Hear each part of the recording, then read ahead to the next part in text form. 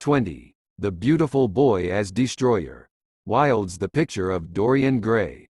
Oscar Wilde, a master of mass media, projected himself internationally as the ultimate aesthete. He synthesizes a half-century of French and English decadent late Romanticism and joins it to the great tradition of English comedy. Wilde criticism is cautious and oddly solemn. One reason is that a male academic specializing in Wilde still risks being judged both queer and frivolous. Thus critics drift toward apologia, tediously extolling Wilde's humanity or morality, things utterly non-existent in his best work. The time has passed when it was necessary to defend a homosexual genius. As an advocate of aestheticism and decadence, I feel no need to disguise Wilde's cruelty and immoralism. Wilde is an Apollonian conceptualizer in the line we have followed. From Egypt and Greece through Botticelli and Spencer to Blake, Gautier, and Rossetti, in him we see that brilliant fusion of the aggressive Western eye with aristocratic hierarchism, created by the Old Kingdom pharaohs. Wilde was not a liberal, as his modern admirers think. He was a cold late romantic elitist, in the Baudelairean manner, arrogantly turning life into public theater. Wilde became drama's ancient ritual scapegoat. Apollonianism is objectification, a radical pagan materialism.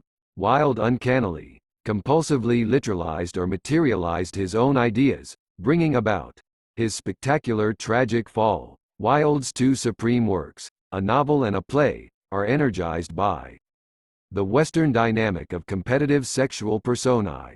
The Picture of Dorian Gray, 1890–91, is the fullest study of the decadent erotic principle, the transformation of person into objet d'art.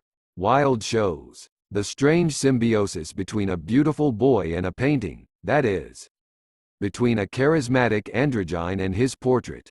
I noted that the artist's hierarchic submission to a glamorous personality is characteristically Western, as illustrated by Dante and Beatrice, Petrarch and Laura, Shelley and Amelia Viviani. In Wilde, as in Baudelaire and Rossetti, the relation is a decadent ritual of sadomasochistic enslavement. The artist Basil Hallward is dominated by Dorian Gray, but Dorian himself is to be dominated by his own entrancing mirror image, the artwork recording Basil's imaginative submission. Dorian Gray opens with a perceptual pyramid, like the public unveiling of Cellini's Perseus. Basil and Lord Henry Wotton sit looking up at the full-length portrait of a young man of extraordinary personal beauty. This triangulated scene dramatizes the new 19th-century authority of art, with its coterie audience. Romanticism freed art from society and Christianity. Photography freed it from realism. By the late 19th century, the artwork was more separate and elevated than it had ever been. The Picture of Dorian Gray stands alone in its hierarchic command. It is imperious, as a Byzantine icon but divorced from any collective value system. Wilde's painting, beginning in a position of spiritual preeminence, actually increases in power as the novel goes on. We see the artwork steadily escaping into independent mastery. What Gautier undertakes, as an amusing fantasy in The Mummy's Foot, with its rude, refractory object life, becomes Wilde's nightmare vision of matter avenging itself on imagination. Basil's painting, like Balzac's boudoir, a masterpiece of civilized artifice, will generate the most savage barbarities. The artist himself will be butchered at its feet, his body dismembered and dissolved in acid. Wilde systematically charts the painting's ritual sequestration. Basil refuses to exhibit it. Dorian accepts it as a gift but, as it starts to change, conceals it behind a screen, then a drapery, and finally in a locked attic room. The painting becomes holier and holier as it becomes more and more demonic.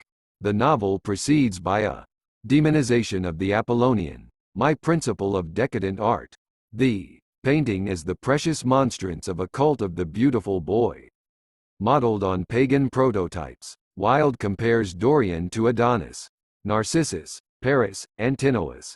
with his crisp gold hair and Greek name. Wilde's hero represents the Aryan absolutism of the Dorian invaders, whose blondness I found in Spencer's Amazons. He belongs to the Billy Budd category of ephebic androgyne, retaining the adolescent bloom into adulthood. Dorian is half feminine, with finely curved scarlet lips, and a delicate bloom and loveliness.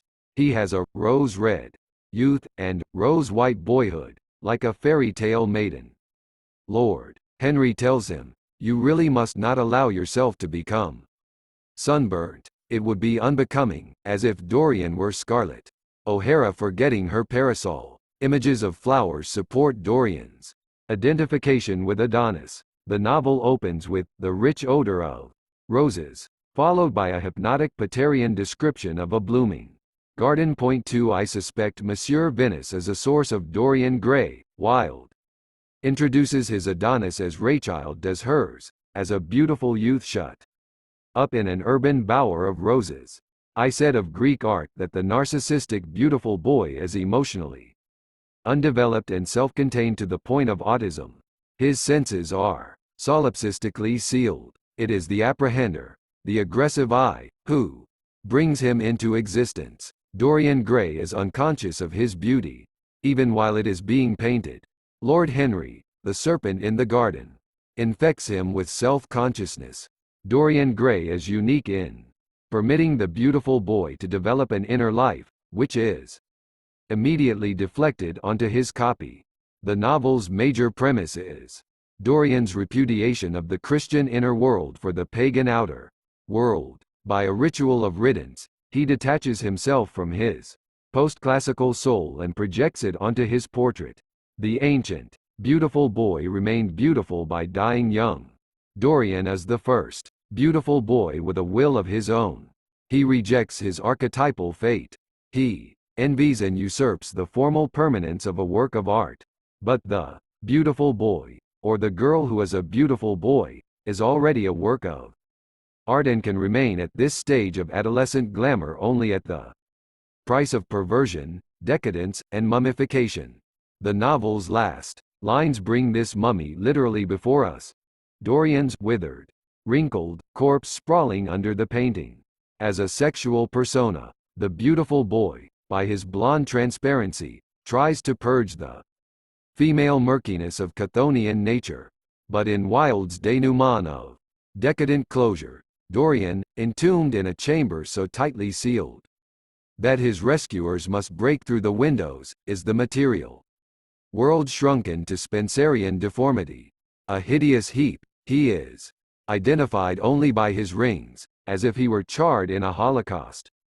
As in Poe's Masque of the Red Death and Huysman's Erebor's nature surges back into the palace of art. Dorian Gray begins and ends in a Spencerian bower, and here, as in the Fairy Queen, we see master and slave, vampire and victim. The beautiful witch Acrasia, hanging over a drowsy youth, has become Wilde's perfect painting, hanging victorious over its dead double. Lord Henry, following Gautier and Pater, asserts the decadent principle of person as objet d'art. Now and then a complex personality took the place and assumed the office of art, was indeed, in its way, a real work of art, life having its elaborate masterpieces. Just as poetry has, or sculpture, or painting. Since artworks, as objects, are removed from the realm of choice and act, the person as artwork is outside the law. Dorian makes a career of ruining others. The beautiful boy's moral obliviousness is shown by his dreamily casting his eyes downward, as in the Antinous sculptures and Donatello's David. The beautiful boy's cruelty appears in the Sibyl Vane episode, where Dorian courts and brutally spurns a young actress, causing her suicide.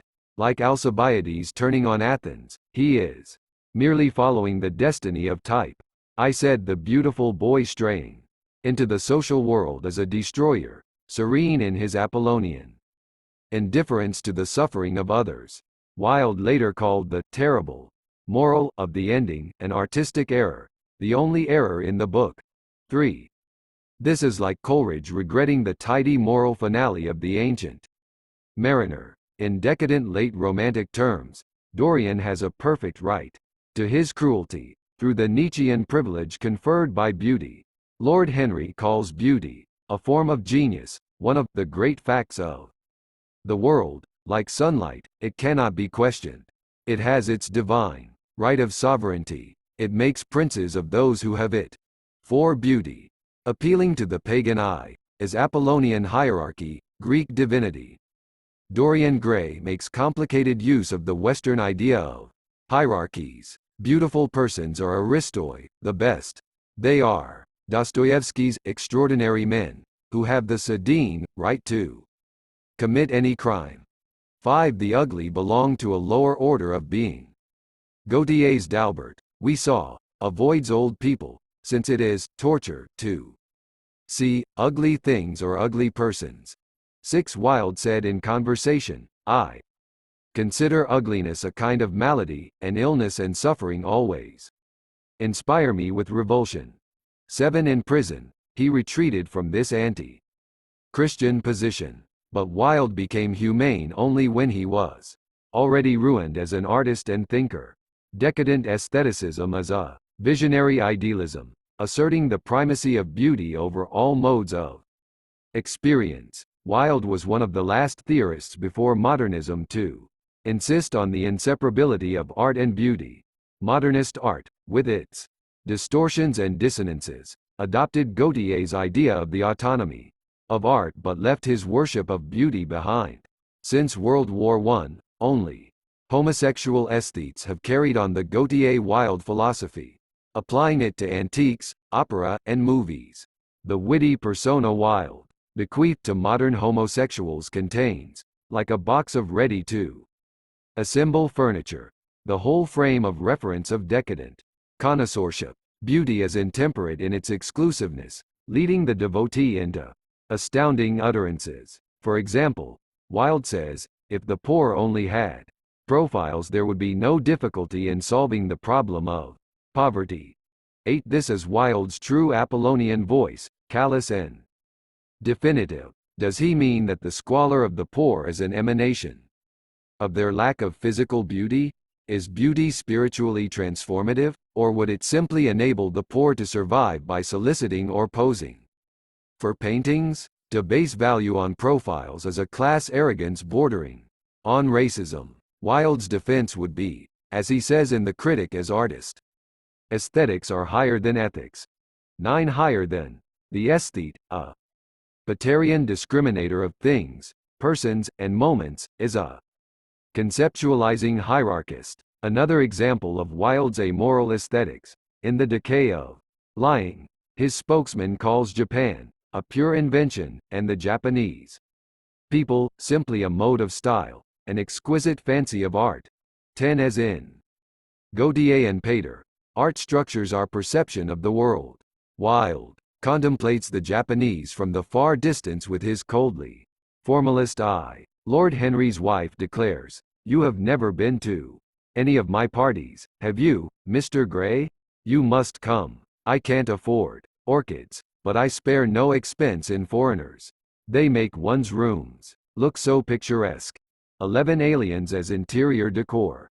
In the 60s, Andy Warhol rented members of his decadent underground for display at chic Manhattan parties. The poet Gerard Malanga, sexily bare-chested and sporting glossy red leather pants, was photographed hung like a painting on the wall, a strap round his waist.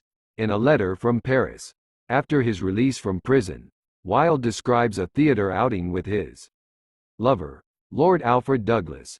Bosie was seated next a German who exhaled in strange gusts the most extraordinary odors, some of them racial. It is smell that differentiates races. 12. I notice that the Wildean-style homosexual still speaks of race and class with the same breezy daring. Oppressed groups tend to oppress other subgroups. But lesbians do not talk this way. On the contrary, lesbians, in my experience, are relentlessly populist, possibly a function of their repressed maternalism. Male homosexuals have an instinct for hierarchy unparalleled in contemporary culture, outside of Roman Catholicism. Hierarchism explains their cult of the Hollywood star, in whom so many are dazzlingly learned. Hierarchy, the secret subject of Dorian Gray, comes from Wilde's Apollonian vocation as a poet of the visible. He said, like Gautier, I have always been one of those pour qui le monde visible existe. 13a. Hierarch by virtue of his beauty, Dorian is himself subject to Lord Henry's influence. Henry follows Balzac's master criminal Vautrin. In subduing a glamorous ephebe to his will, he begins the first internalization of a beautiful boy by invading his Apollonian autonomy with words, to which Apollonian androgynes are resistant.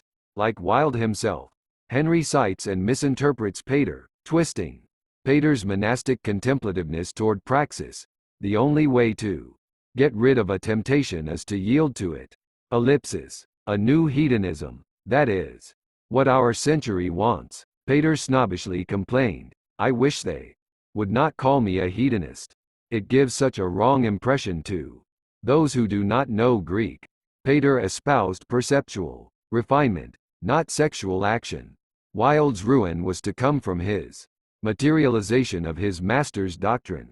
The effect on Dorian of Lord Henry's long monologue is immediate. Stop, faltered Dorian Gray. Stop, you bewilder me. He calls both music and words troubling, terrible, since words and music are Dionysian phenomena. Dorian experiences them as foreign intrusions. Words mar the Apollonian androgyne's glacial unity with internality. Henry's flattery makes Dorian mentally part from himself for the first time. The sense of his own beauty came on him like a revelation. He had never felt it before. This self-division produces his Faustian compact. He sees his portrait from the new distance, enabling him to see himself. I would give my soul for the picture to grow old and he remain young. 14 Dorian gives away what, as an Apollonian beautiful boy, he never had until a moment ago. Lord Henry's practice on Dorian is subliminally sexual.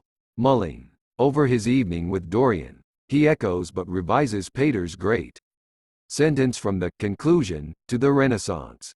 And how charming he had been at dinner the night before, as with startled eyes and lips parted in frightened pleasure, he had sat opposite to him at the club, the red candle shades staining to a richer rose the wakening wonder of his face. Talking to him was like playing upon an exquisite violin. He answered to every touch and thrill of the bow. There was something terribly enthralling in the exercise of influence. No other activity was like it. To project one's soul into some gracious form, and let it tarry there for a moment, to hear one's own intellectual views echoed back to one with all the added music of passion and youth, to convey one's temperament into another as though it were a subtle fluid or a strange perfume. There was a real joy in that. Yes, he would try to be to Dorian Gray what, without knowing it, the lad was to the painter who had fashioned the wonderful portrait. He would seek to dominate him, had already, indeed, half done so. 15. Pater's list of beautiful things, ending with the face of one's friend, is homoerotically intensified. We are no longer in the cloistered university but out on the town, in fashionable London society. Pater's passive, prayerful perception becomes hierarchic aggression, mental intercourse. The pale oval of the friend's face reddens with an indecorous sexual flush. In this candlelit moment of public intimacy, Wilde creates a male boudoir or bower. Lord Henry plays upon Dorian, lips girlishly parted, as if he were a stringed instrument, to which Europe gives hourglass female shapes. Dorian is the last great romantic wind harp. Like Anactoria, he is stroked and probed by amoral words. But while Swinburne's Sappho speaks for stormy nature, Lord Henry makes a late romantic chamber music. Dorian is an acquisition of decadent connoisseurship, suavely inspected like a jewel held up to the light. Lord Henry, like the aristocratic seducer of Les Liaisons Dangereuses, takes mentalized sex pleasure in deflowering Dorian's rosy innocence. In this classic moment of decadent eroticism, an aesthetic distance, as usual, is preserved between Personae, a charged space crossed by the libidinous eye. Henry projects his temperament, Pater's word, into Dorian as if it were a subtle fluid or a strange perfume. Pater again. Late romantic consciousness as the seminal agent, a mobile, insinuating, ghostly vapor. Henry's mind control is prefigured by Seraphida's electromagnetic domination of her admirer in Balzac. Lord Henry experiments with a male vampirism, transplanting his temperament into Dorian, who is possessed by him in both the sexual and demonic sense. Basil is increasingly dismayed by Dorian's adoption of Henry's cynicism, style, and sophisticated epigrams. The Apollonian androgyne has no voice of its own. Therefore, once its impermeability is breached, it begins to speak with the voice of another. Dorian, like the Delphic oracle, is under the mediumship of a hidden god. In his review of the book, Pater calls the portrait Dorian's doppelganger. 16. I see a second doppelganger pattern in Henry's relation with his protégé. Dorian becomes Lord Henry, the beautiful boy turned decadent aesthete. The transformation is complete when Wilde attaches the word, languidly, to Dorian, Henry's emblematic epithet from his first appearance. 17 An act of homosexual generation has occurred, a hermaphroditic cloning of sexual personae. Teaching, again as an erotic transaction. We see the candlelit courtship, the sexual initiation and insemination, and the decadent fruition. Dominant Lord Henry spawns the remade Dorian from his cold ivory brow. Dorian himself dominates Basil, by the artist's own admission. Basil recalls the origin of his subordination, at a crowded London soirée. It resembles the moment of cathexis when Balzac's Sarracine falls under the spell of the singing castrato. I suddenly became conscious that someone was looking at me. I turned halfway round, and saw Dorian Gray for the first time. When our eyes met, I felt that I was growing pale. A curious sensation of terror came over me. I knew that I had come face to face with someone whose mere personality was so fascinating, that, if I allowed it to do so, it would absorb my whole nature, my whole soul, my very art itself. Homosexuals, now as then, recognize each other by a mysterious, hard meeting of the eyes, a trope of Western aggression. The source of this passage is in Plato's Phaedrus. Basil's paleness and terror are the shudder, awe, and fever and perspiration, afflicting the philosopher who encounters a human embodiment of true beauty. Beholding it, he reverences it as he would a god. 18 Homoerotic Platonism is overt in Basil's later confession. Dorian, from the moment I met you, your personality had the most extraordinary influence over me. I was dominated, soul, brain, and power by you. You became to me the visible incarnation of that unseen ideal whose memory haunts us artists. Like an exquisite dream, I worshipped you. I hardly understood it myself. I only knew that I had seen perfection face to face. 19. Ordinary sexual desire is not the issue. Greek idealism is a glorification of the eye, not a glut of the senses. Apollo lives by day, Dionysus by night. Basil seeks not to sleep with Dorian but to paint his picture. The portrait is not sublimation but conceptual perfection. Painting, an iconic Apollonian mode, preserves Dorian's hierarchic command and the aesthetic distance symbolizing the late Romantics' contemplative submission to the eroticized object. Subordination to the person as objet d'art explains the androgyny of all aesthetes. Such subordination is intolerable. We saw, to Swinburne's masculine Sappho, whose admiration of Anactoria's beauty escalates into sadism. Basil and Dorian's first meeting also invokes one of the primary Romantic principles, vampirism. In the middle of a party, Basil senses someone looking at him. Dorian's gaze is palpable, like the one Gautier's Queen Nicia tries to wash from her body. It has an eerie, extrasensory effect on Basil, because it is an expression of sudden, hierarchic assertion, casually exercised by an agent still unconscious of his powers. When their eyes meet, Basil feels Dorian as so fascinating as to absorb him. At this moment of visual fixation, Dorian, like a vampire, dominates the plane of eye contact. Basil, mesmerized, actually grows pale, like the vampire's bled victim. But Wilde gives the demonic and Apollonian setting. Basil somehow grasps Dorian's personality, without a word being spoken. He only sees Dorian. He does not hear him. There is an unpleasant intensification of ambient sound in the room. Enlightened consciousness flows into the visual. Basil's revelation occurs in a temenos of muteness, into which noise can pierce only by becoming more grating. We witness one of English literature's great Apollonian epiphanies. The Apollonian as a mode of silence. Dorian's personality, like Belphoebe's at her glittering entrance into the Fairy Queen, is conveyed by entirely physical, visual means. This is a representational law of pagan sexual personae. Wilde calls Basil's painting a portrait of a young man of extraordinary personal beauty. Personal. What other kind of human beauty could there be? This homoerotic locution means Dorian has beauty of personality, but not personality as normally understood.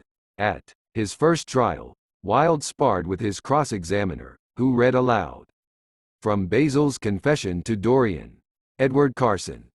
Do you mean to say that that passage describes the natural feeling of one man towards another? Wilde. It would be the influence produced by a beautiful personality. Carson. A beautiful person? Wilde. I said, a beautiful personality. You can describe it as you like. Dorian Gray's was a most remarkable personality. 20. Carson's formulation, a beautiful person, has a moral inflection that Wilde is quick to correct. His own phrase, a beautiful personality, is morally indifferent. For Wilde, personality is a fact, a given. It is not character, shaped by education or ethics. Personality for him is immanent, belonging to a preordained rank in the great chain of being of authority and glamour. It is a visual construct. I spoke of the externality and theatricality of the Greco-Roman persona, a public projection, metaphorically visual. Wilde, the most self-dramatizing of English writers, makes this metaphor literal. Joining Greek idealism to late Romantic connoisseurship, he imagines personality as a radiant icon of Apollonian materiality, the godlike summation of the visible world. Personality is central to Wilde's literary theory, where it is the measure of both artist and critic. He says, it is only by intensifying his own personality that the critic can interpret the personality and work of others. Ellipsis. As art springs from personality, so it is only to personality that it can be revealed. 21. The idea comes from Pater. But there is a great difference between Pater's temperament and Wilde's personality. The first is misty and receptive, the second hard and dominant. The importance of being earnest is a spectacle of this hardness of Wildean personality. Dorian Gray makes personality hierarchic in the Greek way, but it also promotes a romantic view of the mystery of sex and power. Only Coleridge's Christabel surpasses Dorian Gray as an analysis of the occult operations of fascination. No word appears more often in Dorian Gray than fascinating. It refers to a person, an experience, a drug, a book, a rebors, by which Dorian is poisoned. The fascination theme belongs to the novels. Romance of hierarchy. An unanswered question of history as how one individual can control masses of people. Freud speaks of the fascination of very beautiful, narcissistic women. Narcissism has a great attraction for others because of that self-sufficiency and inaccessibility, shared by children and cats. 22 Narcissistic politicians induce the investment of mass emotion by a process of fascination.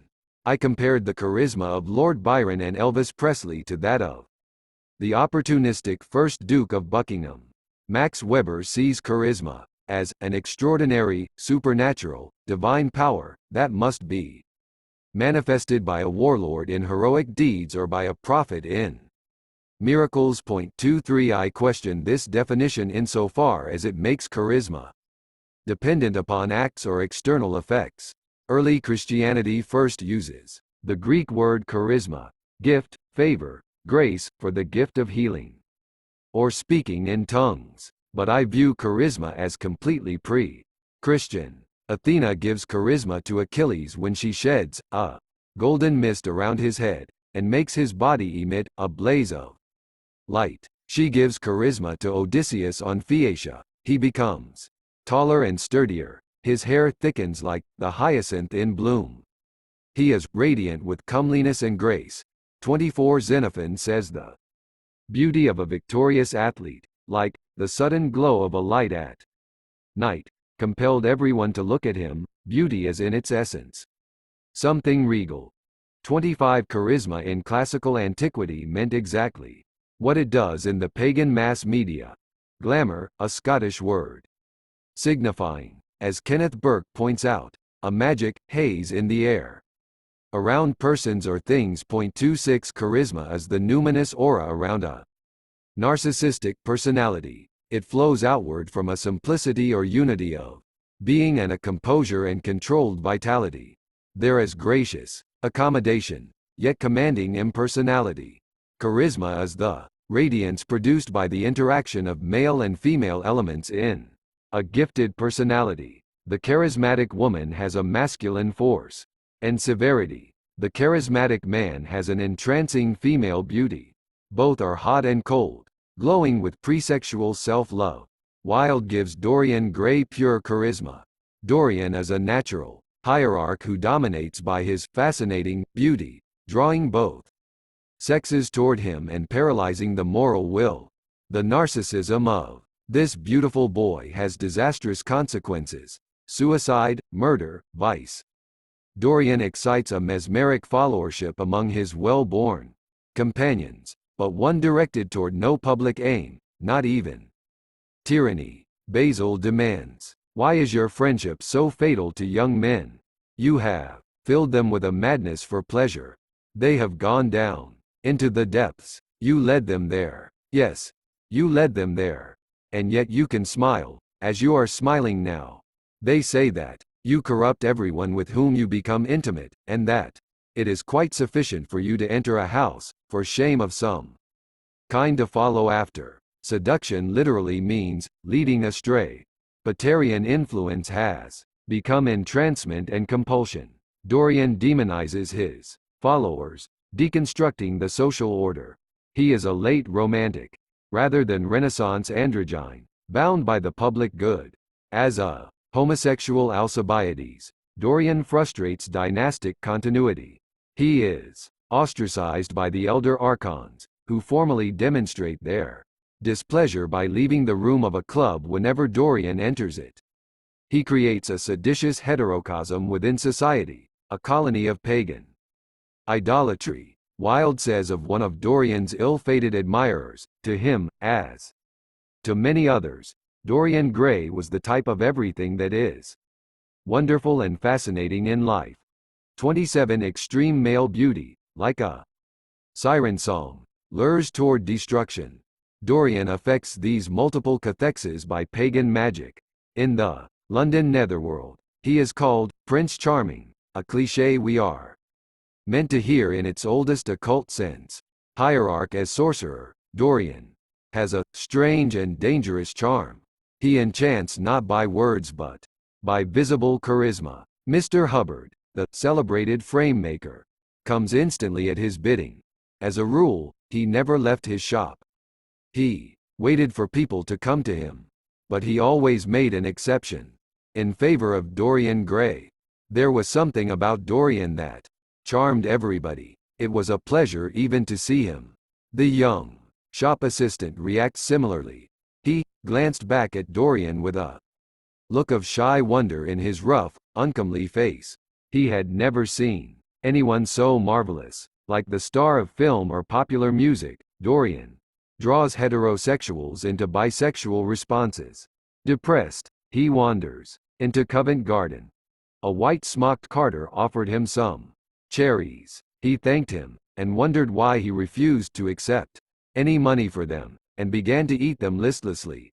28 The man makes a mute pagan offering to Dorian's remarkable beauty, stirred by an emotion he could not explain. Dorian is attractive, in the original meaning of the word. He aligns the imagination of others toward himself by inborn magnetic power. Wilde told a fable to Richard Le Gallienne, ostensibly about the problem of free will, in which a magnet infiltrates the consciousness of a group of talkative steel filings, who are mysteriously swept toward it. Wilde often speaks of the attraction of personality.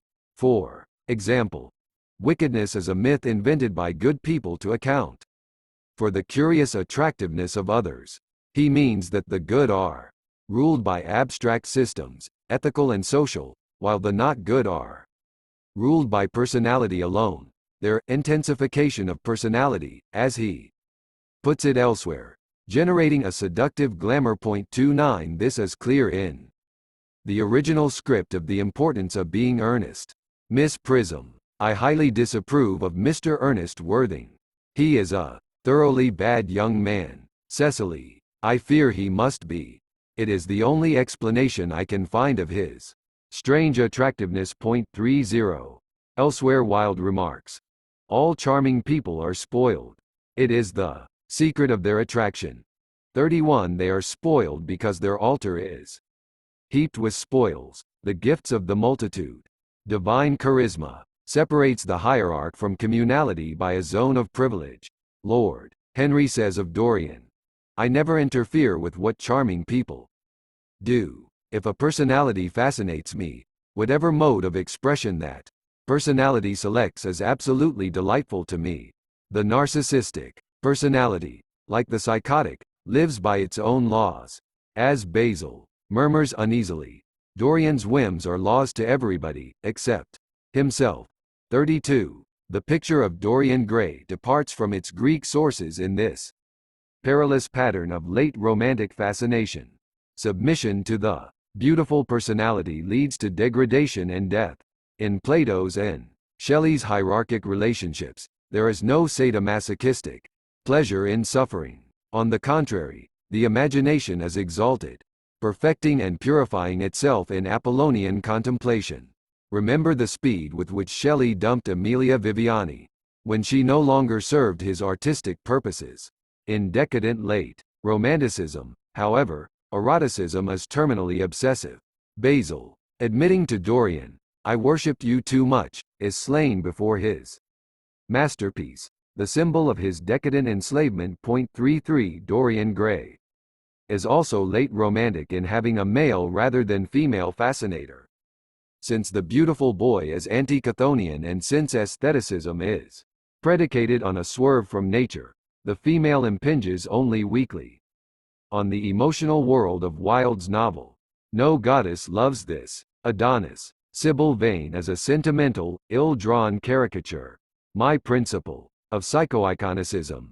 Feminine Sybil and her mother, like Christabel's Sir Leoline, lose their fictive energy to the dominant androgyne. Wilde's writing, like Pater's, has but one cruel Chthonian woman, Salome. Dorian Gray is governed by triumvir. The three male leads tolerate the feminine only as a component of their own hermaphroditism. One frequently encounters the misperception that Dorian Gray was modeled on Wilde's lover, the boyishly handsome Lord Alfred Douglas, but Wilde did not meet Douglas until after the picture of Dorian Gray was published. Dorian was conceived a priori. He is the beautiful boy of antiquity given complex modern form. Wilde writes to Douglas of the soul of the artist who found his ideal in you, of the lover of beauty to whom you appeared as being flawless and perfect. 34 Therefore Wilde's first encounter with Douglas after the release of Dorian Gray was a platonic fulfillment, exactly like Shelley's. With Amelia Viviani, stunning incarnation of the hermaphrodite of his just completed Witch of Atlas. But Shelley wrote a greater poem afterward, Epipsychidion, for there were no sexual relations between himself and his self-foretold hermaphrodite deity. Wilde, forgetting the abstinence of Socrates with Alcibiades, made the fatal error of copulating with his representational ideal. Byron's crazed Manfred leaps into the same demeaning literalization. In Dorian Gray, Wilde correctly portrays the beautiful boy as a destroyer. Douglas drew Wilde into late romantic infatuation and fascination, disordering his mature judgment and ending his career at the height of his fame and artistic power. Wilde later wrote to him, "The basis of character is willpower, and my willpower became absolutely subject to yours." 35. Douglas childishly goaded Wilde to file an ill-advised lawsuit for libel against his father, the Marquess of Queensberry, first of a rapid series of events leading to Wilde's conviction and imprisonment for homosexuality, from which he never recovered. He died prematurely. 3 years later, at 46, Wilde was already guilty of a sensual materialization of Potterian doctrine in Lord Henry's swerve from contemplative to active. His affair with Douglas was the gravest of his materializations, for which he was forced to undergo in painful public reality that apocalypse prophesied for half a century by late romantic catastrophe theory. Wilde's fall in 1895 ended aestheticism and decadence. The beautiful boy is never deeply moved by the disasters he brings on his admirers, since he is scarcely aware of anything outside himself. His ruthlessness is an Apollonian apatheia, stoic emotionlessness. In a long, bitter letter to Douglas from prison, later expurgated and synopsized as De Profundis, Wilde dismisses as preposterous the charge that he was a bad influence on an impressionable youth. He asks, "What was there, as a mere matter of fact, in you that I could influence? Your brain? It was undeveloped. Your imagination? It was dead. Your heart? It was not yet born." 36. Why, it might be asked, was Wilde ever drawn to so contemptible a man? The true aesthete is always a lover of narcissistic beauty. Wilde's list of Douglas's defects is neither strident nor rhetorical. It is absolutely consistent with the long Western history of the beautiful boy, who is a thing, an objet d'art. Wilde, seething in prison, has simply switched perspective on the same unchanging fact. After Basil's confession of adoration, Dorian Gray drifts into thought, wondering if he himself would ever be so dominated by the personality of a friend. Would there ever be someone who would fill him with a strange idolatry? As the oblivious beautiful boy, he can fall in love with no one except himself. What fills him with a strange idolatry is his own mirror image. Dorian falls into erotic subordination to Basil's painting. Seeing it finished, he declares, "I am in love with it." The autoeroticism is blatant. He later kisses the painted lips, like Narcissus, almost enamored of it.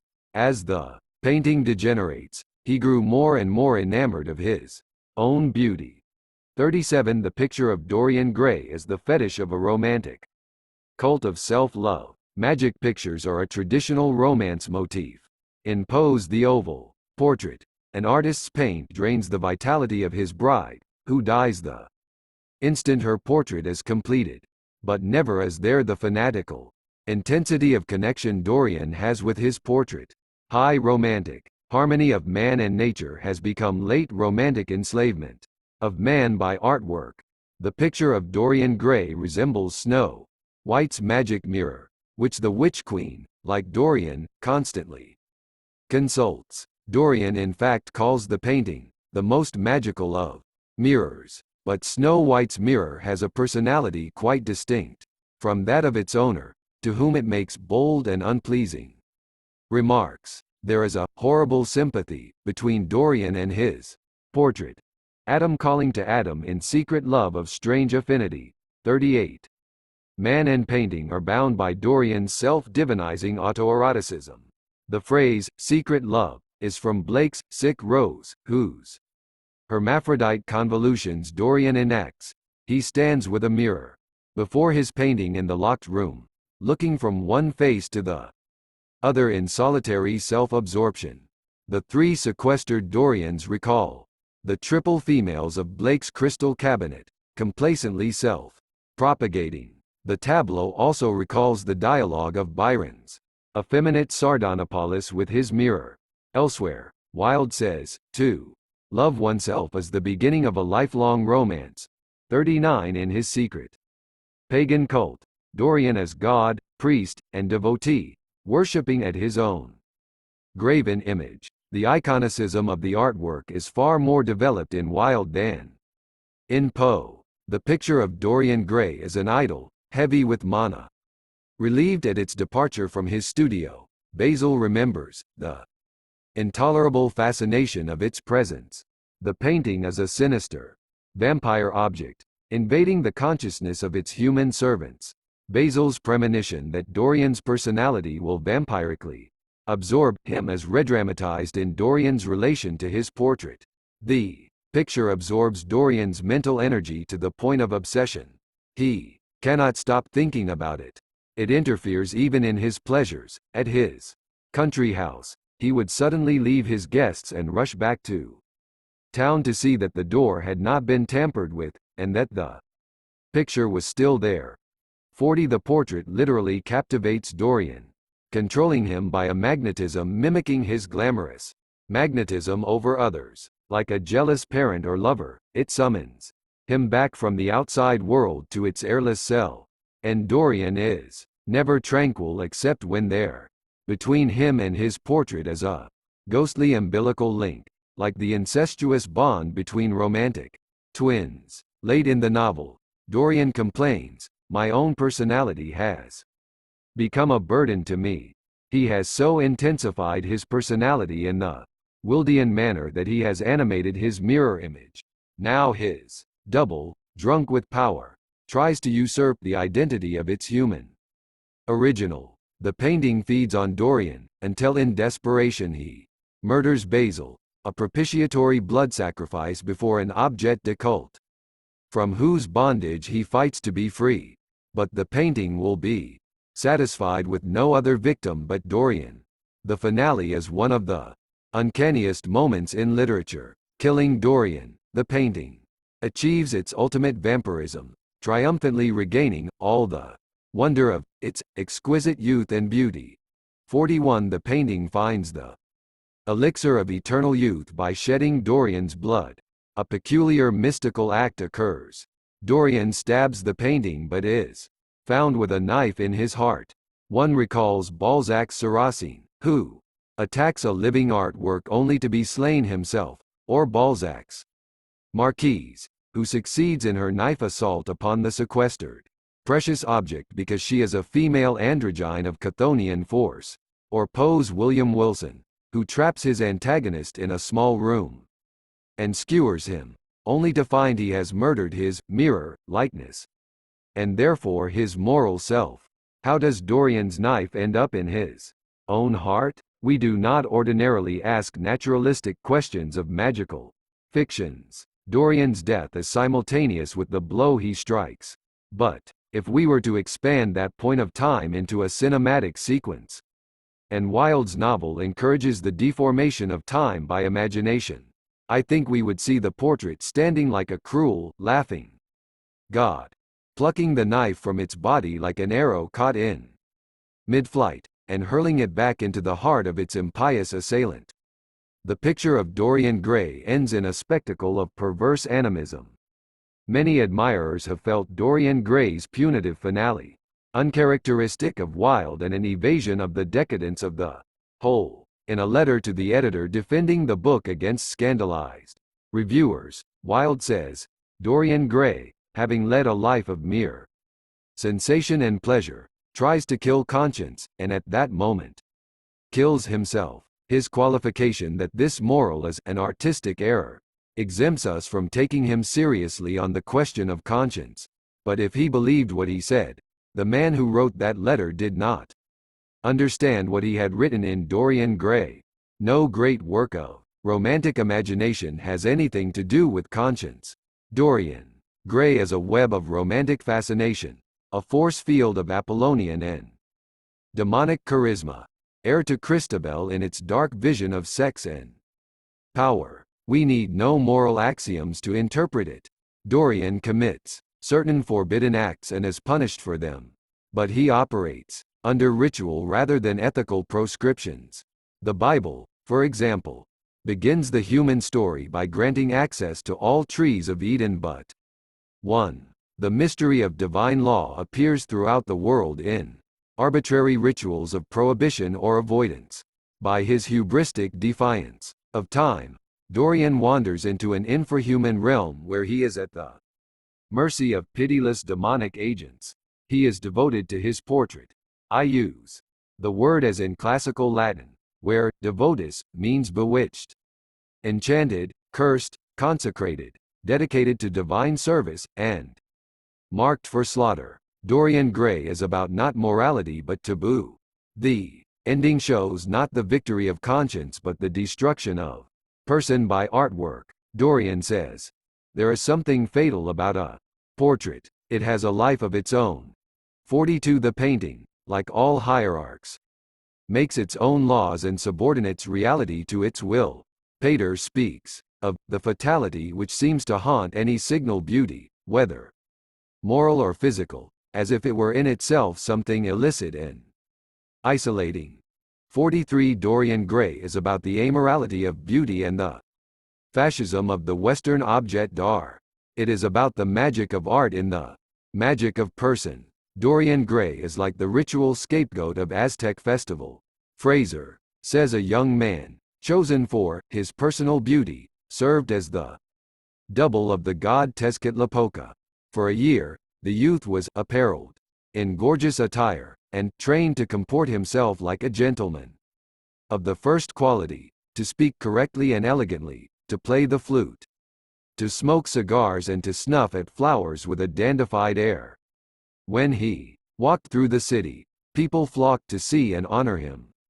At the end of his time, this bejeweled exquisite was butchered on the temple steps, his breast sliced open and his heart torn out. 44 Dorian Gray, in the wanton luxury and gorgeous splendor of his mode of life, is also a dandy, a connoisseur, a man of leisure. Smoking Lord Henry's cigarettes, a charismatic beauty attracting attention and veneration in the streets. 45 Like the Aztec scapegoat, he is privileged, but doomed, destined for execution at the feet of an idol, his heart pierced by a knife. The painting is his divine double, the god who allows him to live like a prince but, thirsting for blood, demands his sacrifice. Another anthropological parallel. The picture of Dorian Gray is like Meleager's brand in that a man's life term resides in an enchanted object. I examined Swinburne's play on this subject. In Wilde's version, there is no longer a nature-identified female custodian of the precious relic, since the novel's women are few and puny.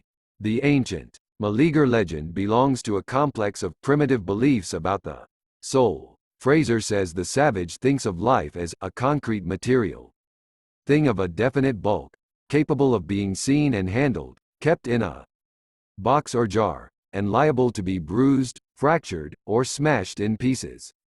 This entity can be removed from a man's body yet still continue to animate him by virtue of a sort of sympathy or action at a distance.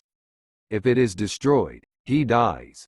Totemistic cultures believe in the possibility of permanently depositing the soul in some external object, animal, plant, or whatnot, just as people deposit their money with a banker rather than carry it on their persons. 46 In Dorian Gray, Romanticism's tidal dynamic of regression makes art revert to primitivism. Aestheticism concretizes the invisible world, allowing Dorian to deposit his soul in an external object, which affects him, in Fraser's words, by sympathy or action at a distance. When Dorian tries to destroy it, he dies. In Dorian Gray, a malevolent totem lures a sophisticate into an act of savagery, Basil's grisly murder. The novel supports my definition of decadence as sophistication without humaneness or humanism. Wilde's assumptions are normally Apollonian. In The Critic as Artist, he says, "Form is everything. It is the secret of life. Start with the worship of form, and there is no secret in art that will not be revealed to you." 47. Praising pre-Raphaelite painting, he condemns Impressionism as mud and blur. 48. He follows Blake in preferring the clarity of the Apollonian incised edge. Even in Monet's studies of flickering light, Western painting is Apollonian in its stasis, fixity, and sharp outer borders. What is odd about the picture of Dorian Gray is that it is in Dionysian metamorphosis. The changing painting insults beauty and form. Dorian calls it the misshapen shadow, the hideous painted thing, this monstrous soul life. Nature and art war for supremacy in it. Painting is invaded by a demonic form-altering power, because Wilde has tried to make nature surrender her authority. He opens the decay of lying. The more we study art, the less we care for nature. What art really reveals to us is nature's lack of design, her curious crudities, her extraordinary monotony, her absolutely unfinished condition. 49. Wilde has gotten this from Baudelaire via Huysmans, but in assigning a superior value to art, Baudelaire never disguises nature's violent power. And Huysmans' dreaming hero is terrified by primeval nature's choking abundance. In Wilde, however, nature lacks archetypal force. His few nature descriptions are pretty and minor. In Dorian Gray, nature, denied entry, seeps into the portrait double and corrodes it from inside out. It was from within, apparently, that the foulness and horror had come. Through some strange quickening of inner life, the leprosies of sin were slowly eating the thing away. The rotting of a corpse in a watery grave was not so fearful. 50. Internality, liquidity, Chthonian murk. Apollonian painting is dissolving and putrefying in Dionysian fluidity. The locked attic room, Dorian's bower of art, recalls the tower where the incestuous doubles meet in Byron, and the turret where the maiden poses for her artist husband in Poe. The room is also a mausoleum, for it is the dusty playroom of Dorian's boyhood, preserved like Miss Havisham's bridal hall in Dickens. Hence Dorian's portrait is like the ka or double of the deceased in Egyptian tombs, heaped with toys and furniture. The horrified discoverers breaking into the chamber are like archaeologists finding the king's mummy, thrown on the floor by grave robbers. Becoming a corpse, Dorian reaches his ultimate objectification. As the novel opens, the painting is still incomplete. Basil finishes it as Dorian begins to change. Contaminated by Lord Henry, after Sybil's maltreatment, the painting never stops changing until the end. Dorian has assumed Basil's role as his own portraitist, working on the painting by telekinesis. The painting finally achieves permanent form only with the death of its model, whose beauty it reclaims for itself. Hence Dorian Gray is like Wolfe's To the Lighthouse, which I suspect it influenced, in the way that a painting and a novel are coterminous, developing in tandem, with the last brushstrokes applied to the canvas in the last paragraphs. As a self-portraitist, Dorian is a Neronian life artist, making perverse autobiography out of the sufferings of others. The first maxim of Wilde's preface to Dorian Gray, imitating Gautier's polemical preface, is, "The artist is the creator of beautiful things." But Dorian, who makes life into a work of art, is a creator of ugly things. His hideous self-portrait and then Basil's corpse, a thing, with a grotesque misshapen shadow, a humped back, and long fantastic arms. In artistic style, Dorian is prophetically expressionist. The Brutality of Basil's murder is in deliberate contrast to Dorian's exquisite connoisseurship. It is as if Dorian is overcome by a paroxysm of demonic force, erupting into the Apollonian world of perfect form. We saw a similar effect in Euripides' Medea, where princess and king sink beneath a tarry wave of fire. The morning after the murder, Dorian must reconstruct his Apollonian persona by Paterian rituals of discrimination. He dresses with even more than his usual care, giving a good deal of attention to the choice of his necktie and scarf pin, and changing his rings more than once. Selecting Gautier's enamels and cameos, he admires the binding of citron green leather, with a design of gilt trellis work and dotted pomegranates. 51 Returned from his descent to Hades, the barbaric Chthonian realm, Dorian restores himself to normality by focusing on the Apollonian separateness of objects in the aesthete's visible world, numbering them by cognitive palpation. Wilde constantly talks about art, but his actual commentary on the visual arts is sparse and inert. I think that, as a primarily verbal intelligence, he had little feeling for painting. Whistler made some tart remarks about Wilde's trespass into his territory. Wilde's stage directions to an ideal husband are full of allusions to art, comparing the characters to paintings by Van Dyck, Watteau, Lawrence. There is a chatty superficiality or name-dropping. Watteau would have loved to paint them. 52 paintings are being seen vaguely and generically.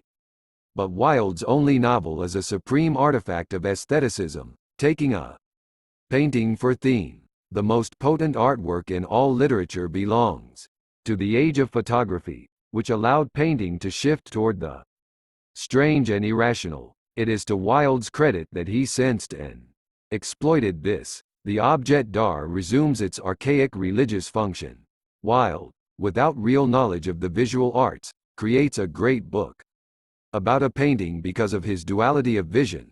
He is Apollonian in his worship of form but romantic in his instinct for the demonic. Together, these principles produce the despotic artwork of Dorian Gray. Nature and art, in their ritual combat in the painting, duel to a draw and separate, leaving the marred beautiful boy as their late romantic victim. 21. The English Epicene. Wilde's The Importance of Being Earnest. Lord Henry Wotton is the link between Wilde's two best works. With his languid voice and pale, fine-pointed fingers, he is first of all the decadent aesthete, Wilde's own pose in real life. He symbolizes the aristocracy toward which the middle-class Wilde, like Balzac, aspired. Wilde admires the great aristocratic art of doing absolutely nothing. He declares cultivated leisure to be the aim of man. His target is partly the century's bustling work ethic. Work is the curse of the drinking classes. But more importantly, he continues, the romantic withdrawal from masculine action. Action. What is action? It dies at the moment of its energy. Ellipsis. It is to do nothing that the elect exist. Action is limited and relative. The elect. Pagan. Predestination. We become perfect by the rejection of energy. 2. High Romanticism was able to hold androgyny and energy together in one synthesis. Late Romanticism, because of its divorce from nature, makes energy antithetical. Weary Lord Henry, like Wilde, is inconsistent about sensual indulgence, obviously a form of action. The decadent aesthete is in the ambiguous position of having to be inactive yet also glutted by worldly experience. Sexually, he has acted, or will act, but he must never be seen to be acting. It's like the White Queen's rule: jam tomorrow and jam yesterday, but never jam today. Lord Henry, with the four young lovers of The Importance of Being Earnest, belongs to a category of sexual personae that I call the androgyne of manners, one of the most Western of types. The androgyne of manners inhabits the world of the drawing room and recreates that world wherever it goes, through manner and speech. The salon is an abstract circle where male and female, like mathematical ciphers, are equal and interchangeable. Personality becomes a sexually undifferentiated formal mask. Rousseau says of the 18th century salon, every woman at Paris gathers in her apartment a harem of men more womanish than she. 3. The salon is politics by coterie, a city-state or gated forum run on a barter. Economy of gender exchange. Elegance, the ruling principle of the salon, dictates that all speech must be wit, in symmetrical pulses of repartee, a malicious stichomythia. Pope complained that Lady Mary Wortley Montagu and the epicene Lord Hervey had too much wit for him.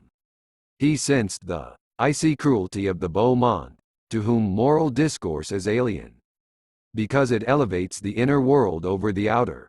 Sartre says of genet, elegance, the quality of conduct which transforms the greatest quantity of being into appearing.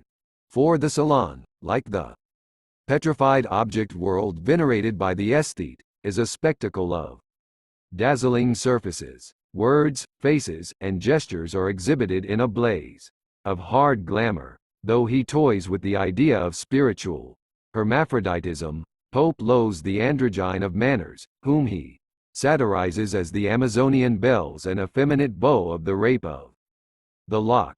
The salon is populated by sophisticates of a classical literacy, but its speed of dialogue and worship of the ephemeral inhibit deliberation and reflection, recklessly breaking with the past. Pope might have said, had the word been available, that the salon was too chic, the androgyne of manners, the male feminine in his careless, lounging passivity, the female masculine in her brilliant, aggressive wit, has the profane sleekness of chic.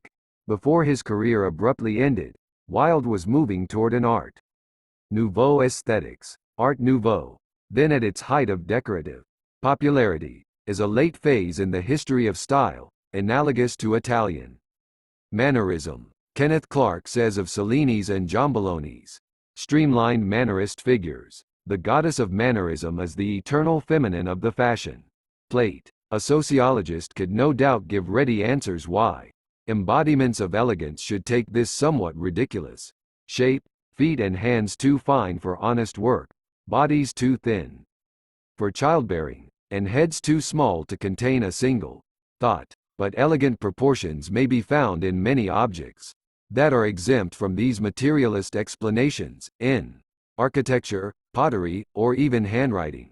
The human body is not the basis of these rhythms but their victim. Where the sense of chic originates, how it is controlled, by what inner pattern we unfailingly recognize it. All these are questions too large and too subtle for a parenthesis. One thing is certain: chic is not natural. Congreve's Millamant or Baudelaire's dandy warn us how hateful, to serious votaries of chic, is everything that is implied by the word nature. 5. Smoothness and elongation. The mannerist figure is a chain of polished ovoids hung on a mannequin's frame. Like Spencer's aristocrats, Lord Henry Wotton, with his long nervous fingers, is an ectomorph, an undulating ribbon of mannerist Art Nouveau.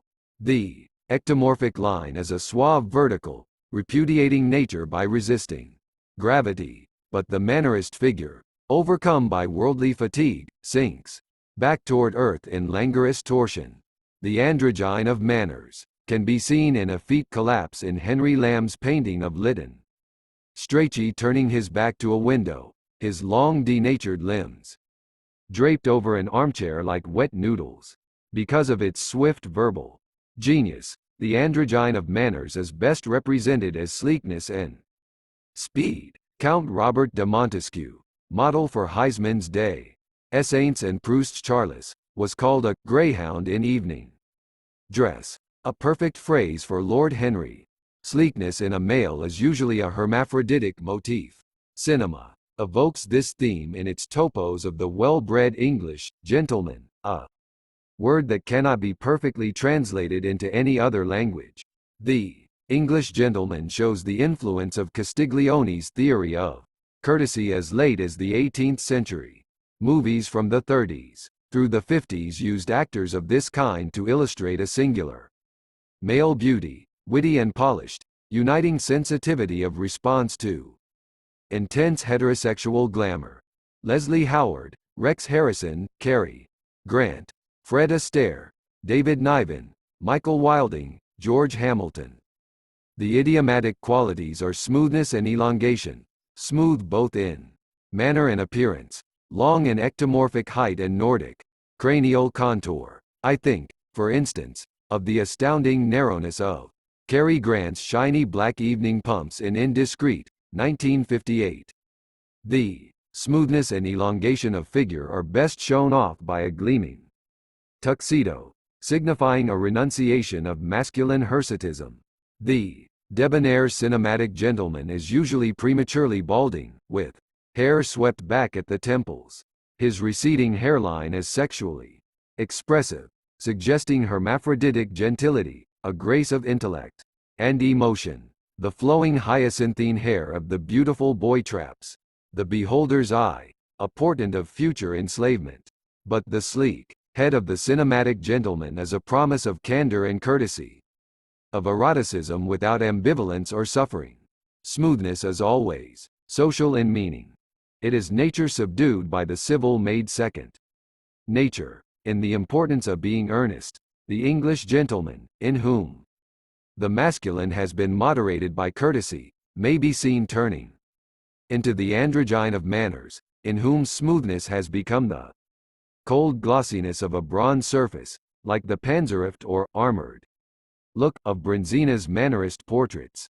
Meeting and mating with their counterparts, the play's Art Nouveau androgynes speak Wilde's characteristic language, the epicene witticism, analogous to their Personae in its hardness, smoothness, and elongation.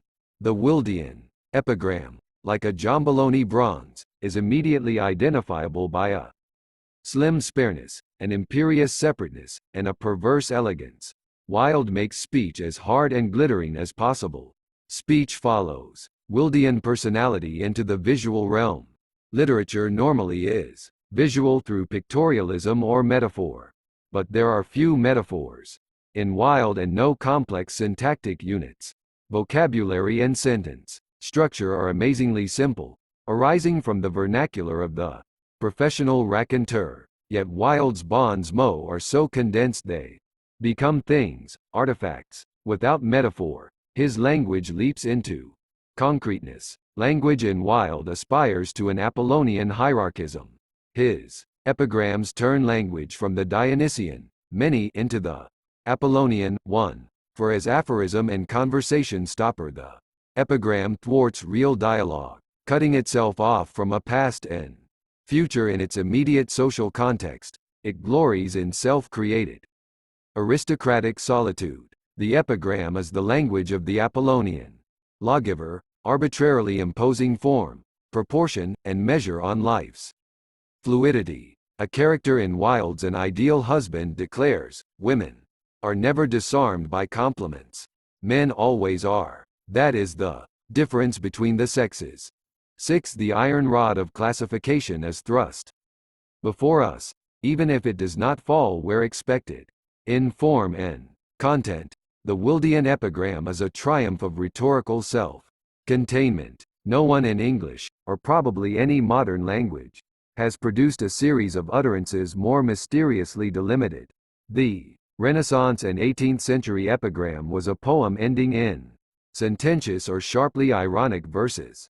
But the epigramma of classical antiquity was an inscription, as on a tombstone.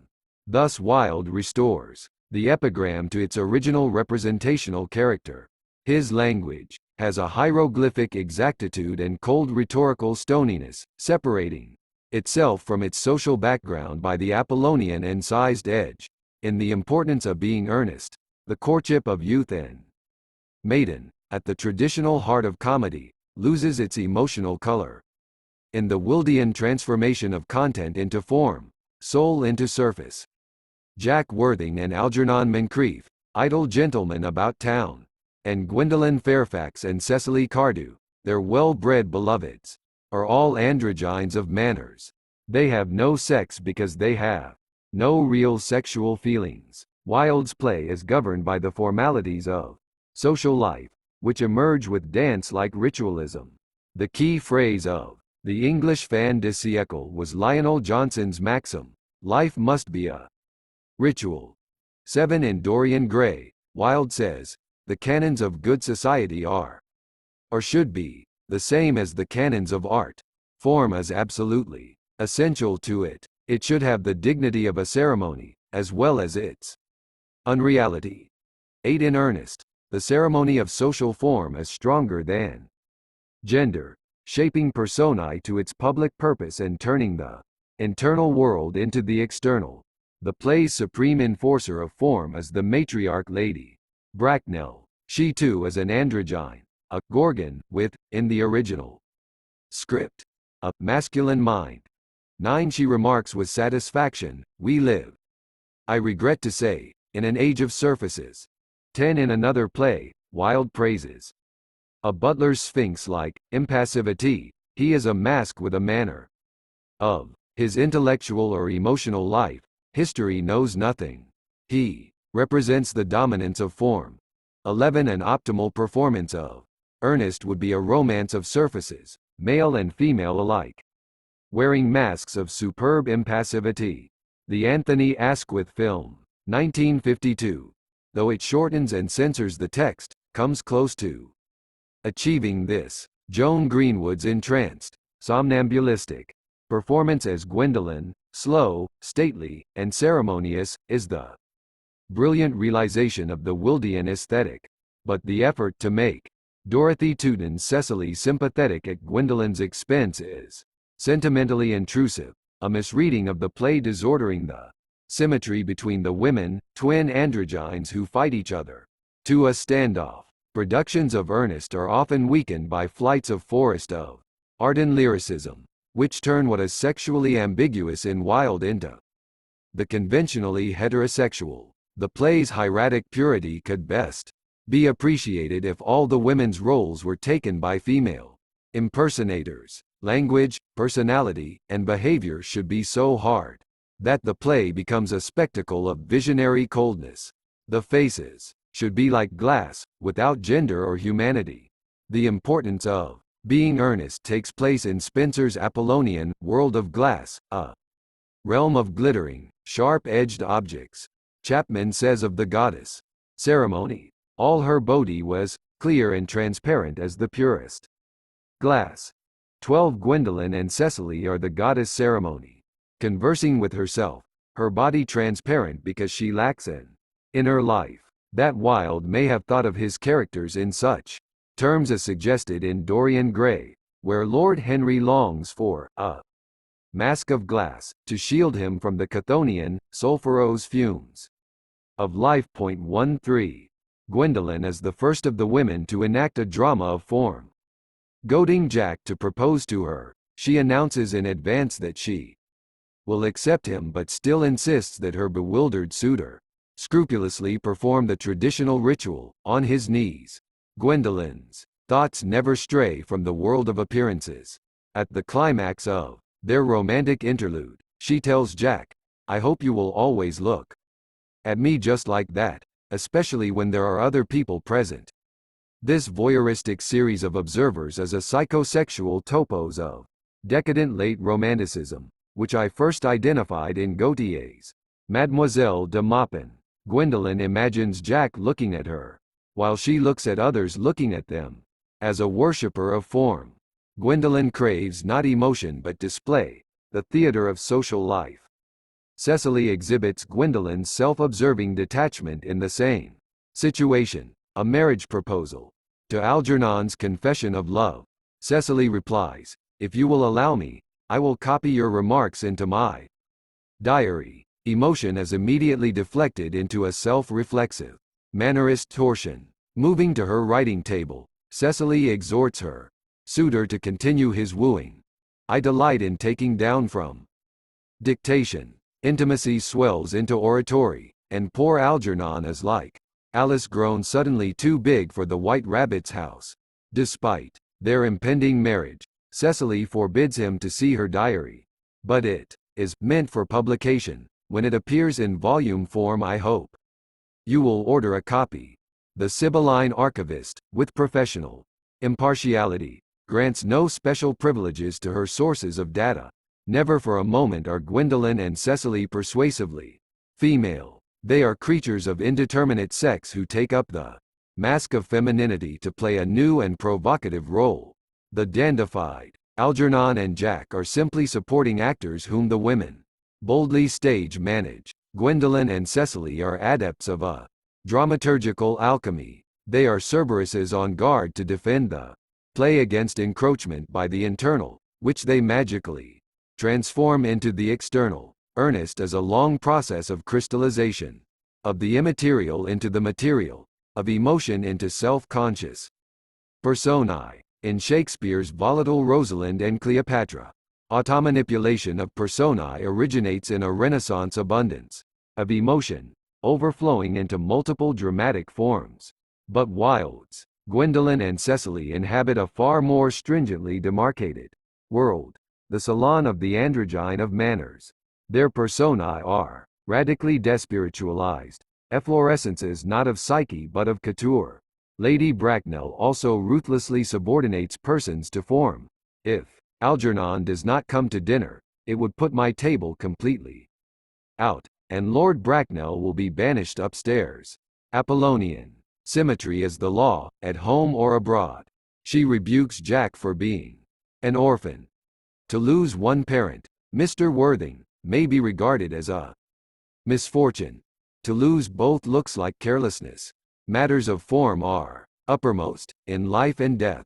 Emotion is nothing, the public impression everything. Once again note the late romantic stress on visual cognition.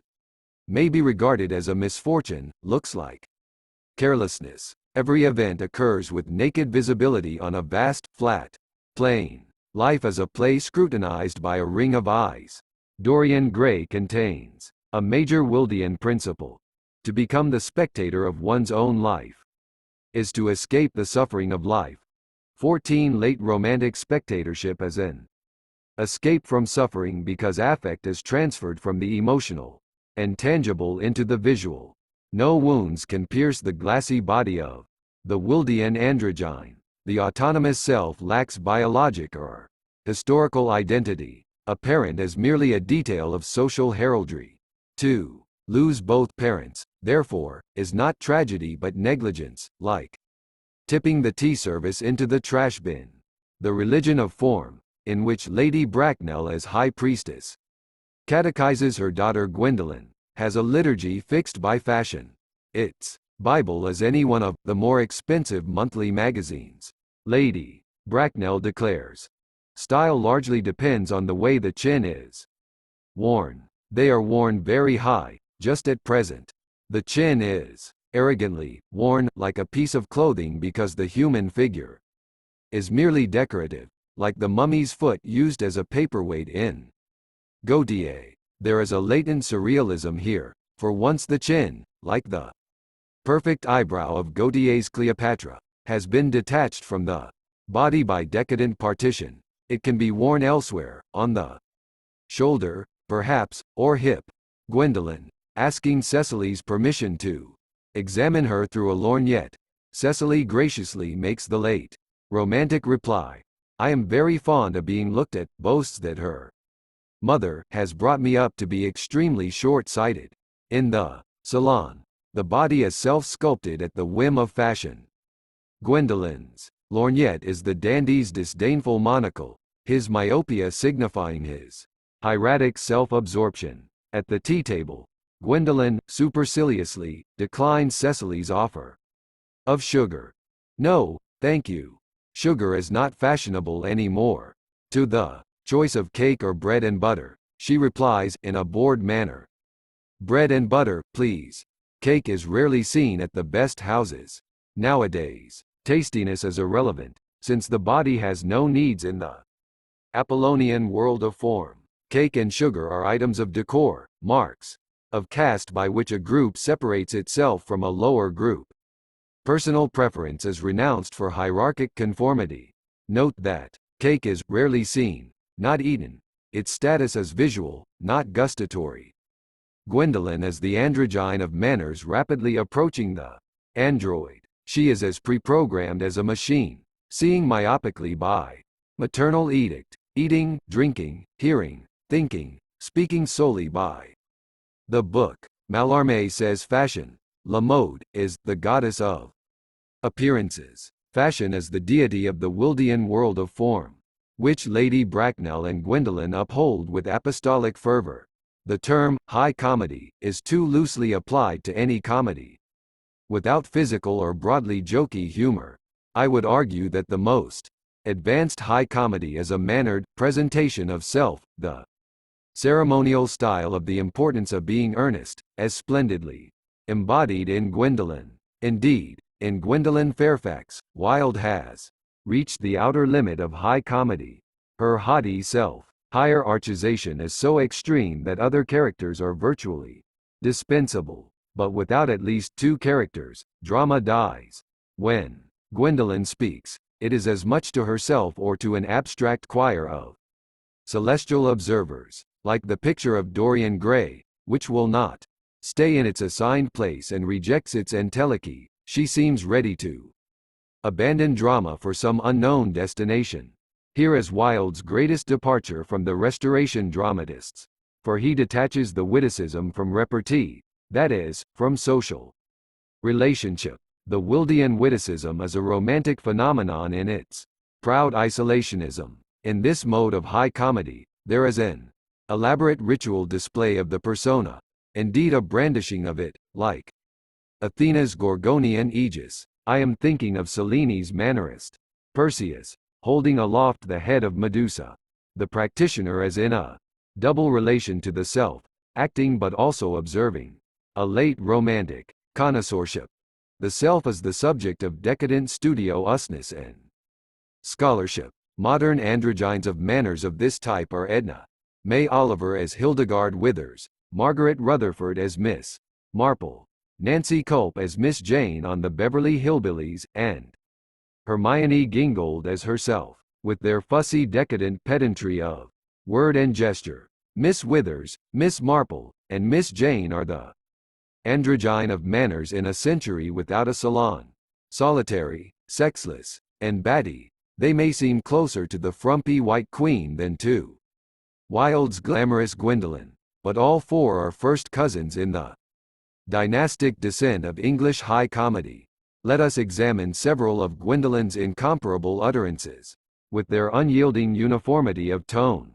Late in the play she says, "I never change, except in my affections." This could be a satiric caption. To Pater's Mona Lisa, Gwendolen means she is rigidly punctilious in formal, external matters, while emotions are beneath notice, aimless, flotsam and jetsam. Note the way she brandishes her personality, flaunting her faults with triumphant self-love, a pagan ostentation. Her speech always has a hard, even, relentless, and rhetorically circumscribed character, as in her first words in the play, Algernon, to Gwendolen. "Dear me, you are smart." Gwendolen. "I am always smart. Am I not, Mr. Worthing?" Jack. "You are quite perfect, Miss Fairfax." Gwendolen. "Oh, I hope I am not that. It would leave no room for developments, and I intend to develop in many directions. If we were to speak of a psychodramatic music, then in this last half sentence we are hearing the monota of a Gautierian contralto, the husky self-pleasuring of hermaphrodite autonomy. Identical intonations are present in two other of Gwendolen's remarks. At one point she gratuitously informs her suitor, "In fact, I am never wrong." And in the last act, as Jack struggles to regain her affections, she says, "I have the gravest doubts upon the subject, but I intend to crush them." Such lines must be properly read, with slow, resonant measure, in order to appreciate their intractable severity. I intend to develop in many directions. In upper-class British diction, this is flat, formal, and sonorous, forbidding with self-command. The phonology is monochromatic, the consonants sharp and vowels hooded. Its nasality is close to a sneer. Note the way personality is distributed throughout the sentence, filling the narrow channel of its syntax with a dense, silvery fluid, acrid and opaque. Gwendolyn's willful, elegantly linear sentences fit her like a glove.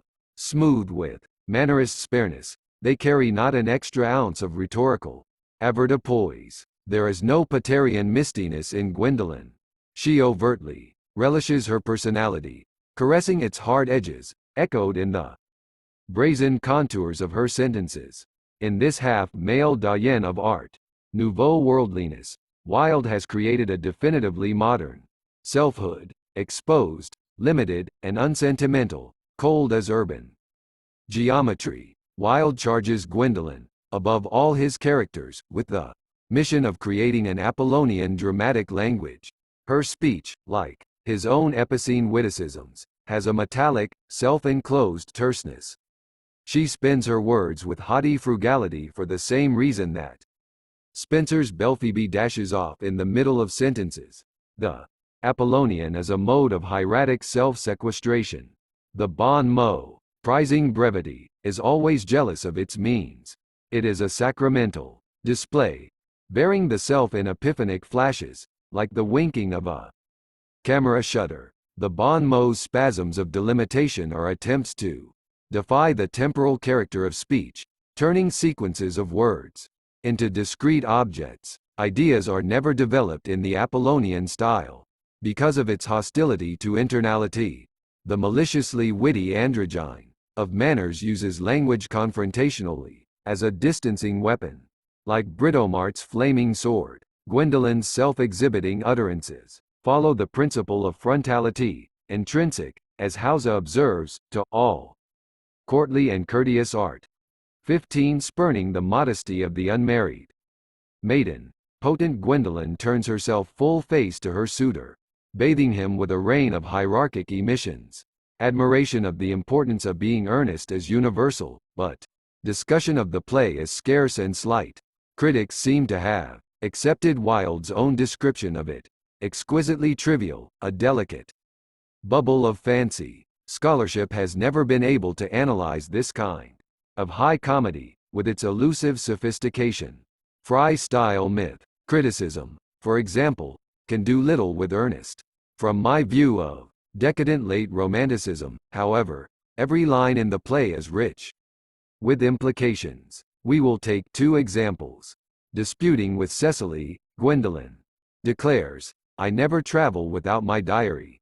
One should always have something sensational to read in the train." The second sentence comes as a surprise, for ordinarily one travels with a diary not to read, but to write in. Gwendolyn, however, as an Apollonian androgyne, does not keep a journal for self-examination, inwardness being distasteful, but for self-display. To read one's diary as if it were a novel is to regard one's life as spectacle, which Wilde advocates. Gwendolyn contemplates her life with appreciative detachment, acting both as objet d'art and late romantic connoisseur. Reading normally means personal expansion. One reads to learn what one does not know, but here reading is an act of romantic solipsism. Gwendolyn reads not to enlarge but to condense herself. A book, far from Emily Dickinson's mobile frigate, has become a mirror in which one sees only one's own face. The diary is a self-portrait. Hence, Gwendolyn reading her diary in a train compartment is exactly like Dorian Gray standing before his picture in the locked room. Both are performing their devotions to the hierarchized self. The life recorded by her diary is, says Gwendolyn, sensational, a source of public scandal and eroticized fascination. To find one's life sensational is to be aroused by oneself. The eyes, as always in late Romanticism, are sexual agents. Gwendolyn reading her diary is lost in autoerotic scopophilia, titillation of the eye. If books can corrupt, and we know from Dorian Gray that they can, then one can be corrupted by one's own diary. To be corrupted by oneself is sexually solipsistic, as with Goethe's twisting acrobat Bettina, self-pleasuring and self-devirginizing. Gwendolyn is an Ouroboros of amorous self study, an Art Nouveau serpent devouring herself. Train reading is casual reading, passing time with minimal effort. The life recorded and contemplated in the diary is therefore trivialized. It is just a series of sensational incidents without moral meaning. Reading one's diary like a novel implies one has forgotten what is in it. It demonstrates a lack of moral memory typical of decadence. In Wilde's A Woman of No Importance, Lord Illingworth declares, no woman should have a memory. Memory in a woman is the beginning of dowdiness. The internal erodes the Apollonian perfection of surfaces. In An Ideal Husband, someone says of his antagonist, she looks like a woman with a past, to which a lord replies, most pretty women do. 16 But as we see from Gwendolen's relations with her diary, the person with a past has no past. The self is a tabula rasa, open only to sensationalized impressions. There is no moral incrementation. Experience corrupts but does not instruct. Lord Henry Wotton reflects, experience was of no ethical value. It was merely the name men gave to their mistakes. 17 Reading one's diary as a diversion of late phases of culture. Memory is inhibited because one has done too much, like Pater's Mona Lisa. Her information retrieval system blocked by sensory overload. The robot like Gwendolen is a stranger to herself, a stranger lover. Gwendolen never travels without her diary because it is her familiar, the inseparable escort enabling her to remain in a state of Wildean externalization. This is one of many traits she shares with Cecily, who uses her diary similarly, as we saw in the proposal scene, where Cecily instantly petrifies Algernon's sentiments mid-air, as if engraving them on stone tablets. Gwendolen's diary, again like the picture of Dorian Gray, is a repository of the soul that she carries about with her like a hatbox, preserving her soulless Apollonian purity. The diary as a chronicle, the holy testament of Gwendolen's cult of the self. A romantic's diary is a personal cosmogony, a book of first and last things. Thus we see that Wilde's witticisms contain a wealth of unsuspected meaning. Even his apparently nonsensical boutades are late romantic gestures. Lady Bracknell tries to terminate the stormy scene at the manor house by declaring to Gwendolen, "Come, dear. We have already missed 5, if not 6, trains. To miss any more might expose us to comment on the platform." I have read these lines 100 times and never cease to marvel at their bizarre genius. They have that air of lunatic certitude we know from Lewis Carroll, who I think strongly influenced Wilde. What is Lady Bracknell saying? Missing a train, even 5, if not 6, a decadent precision, normally has only private and not public consequences. In the looking glass world of form, however, failure to adhere to plan is an affront to natural law, bringing murmurs of complaint from passers-by. But how do others learn of one's deviation from a train schedule, since everything is visible in this landscape of externals? And since the mental life of these androgynes, like their bodies, has a glassy transparency, their intentions must precede them, like a town crier, alerting the populace to their tardiness. In its visionary materialism, the importance of being earnest reverts to the Homeric world of allegorized psychic phenomena, where enraged Achilles feels Athena tugging at his hair. If we analyzed Lady Bracknell's remark in naturalistic terms, we would have to speak of a megalomaniacal paranoia. She imagines a general consciousness of their every move. Everyone knows what they are doing and thinking. But this is a logical development of aristocratic worldliness. Fashionable life, as Proust attests, does indeed take place before the unblinking eyes of La Tout Paris. To miss any more might expose us to comment on the platform. Lady Bracknell exists in a force field of visual sightlines. Like Gautier's Queen Nicia, tainted by another's gaze, Lady Bracknell fears being exposed to infection. Here an infection of words. Barthes says of Sade's novels, "The master is he who speaks, the object is. He who is silent. 18 Lady Bracknell will lose caste if she is subject to public comment. Her hierarchic dominance will drain from her like divine ichor. The scene of shame she envisions on the railway platform is one of ritual exposure, like Hawthorne's Hester Prynne on the town scaffold. In Wilde's world, of course, crime is not sin but bad form. The importance of being earnest was the last thing Wilde wrote before his fall. Its opening night coincided with the start of Queensberry's worst campaign against him, and the play continued to be performed, to great acclaim, during his 2 trials. Now it is a strange fact that Wilde's passage to prison was a terrible fulfillment of this remark by Lady Bracknell. He recalls, "On November 13, 1895 I was brought down here from London. From 2 o'clock till 2:30 on that day I had to stand on the centre platform of Clapham Junction in convict dress and handcuffed, for the world to look at. When people saw me, they laughed. Each train as it came up swelled the audience. Nothing could exceed their amusement. That was, of course, before they knew who I was. As soon as they had been informed, they laughed still more. For half an hour I stood there, in the grey November rain, surrounded by a jeering mob. For a year after that was done to me I wept every day at the same hour and for the same space of time. 19. Lady Bracknell's railway platform was to be the site of Wilde's greatest humiliation.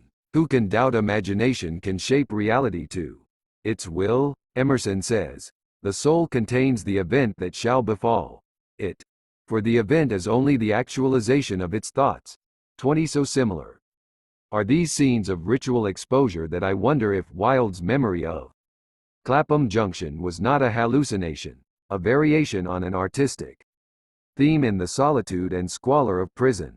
But granting its truth, it is yet another example of his shamanistic power to bring his own ideas into being. Publication of Dorian Gray produced Lord Alfred Douglas, the beautiful boy as destroyer, who brought Wilde down. Clapham Junction came as the agonizing materialization of Wilde's principle of life as spectacle. The whole late Romantic tradition of concentrated visual experience reaches a disastrous climax on that railway platform, and it ends there, with Wilde the dizzy center of the visible world, like the ancient mariner the focus of cosmic wrath. Here taking the unbearable form of laughter, the comedian, losing control of his genre, is devoured by the audience. The epicene witticism has received little attention, partly because it fits no critical categories. Thus Wilde's plays are deemed worthy of explication, while his conversation is not. But the androgyne of manners, typified by Wilde himself, makes an art of the spoken word, which we can examine only when preserved by a Boswell-like amanuensis. Wilde, with his radical formalism, created an original language I call the monologue extérieur. I believe that the modern epicene, spoken by male homosexuals, is a survival of late Romanticism and that it constitutes an unacknowledged lost poetry. Wilde's epigrams resembled the one-liners of American stand-up comedy, developed out of vaudeville by Jewish entertainers. Woody Allen uses the axiomatic style as an acerbic trope. What if everything is an illusion and nothing exists? In that case, I definitely overpaid for my carpet. 21. Where Wilde and Allen differ as in their persona construction. The Jewish witticism can be just as harsh as the Wildean, but it always contains a residue of suffering or victimization. A Brooklyn grandmother said of a neighbor, "She's had so many operations, her stomach is like the map of Jerusalem." The Jewish witticism reflects the social history of its people in imagining persons as passive to harrowing external circumstance. The persona, latent in Woody Allen's comedy, is the male heroine or Schlemiel, a clumsy bumbler. The persona latent in the Wildean witticism is a hierarch, the androgyne as social despot. The epicene witticism is a rhetorical bonding of masculine and feminine. Jeffrey Hartman says Wordsworth's simple, pointless Style helped liberate modern poetry from the tyranny of the witty. Style, the Augustin forte. Dr. Johnson's definition of literary point is a sting of an epigram, a sentence terminated with some remarkable turn of words or thought. 22 that Wordsworth avoids. Epigrammatic thrust, a subliminally phallic word, is logical, since he is a poet who qualifies intellect with feminine tenderness. The salon dialogue of the androgyne of manners is a duel of cutting remarks. Language is used aggressively as a tool of masculine warfare to slash, stab, pierce, and penetrate. Dorian Gray says to Lord Henry, "You cut life to pieces with your epigrams." 23 it is no coincidence that terms describing a witty exchange, thrust, parry, riposte, repartee, come from swordplay. The interrelation of language and martial combat in Western culture is demonstrated by fencing parlance that speaks of a conversation, or phrase, of action. Thus we see how a woman of the salon who commands this sharp, challenging rhetoric is masculinized into an androgyne of manners. The male androgyne of manners combines aggressive language with a feminine manner, graceful, languid, and archly flirtatious. The persona of Wilde's epicene witticisms conflates masculine intimidation and attack with feminine seduction and allure. To cut someone is to wound him, but it is also to sever social connections with him. Carol puns on this duality. When Alice is introduced to the leg of mutton, "May I give you a slice?" she said, taking up the knife and fork, and looking from one queen to the other. "Certainly not," the Red Queen said, very decidedly. "It isn't etiquette to cut anyone you've been introduced to. Remove the joint." 24. Wilde's witticisms operate by systematic cutting, separating the self from communality and withdrawing it into aristocratic sequestration. Language and the importance of being earnest is a mode of hierarchical placement. It is a series of psychodramatic gestures, each remark asserting a caste location vis-a-vis some other person or class of person. The speakers are constantly positioning themselves at fixed distances from others. This even occurs, as we saw, in the marriage proposals, where the heroines befuddle the heroes by ceremonial demarcations, bulletins of incipient intimacy, which they narrate like play-by-play sportscasters. To paraphrase, "We will shortly be intimate. We are now being intimate. Pray continue to be intimate." The Wildean heroine is a hierarchical commentator, plotting the relations of personae on a mental map.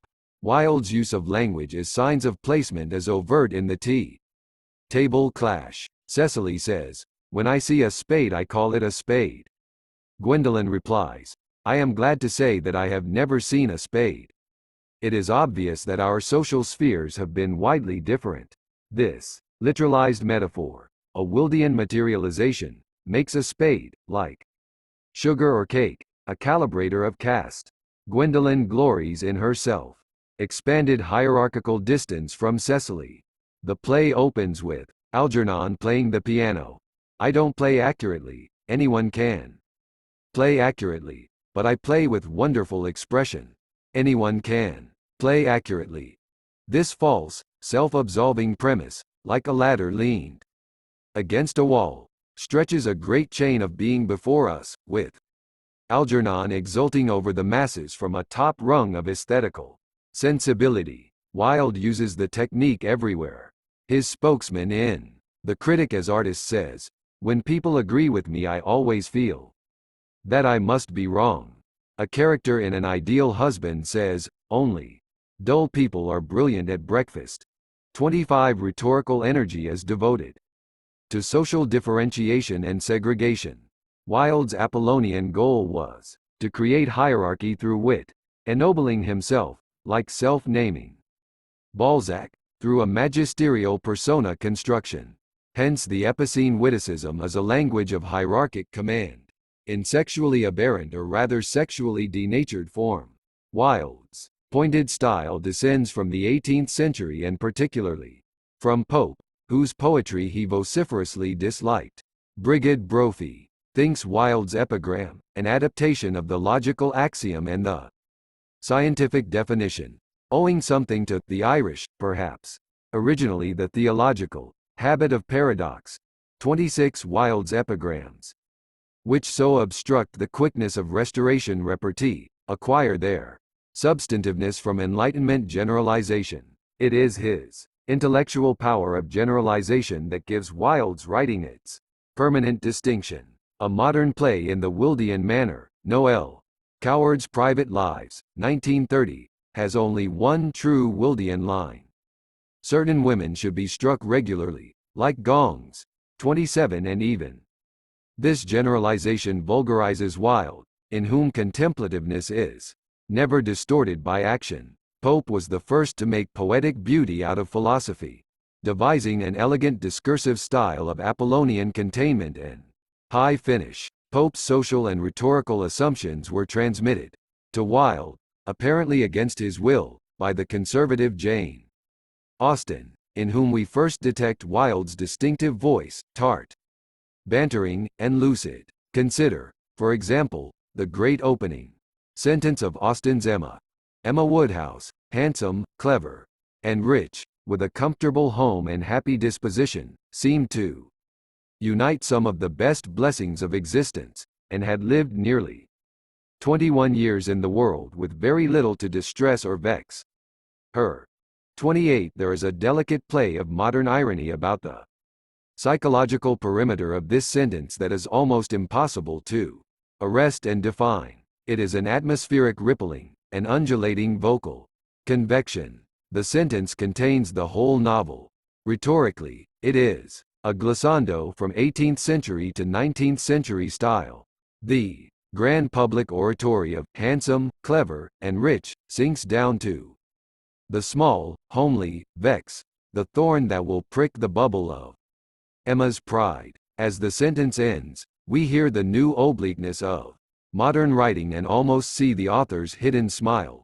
Philosophically, Austen's novels, though contemporaneous with high romanticism, affirm the 18th century worldview, with its neoclassic endorsement of the sexually normative.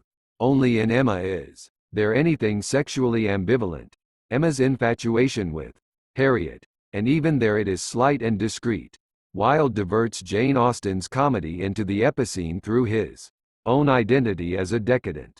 Augustan wit is aligned with divinely ordered nature, from which Wilde makes a late romantic swerve. This antinaturism helps him eliminate the pornography of restoration comedy. Human lusts no longer exist in the importance of being earnest. Even Algernon's perpetual hunger as an angelic appetite, for the characters feed on things insubstantial as manna, bread and butter, cucumber sandwiches, muffins, crumpets, and tea cake. They are like the bread and butterfly of Through the Looking Glass, whose head is a lump of sugar and who lives on weak tea with cream. Wilde uses Jane Austen to clarify high comedy, stripping away the broad and farcical elements present in it. Since Shakespeare, there are no longer any low comic or crudely dialectal interludes. Even Ernest's secondary characters are erudite verbalists. Miss Prism. I spoke horticulturally. My metaphor was drawn from fruits, wild prunes, and simplifies high comedy by Augustan standards of taste, decorum, and correctness. There is a second influence in Wilde's epicene transformation of Jane Austen. He is aided by the one wit who stands between himself and her, Lewis Carroll. Carroll detaches English comedy from the ethical, present even in Restoration drama, with its virtuous finales, and prepares it for its definitive immoralization by Wilde.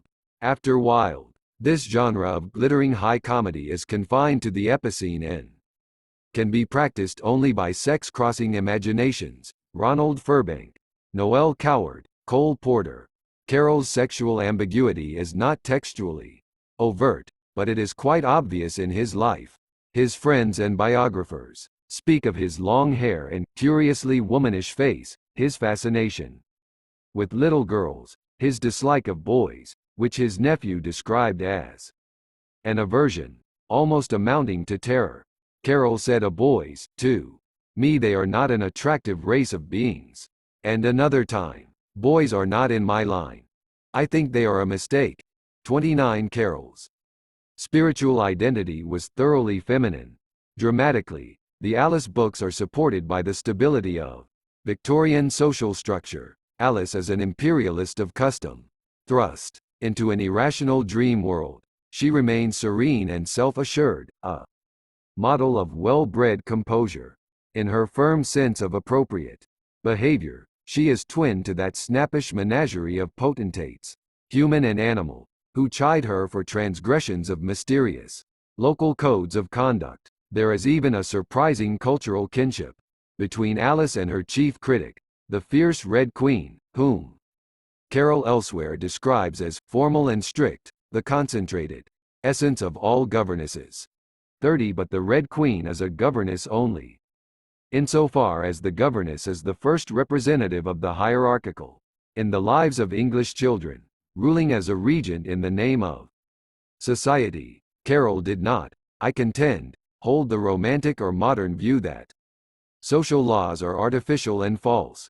On the contrary, he took an Apollonian pleasure in them, admiring and cherishing them as he did the theorems and equations he manipulated as an academic mathematician. One of his first published pieces as a young man at Oxford was Hints for Etiquette, or Dining Out Made Easy. In proceeding to the dining room, the gentleman gives one arm to the lady he escorts. It is unusual to offer both. 3. To use a fork with your soup, intimating at the same time to your hostess that you are reserving the spoon for the beefsteaks, is a practice wholly exploded. 7. We do not recommend the practice of eating cheese with a knife and fork in one hand, and a spoon and wine glass in the other. There is a kind of awkwardness in the action which no amount of practice can entirely dispel. 8. As a general rule, do not kick the shins of the opposite gentleman under the table, if personally unacquainted with him. Your pleasantry is liable to be misunderstood, a circumstance at all times unpleasant. 31. It would be a typically modern error to assume that this is an essay in debunking that Carol is reducing manners to the absurd to demonstrate the fictiveness of social custom. But everything shows him to have been an inflexible advocate of order. A contemporary speaks of Carol's rigid rule of his own life, his fixed daily routine. Another says he was austere, shy, precise, watchfully tenacious of his dignity, stiffly conservative in political, theological, social theory. His life mapped out in squares like Alice's landscape.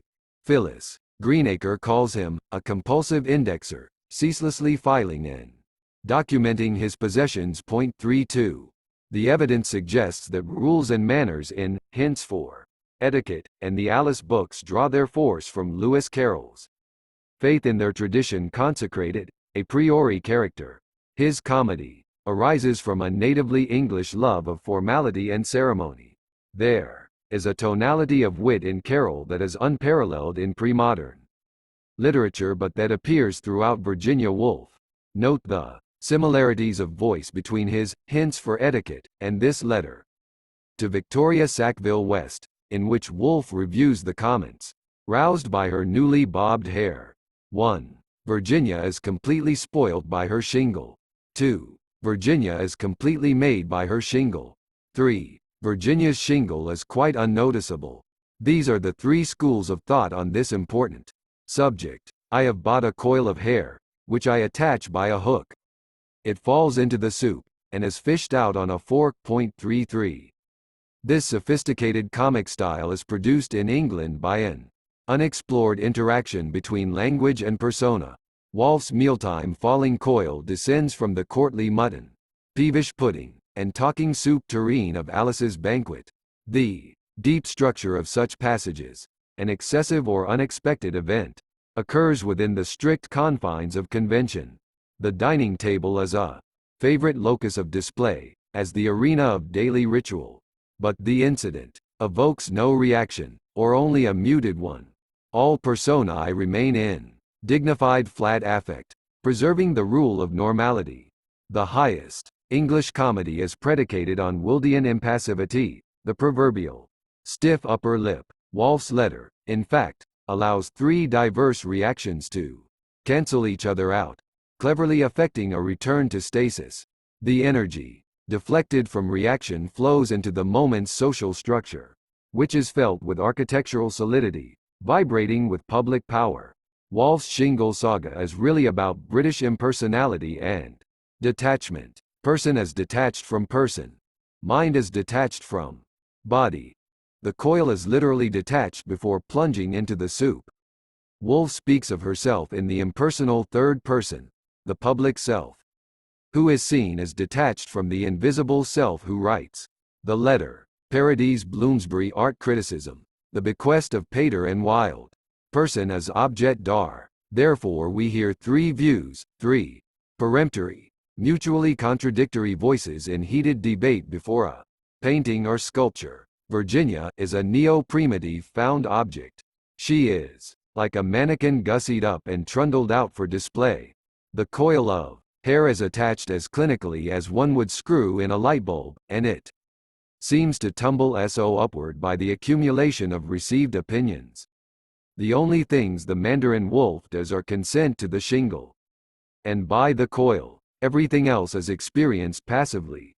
The commentary by others, the fall of the coil, even the rescue of coil from soup may not be hers. The coil is fished out, as if it were a regular event, ritually dealt with by the forks of all. Is this satire of Cambridge anthropology? In English discourse, the self is an amused observer of life. The self is public yet somehow isolated, presiding with unflappable aplomb from a temenos of reserve and decorum. Carroll's Alice books introduced an epicene element into English discourse that, consolidated by Wilde, flourishes to this day. Development of the English epicene was facilitated by the cultural availability of the persona of the gentleman. English society is also noted for a toleration of eccentricity, a taste for sadomasochistic erotica, and a high incidence of male homosexuality, stimulated by the monasticism of public school and university life.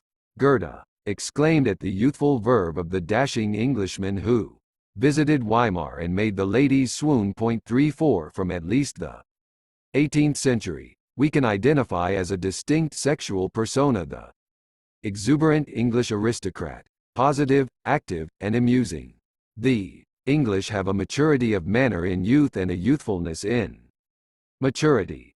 Hence they achieve an ideal age, the aesthetic balance sought by high classic Greek art. Carroll synthesized several potent forces in English high culture: wit, hierarchy, and spiritual hermaphroditism.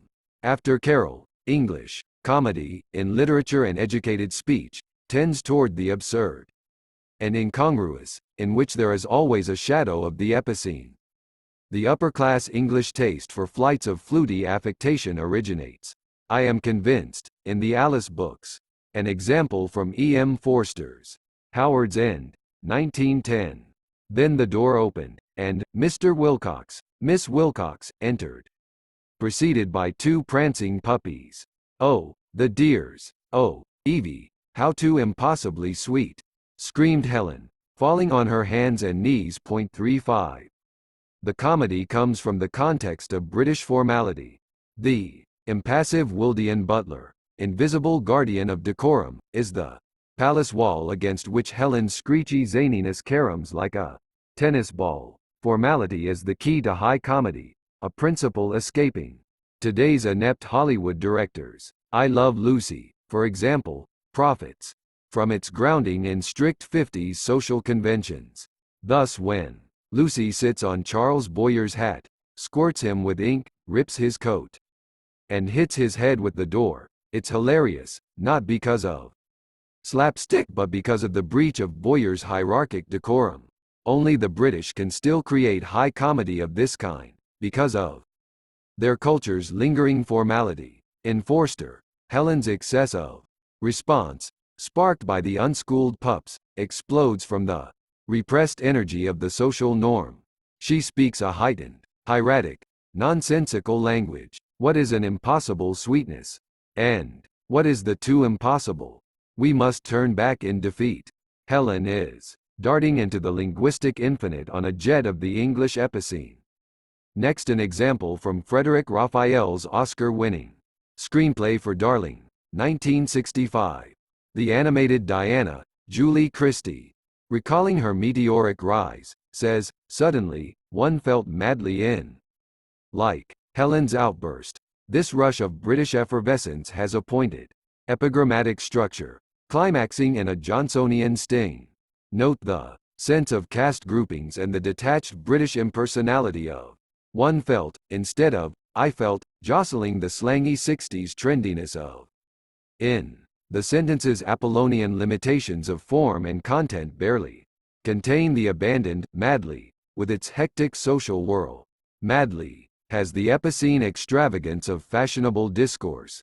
A contributor to Nancy Mitford's analysis of "you" or upper-class British culture says, as in the 18th century, "you" conversation is larded with vehement and extreme adjectives, ghastly, frightful, disastrous, nauseating, but they are no more intended to be taken au pied de la lettre than the unprintable epithets so freely used by soldiers. 36 in the Salon, all emotions are sensationalized. Language carries more in order to mean less. The final irony of "one felt madly in" is that "in" has tauntingly reversed its meaning, turning itself into an ecstatic pinpoint of worldly externalization. To be "in" is paradoxically to have leapt into total hierarchic visibility. Books and films about Hollywood stars gravitate toward an epicene style, because a star's career is based on image, on hierarchic display, and a conflation of sightlines, the eyes of a vast, admiring audience. Thus Joseph L. Mankiewicz, All About Eve, 1950, with its rising and falling stars, automatically adopts the Wildean wit of the English epicene. In the edgy party scene, Betty Davis as Margot Channing finds her husband tittering with her unscrupulous protégé. He says, amiably, "I was just telling Eve about the time I looked into the wrong end of a camera finder."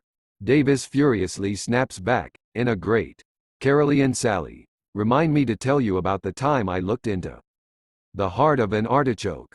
At a cocktail party, only the artichokes have hearts. Fidelity or emotion has no claims upon the externalized world of socialite and star. The soul has shrunk to the new Vitruvian proportions of an hors d'oeuvre. All About Eve's artichoke heart is Pope's A Trifling Head, and a contracted heart, dollhouse bibelots of the Salon, Dunciad IV, 504. The envy green book of the heart irately scrutinized by Betty Davis is like the engraved cigarette case rudely read by Wilde's Algernon, bronzed leaves of denatured sophistication. Darling is another adventure in modern image. Julie Christie plays a commercial model whose picture is plastered all over London. The script follows its star into a Wildean externalization. Her disillusioned lover, Lawrence Harvey, says to her disdainfully, "Put away your penguin Freud, Diana." He is accusing the faithless Diana of simplistic psychologizing, as if from an elementary primer, a popularized Penguin edition. He implies a star cannot possibly make emotional judgments, because of her perfect soullessness. Such lines demonstrate the ease with which the English epicene shifts into allegory because of its Wildean materialism. As in Dante, multiple levels operate simultaneously. As the real Julie Christie listens to Harvey speak, the allegorical Julie Christie may be seen on the next level up, as on the mezzanine of a department store, an open paperback in her hand. The English epicene, jointly created by Carroll and Wilde, can be found in many places. Sir Frederick Ashton's sleek choreography for the Royal Ballet, the television series The Avengers, and John Lennon's punning witticisms, moralistically stripped from him by his Japanese wife, Yoko Ono, in her misunderstanding of the fertile Western fusion between aggression and intellect. What Carroll did first of all, was to invent a non-Chthonian animism. He gives romantic nature a social voice. The Alice books are a den of creatures, speaking as in compromising social hierarchs. There is no tenderness in Carol's characters, save in the bumbling and ineffectual, like the senile white knight. All are sharp, forceful personalities, nodes of aggressive selfhood. The Alice books, like Ernest, are glutted with rules of behavior, which pop up at improbable moments, as when Alice tries to cut a slice of the protesting plum pudding. Make a remark, said the Red Queen. It's ridiculous to leave all the conversation to the pudding.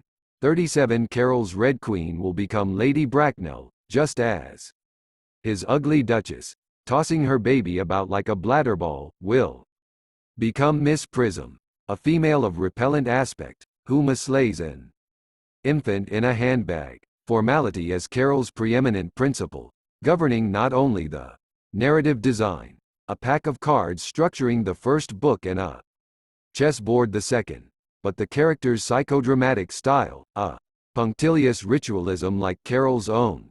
The noisiest examples are the ritual combats of Tweedledum and Tweedledee and the lion and the unicorn, which erupt again and again. Carol's characters follow compulsive cycles of speech and behavior, which Alice inspects as if moving from one museum diorama to the next, each as a celebrant of personal ceremony, pagan priest of a pastoral shrine. The Red Queen's draconian championship of good manners is merely the most blatant of the ritual formulas of Carol's animistic world.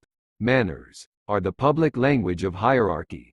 Thorstein Veblen calls manners symbolical and conventionalized survivals representing former acts of dominance or of personal service. They are an expression of the relation of status, a symbolic pantomime of mastery on the one hand and of subservience on the other.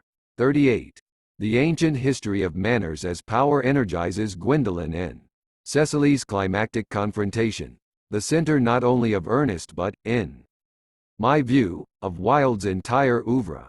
In one of the few things on Wilde worth reading, Mary McCarthy, as a 30s leftist, is oblivious to this, speaking of the scene's tedium and exhausting triviality.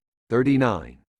Yet her satirical novel, The Group, 1963, is a triumph of the English epicene style. In a tableau of brilliant formal beauty, Wilde makes a tea table the arena of a ferocious war game, with manners the medium of ritual advance and retreat. Gwendolen and Cecily manipulate their personae with chill virtuosity. Nowhere is it clearer that the gender of the androgyne of manners is purely artificial, that femininity in the salon is simply a principle of decorum shared by male and female. The women's escalating emotion is completely absorbed by the ceremonial framework and by the formality of their social masks. Cecily, rather shy and confidingly, "Dearest Gwendolen, there is no reason why I should make a secret of it to you. Our little county newspaper is sure to chronicle the fact next week. Mr. Ernest Worthing and I are engaged to be married." Gwendolen, quite politely, rising, "My darling Cecily, I think there must be some slight error. Mr. Ernest Worthing is engaged to me. The announcement will appear in the Morning Post on Saturday at the latest." Cecily, very politely, rising, "I am afraid you must be under some misconception. Ernest proposed to me exactly 10 minutes ago." Shows diary. Gwendolen examines diary through her lorgnette carefully. "It is very curious, for he asked me to be his wife yesterday afternoon at 5:30. If you would care to verify the incident, pray do so." Produces diary of her own. Each gesture, each rhetorical movement is answered by a symmetrical counter-movement of balletic grandeur. Language becomes increasingly elaborate, in baroque convolutions of ironic restraint. "It would distress me more than I can tell you, dear Gwendolen, if it caused you any mental or physical anguish, but I feel bound to point out that since Ernest proposed to you he clearly has changed his mind. There is no hysteria, or even excitement. The women's immovable wills press so fiercely against the social limits of the moment that the hierarchical structure of manners leaps into visibility. Another Wildean materialization, stylization and ritualism approach. The Oriental. The scene is a Japanese tea ceremony where gracious self-removal yields to naked Achillean strife, with the bone of contention a chimeric fiancé, Gwendolen and Cecily, negotiating with frosty British efficiency, are heavenly bodies circling an earthly clod. They seek power and territoriality, not romance. Lewis Carroll made this great episode possible. In Carroll, manners and social laws are disconnected from humane or civilizing values. They have a mathematical beauty but no moral meaning. They are absurd. But this absurdity is predicated not on a democratic notion of their relativism but on their arbitrary, divine incomprehensibility. In the Alice books, manners are meaningless but still retain their hierarchical force. They are Veblen's pantomime of mastery and subservience. Wilde sets Carroll's view of the mechanisms of social power into a larger system of aristocratic assumptions, derived partly from his identity as a Baudelairean decadent late romantic, always reactionary and anti-liberal, and partly from his reading of English drama, in which aristocracy is a moral idea. The leading interpreter of this aspect of English literature is G. Wilson Knight, who speaks of kingship in Shakespeare as a dramatic intensification of personality, the objectified super-self, or eros music, of each citizen. 40 The English have invested extraordinary imagination in the institution of aristocracy, ceremonial symbol of the nation's history, in a century of middle-class values, to which even the Queen subscribed. Wilde reaffirms aristocratic virtue, fabricating it out of its accumulated meanings in English literature. The Importance of Being Earnest is a reactionary political poem that makes aristocratic style the supreme embodiment of life as art. Through its masque-like use of manners as social spectacle, the play seeks out the crystallized idea or Platonic form of aristocracy, which resides in rank, the ascending great chain of being. Wilde's bons mots are the logos of his Apollonian cosmos. Language and ceremony unite to take hierarchy to its farthest dazzling point, until it becomes form without content, like the lacy latticework of a snowflake.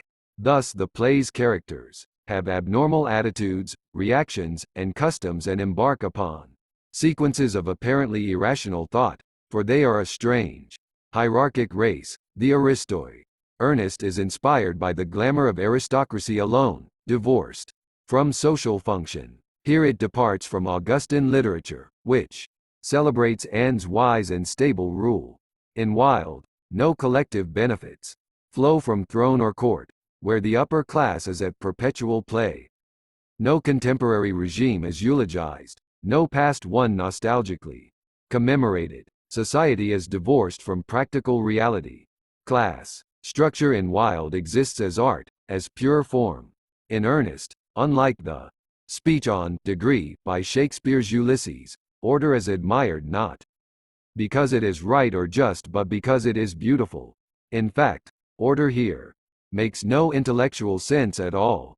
In Carrollian terms, it is absurd. Hence it is an error, and a common one, to say that Wilde is satirizing Lady Bracknell, making her ridiculous in her haughty presumptions. Lady Bracknell is beautiful because she is absurd. Aristocracy in Ernest satisfies aesthetic and not moral demands. The world of the play is Cosmos, well-ordered and comely. And that it is ruled by the chic makes sense, since this word's descent resembles that of cosmetic, from cosmos. The French chic is apparently a version of the German schick, meaning taste, elegance, and order.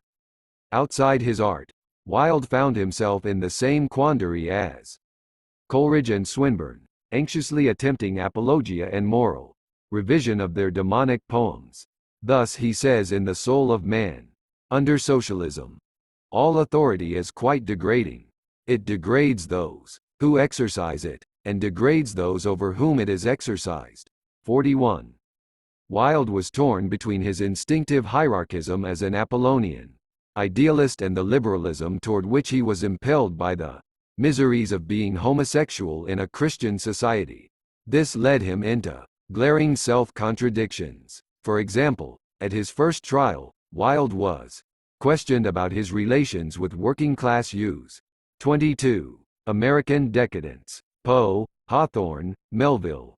In America, English Romanticism fuses with a debilitated Puritanism. American Romanticism is really decadent late Romanticism, a style of sexual perversity, closure, and fragmentation. Or decay. Poe, Coleridge's heir, shows Wordsworthian nature as a dead end. His Gothic entombments shut down the American frontier and repeal the ideal of progress. Poe moves Romanticism into its Mannerist late phase. From 1830 on, American and French Romanticism develop on parallel tracks. French decadence, we saw, was hastened along by Coleridge coming through Byron to Delacroix, Balzac, and Gautier, and by Coleridge coming through Poe to Baudelaire. Now we will examine sexual ambiguities and obsessions that critics have ignored or minimized in major American writers. Decadent late Romanticism was America's first internal critique of its optimistic over-idealizations, a bequest of the Apollonian Enlightenment. Classic American literature suffers from a sex problem. Genitality is evaded, or woman is excluded to facilitate what Leslie Fiedler calls the holy marriage of males. 1. America's origins in sectarian Protestantism produced a circumscription of personae like that of Republican Rome. Puritan personality, unitary and sharply bounded, was formed by the rectitude of acts, a masculine straight measure. Hawthorne shows patriarchal wool waning in the House of the Seven Gables, with its decadent relics of shabby mansion and inherited curse. America's sex problem began with the banishment of the maternal principle from Protestant cosmology. Medieval Mariolatry was and is a pagan survival that Protestantism, faithful to early Christianity, correctly opposes. But the absence of the mother from pioneer American values imaginatively limited a people living intimately with nature. A society enamored of the future sweeps away the mother, because she is the past, the state of remaining.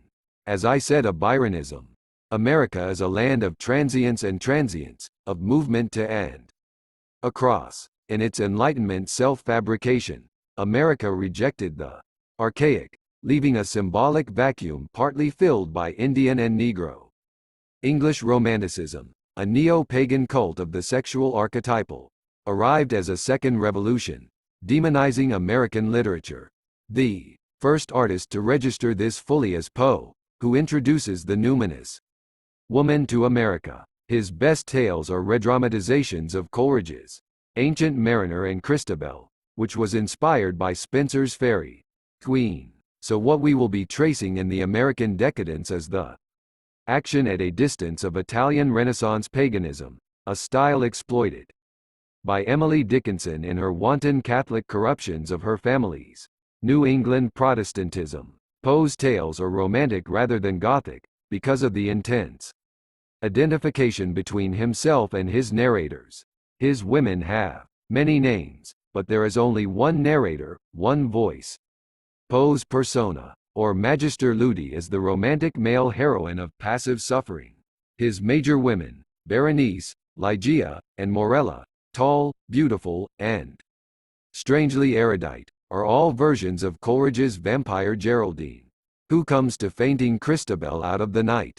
But there is no sexual metathesis and hence no lesbian fantasy. Unlike Coleridge, Balzac, Baudelaire, and Swinburne, Poe keeps his heroes to their own gender. He demands overt male subjection to female power. His women are hermaphrodite divinities, multiple faces of the black Venus. Huysmans, with French intuition, calls Poe's women unsexed. They have the inert, boyish breasts of angels. 2. There is no sex instinct per se in Poe. His eroticism is in the paroxysms of suffering, the ecstatic, self-inflaming surrender to tyrant. Mothers. The narrator of Ligeia is a child, beneath the tutelage and infinite supremacy of the heroine, named, I presume, after a Homeric siren in Milton. Like Shelley and Mill, Poe dreams of male eclipse by a muse-like female mind. Ligeia mysteriously lacks a paternal name, because woman is parthenogenetic, conceived and conceiving without male aid. 3 The narrator cannot remember when or where he met her. She is the mother shadow at the door of infant memory. The sexual laws of Poe's world are so strict that a normal, feminine woman cannot survive in it. The narrator's second wife, blonde lady, Rowena, must be exterminated to restore the proper hierarchy of female over male. Raven-haired Ligeia, overcoming death by brute willpower, returns from the grave to invade the body of her successor. I say Poe is rewriting Geraldine's rape of Christabel. He turns Coleridge's ritual scene back toward heterosexuality, as he does again in Morella, where a dead woman returns to obliterate her daughter. Ligeia ends in demonic epiphany, a hideous drama of revivification, as the narrator shrieks with joy and fear. There is a horrible burst of huge masses of long and disheveled hair, blacker than the wings of the midnight, for Ligeia is Mother Nature and archaic night, an eruption of the pagan Chthonian. She defies God's law of mortality because she, not he, is the resurrection and the life. Through the cataract of Medusan hair slowly open, robot-like, Ligeia's cold, dead eyes, the eyes by which Geraldine hypnotizes Christabel. What happens next? The story self-destructs. Poe's narrator is turned to stone by the Gorgon eye of nature, vomiting its coarse tangle of serpent growth from the black soil. In Berenice, 1835, written 3 years earlier, the sudden hierarchic assertion occurs at the start rather than end of the psychodrama. Incest again. Berenice and the narrator are cousins. She dominates him with her catatonic, glassy stare. He anxiously studies her thin and shrunken lips, which part in a strange smile to reveal the teeth. 5 Coleridge's vampire bears her fangs. The vagina dentata, which sucks in Huysman's hero, is a kind of beacon in Poe. His vampire muse guides, leads, eats. Face to face with nature, Poe sees not Wordsworth's benevolent mother but Darwin's cannibal, the mistress of the beasts. Berenice is literally long in the tooth, older than time. Poe's vampire tales are religious literature, like Donne's holy sonnets. They confront ultimate realities, shocking and unconsoling. Berenice's teeth are an example of decadent partition. Like Gautier's mummy's foot, they secede from the whole and greedily swell with power. They invade and rape what the narrator calls the disordered chamber of my brain, modeled on the vaginal skull of Keats's Apollo. The teeth, they were here, and there, and everywhere, and visibly and palpably before me, long, narrow, and excessively white, with the pale lips writhing about them. Ellipsis. In the multiplied objects of the external world I had no thoughts.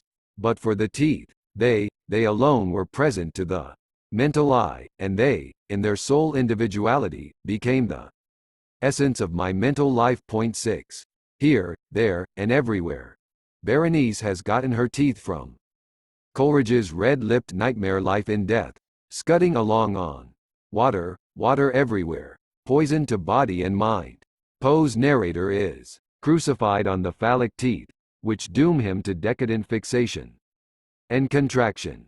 The teeth absorb his consciousness, condensing the universe to one totemic symbol. A task of the late Romantic artist, I said, is to order the excessive phenomena pressing at the close of high Romanticism. Hence the narrator's fixation on the teeth paradoxically frees him from enslavement to the multiplied objects of the external world. Late Romantic sexual obsession is a metaphysical strategy, a formula of perceptual control. Poe and Gautier simultaneously develop ritualized eye-object relations out of the collapse of high romanticism. Berenice's teeth attract and secure the imagination, reducing the world to tolerable proportions. When she dies or seems to die, the narrator pursues her to the grave and tears out her teeth, which he fetishistically preserves like saints' relics or magic talismans. The teeth are now his guardians of identity. Berenice's dental surgery is like Kleist's mastectomies, mutilation and reduction of the body are a ritual ascesis of overexpanded modern imagination.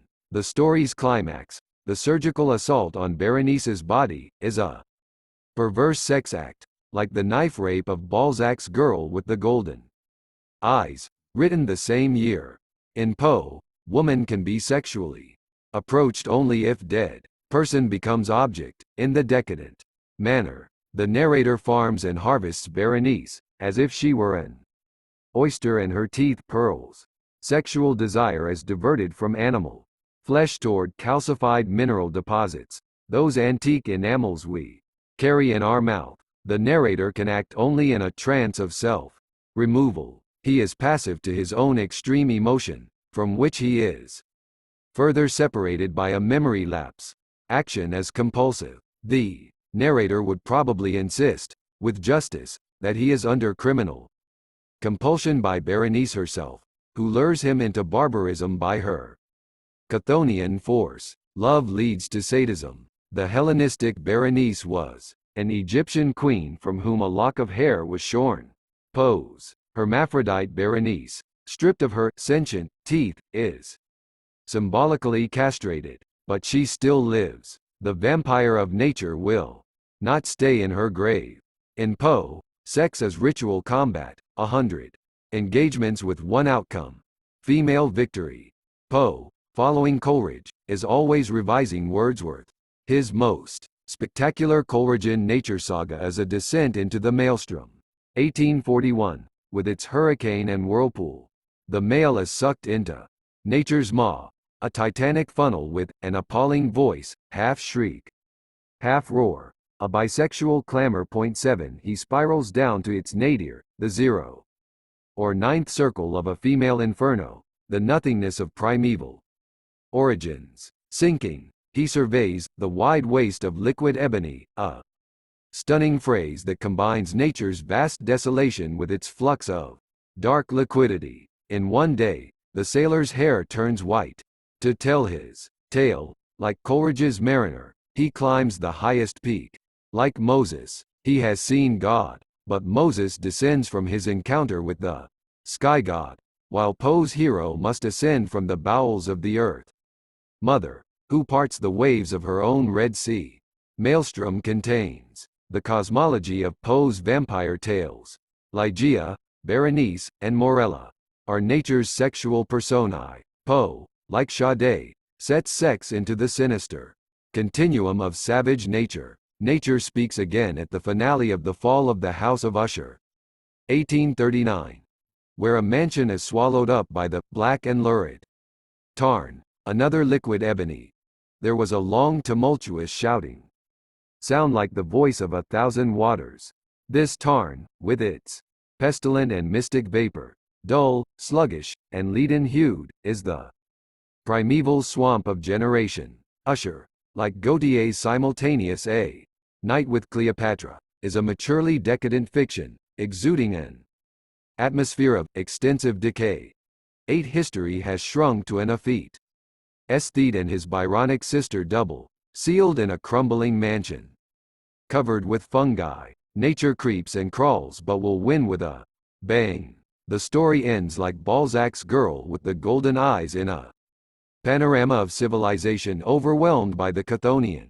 The Tarn is Poe's maelstrom in hibernation.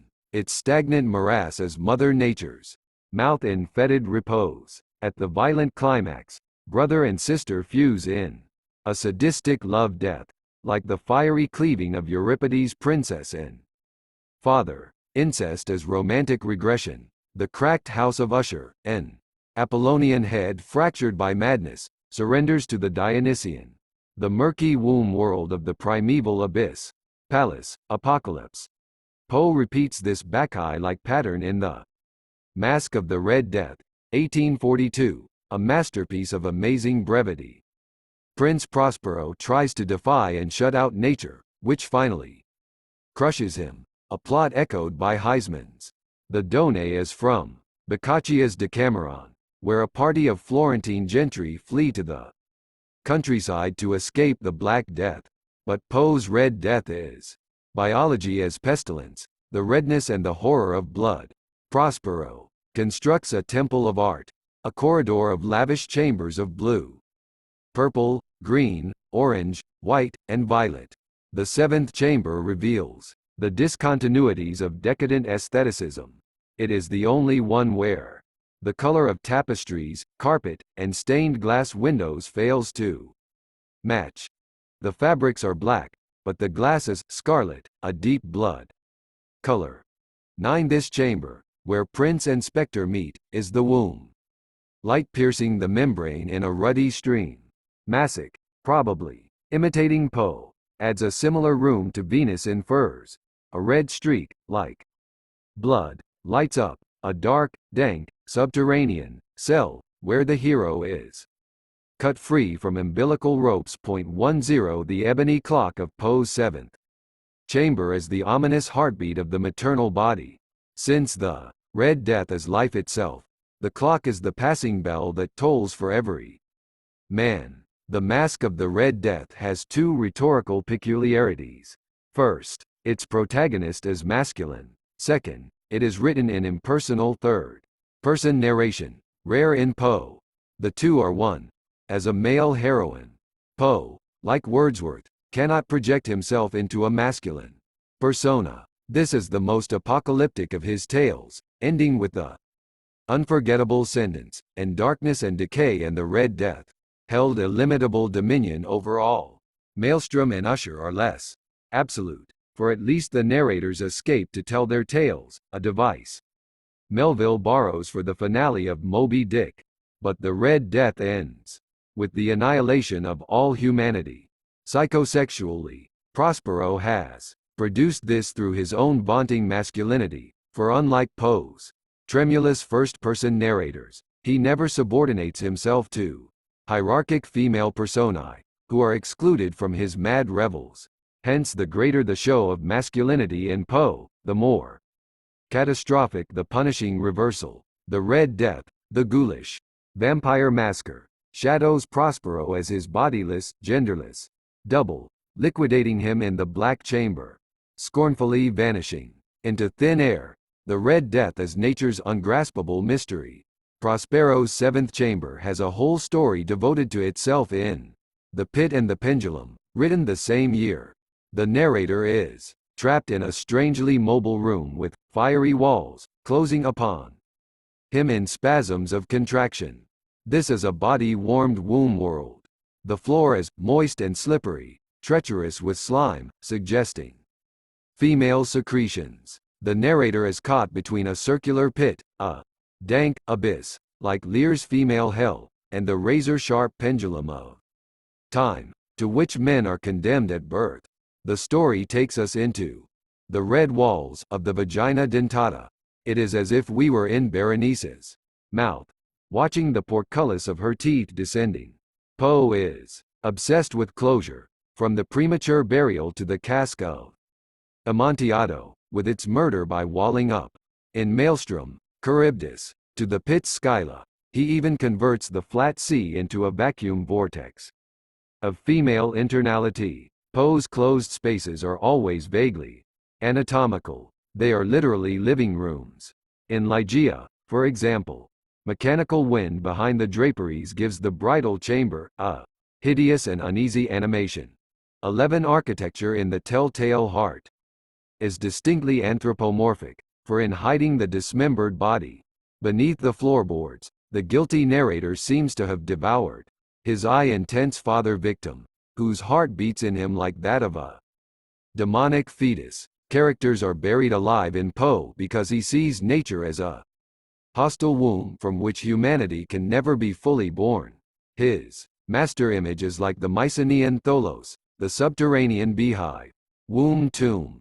His stories are late romantic tholoi fusing the traumas of birth and death. His world suffers an interminable, festering pregnancy. The graveyard soil in which his imagination burrows is the high romantic landscape, which, once vivified, almost immediately sank into the late romantic mass of decaying object life.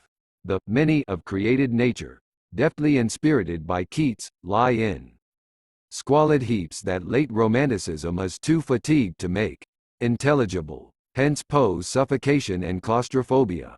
His narrator's voice never changes because he is writing the same story over and over. Poe personalizes the Gothic novel's demonic wounds.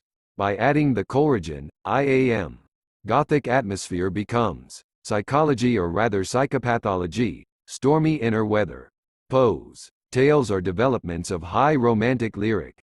They are short stories, rather than novels, because they are like the skeletal sexual scripts of Sade's 120 Days of Sodom. Narrative detail is stripped away to reveal the hierarchic framework in cold clarity.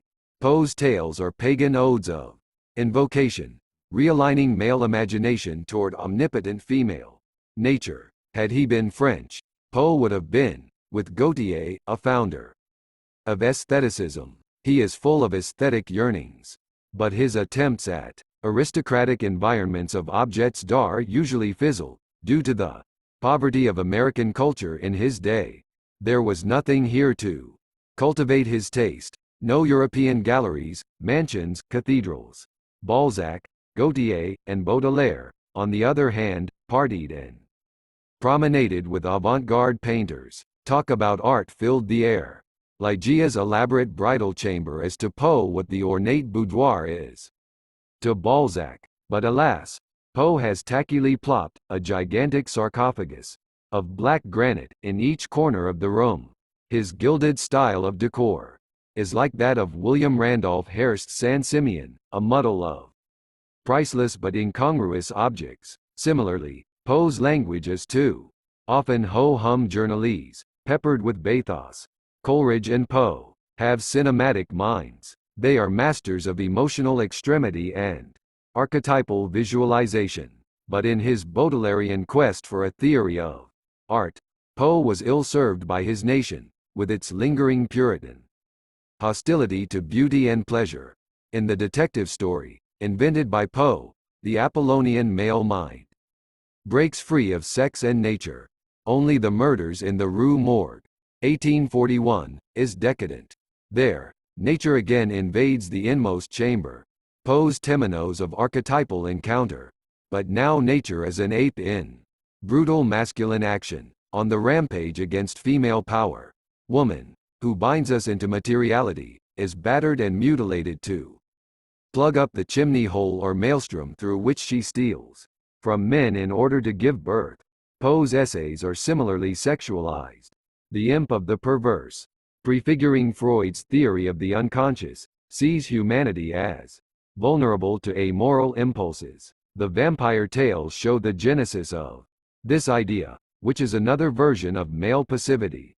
In the philosophy of composition, Poe declares, the death of a beautiful woman is unquestionably the most poetical topic in the world. 12. This looks like run-of-the-mill 19th-century sentimentalism. But the glamorous Poe woman is not feminine but masculine. Hence the death of the masculine principle is poetical, because it unites male and female, aggression and passivity, appearance and disappearance. In Poe as in Coleridge, poetry is a synthesis of contraries. The mother banished from Protestantism makes her American debut at the climax of Poe's The Narrative of a Gordon Pym, 1837. This novella, in a specially bound private edition, appears in Erebors, exactly as a copy of Erebors appears in Dorian Gray. Pym is an archetypal journey to the heart of creation. Its hero, the transformed Poe, Pym equals pseudonym, witnesses a tremendous return of the repressed, for which the price is death, as the polar sea around his drifting boat turns warm and milky. Pym goes numb with a dreaminess of sensation. White ashy powder rains down Like the flakes of fire Dante compares to alpine snow, INF. 14, 28-30. A huge cataract curtained in vapor falls silently into the sea, lit by a luminous glare. The boat rushes into the embraces of the cataract, where a chasm threw itself open to receive us. A titan rises, skin white as snow. Here the story ends. 13. Who or what is the apparition? Our reading must be imagistically consistent with Poe's other tales. Pym meets the nature mother, into whom he is reabsorbed. She is shrouded, like Spenser's Venus, because she is hermaphroditic. This is a Chthonian epiphany, muffled and eyeless. We enter the Dionysian realm of formlessness and dissolution. Poe borrows the chasm, mighty fountain, lifeless ocean, and milk of paradise from Kubla Khan, and joins them to Epipsychodion's dream of prenatal incest. The white curtain over life's mystery parts, and the frail soul boat plunges into the birth canal. At degree zero, a seminal torrent rushes eternally into the womb of matter, the smothering white shower as phenomena sinking back to primeval origins. White noise, white hole, the birth and death of stars. This spectacle of soundless sensory deprivation is a romantic triumph. All hysteria resolves into oppressive calm. At almost the same moment, Nathaniel Hawthorne, too, was thinking of the goddess mother and her veils. The Minister's Black Veil, 1836, is a bizarre exercise in transvestism. The Reverend Mr. Hooper greets his congregation with his face hidden by a simple black veil, such as any woman might wear on her bonnet. People are perplexed or terrified. The minister stays in costume for the rest of his life. Assumption by critics that the veil is the burden of original sin unpersuasively imposes the moral and rational on the compulsive and uncanny. Hooper diagnoses the sexual incompleteness of Protestantism and remedies it by auto-medication. He does not seek concrete sexual experience. On the contrary, his refusal to remove the veil drives away his fiancée, whose loss he accepts with a coy smile. The gender-blurring veil is like the goddess robe donned by male initiates of the Eleusinian mysteries. Devotee merges with nature, mother by transsexual impersonation. The story acknowledges its pagan inspiration when Hooper, spooked by his veiled face in the mirror, rushes into the night. The earth, too, had on her black veil. 14. So the minister's black veil is the female shadow of archaic night. Hawthorne's tales ponder Christianity's uneasy relation to woman and nature. In The Birthmark, a scientist destroys his bride by trying to remove the bloody hand imprinted by nature on her cheek. In Rappaccini's Daughter, a sequestered girl is turned into a poison flower by her harsh father, an Apollonian Jehovah playing dirty tricks in Eden. In The Maypole of Mary Mount, Puritans squelch a town's pagan revels in the woods. In The Scarlet Letter, Hawthorne puts the mother at center stage. The adulteress Hester Prynne, infant at her bosom, is the image of divine maternity, which only a papist among the crowd of Puritans would recognize. 15. In other words, Hester is the Catholic Madonna drummed out of Protestantism. That the mother theme of The Scarlet Letter had something to do with Hawthorne's own mother is clear from the chronology of composition. After his mother's death on the 31st of July 1849, he fell ill from a brain fever, from which recovery was slow. There is a gap in his notebooks from the 30th of July to the 5th of September, during which he began work on The Scarlet Letter. The book was completed the next February and published that year. In The Custom House, the semi-autobiographical preface, Hawthorne introduces his antagonist persona, a Puritan patriarch, that first ancestor of his family who still haunts me, this grave bearded, sable-cloaked, and steeple-crowned progenitor, who came so early, with his Bible and his sword.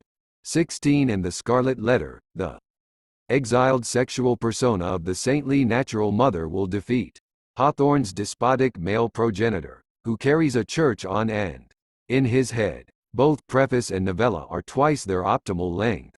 The Scarlet Letter is overwritten. Its secret preoccupation is embedded, hidden, layered with anxious afterthought.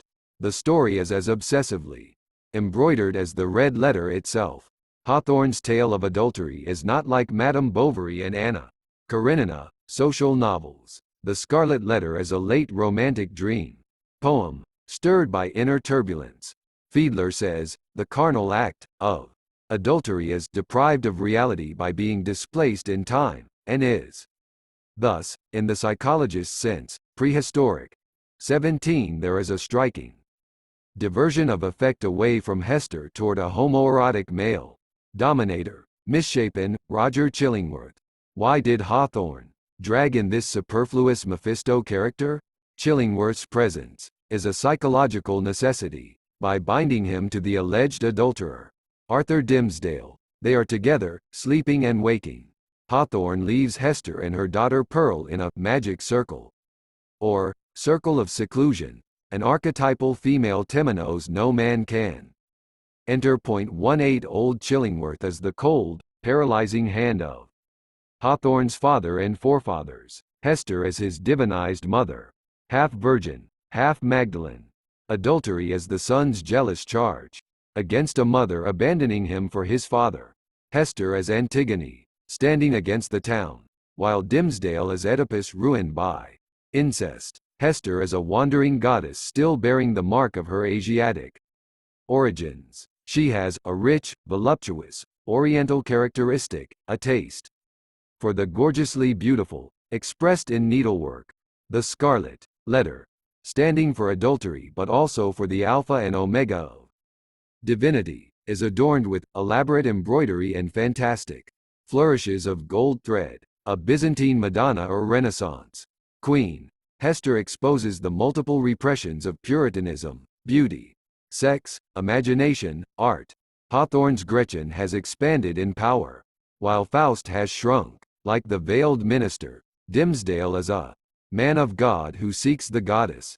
His virility is as dim as his name. With his breathless tremors and childish weakness, the passive Dimmesdale is a romantic male heroine, more son than lover. Even if one accepts the adultery as a given, the sex act has permanently crippled the male, a drone stunned by the queen bee. Hester must exhort Dimmesdale, preach, write, act. 19 She has energy because she is romantic nature, while Puritan patriarchy is in decadent decline. The climax is Dimmesdale's night ascent of the public platform of ritual exposure to stand with Hester and her daughter. As they hold hands, a tumultuous rush of new life, a torrent of vital warmth, pours through him. The three formed an electric chain. 20 The minister's acceptance of moral responsibility, worthless in my view, if not in the day. I see the scene as a tableau of matrilineage staged on the pagan altar of archaic night. The male joins himself to the electric chain of femaleness, rejuvenated by a surge of female force. He declares, in effect, I too am born of woman. As in the minister's black veil, a covert transsexualism is at work. In his early 20s, before secluding himself in his mother's house for 12 years, Hawthorne added a W to the family name Hathorne. This W prefigures the scarlet letter that, in The Custom House, he tries to fix to his breast but drops on the floor when he feels it burning with ghostly mana. Hawthorne is his father's name, blasphemously hermaphroditized. The W, I think, is for woman, whom Hawthorne injects into his patrimony, just as he is to restore the mother to the Puritan 17th century in The Scarlet Letter. The romantic idea of a hermaphroditic surname may have come to him from the fact that his mother's maiden name was Manning. The hypnotic or somnambulistic liaison between the men of the Scarlet Letter anticipates the one between the women of the Blithedale romance, 1852.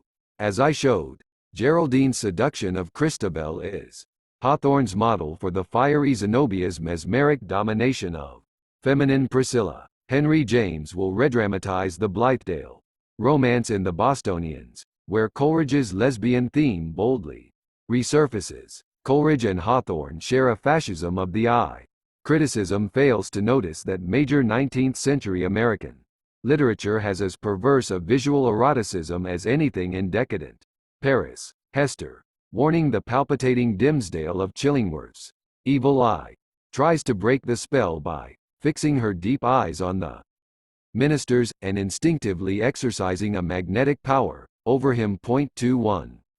In romantic vampirism, ocular fascination accompanies monstrous soul divisions. One gender may split into a warring pair, autoerotic and self-tormenting. Dimmesdale is tied to Hester by guilt and dependency but not by sexual cathexis.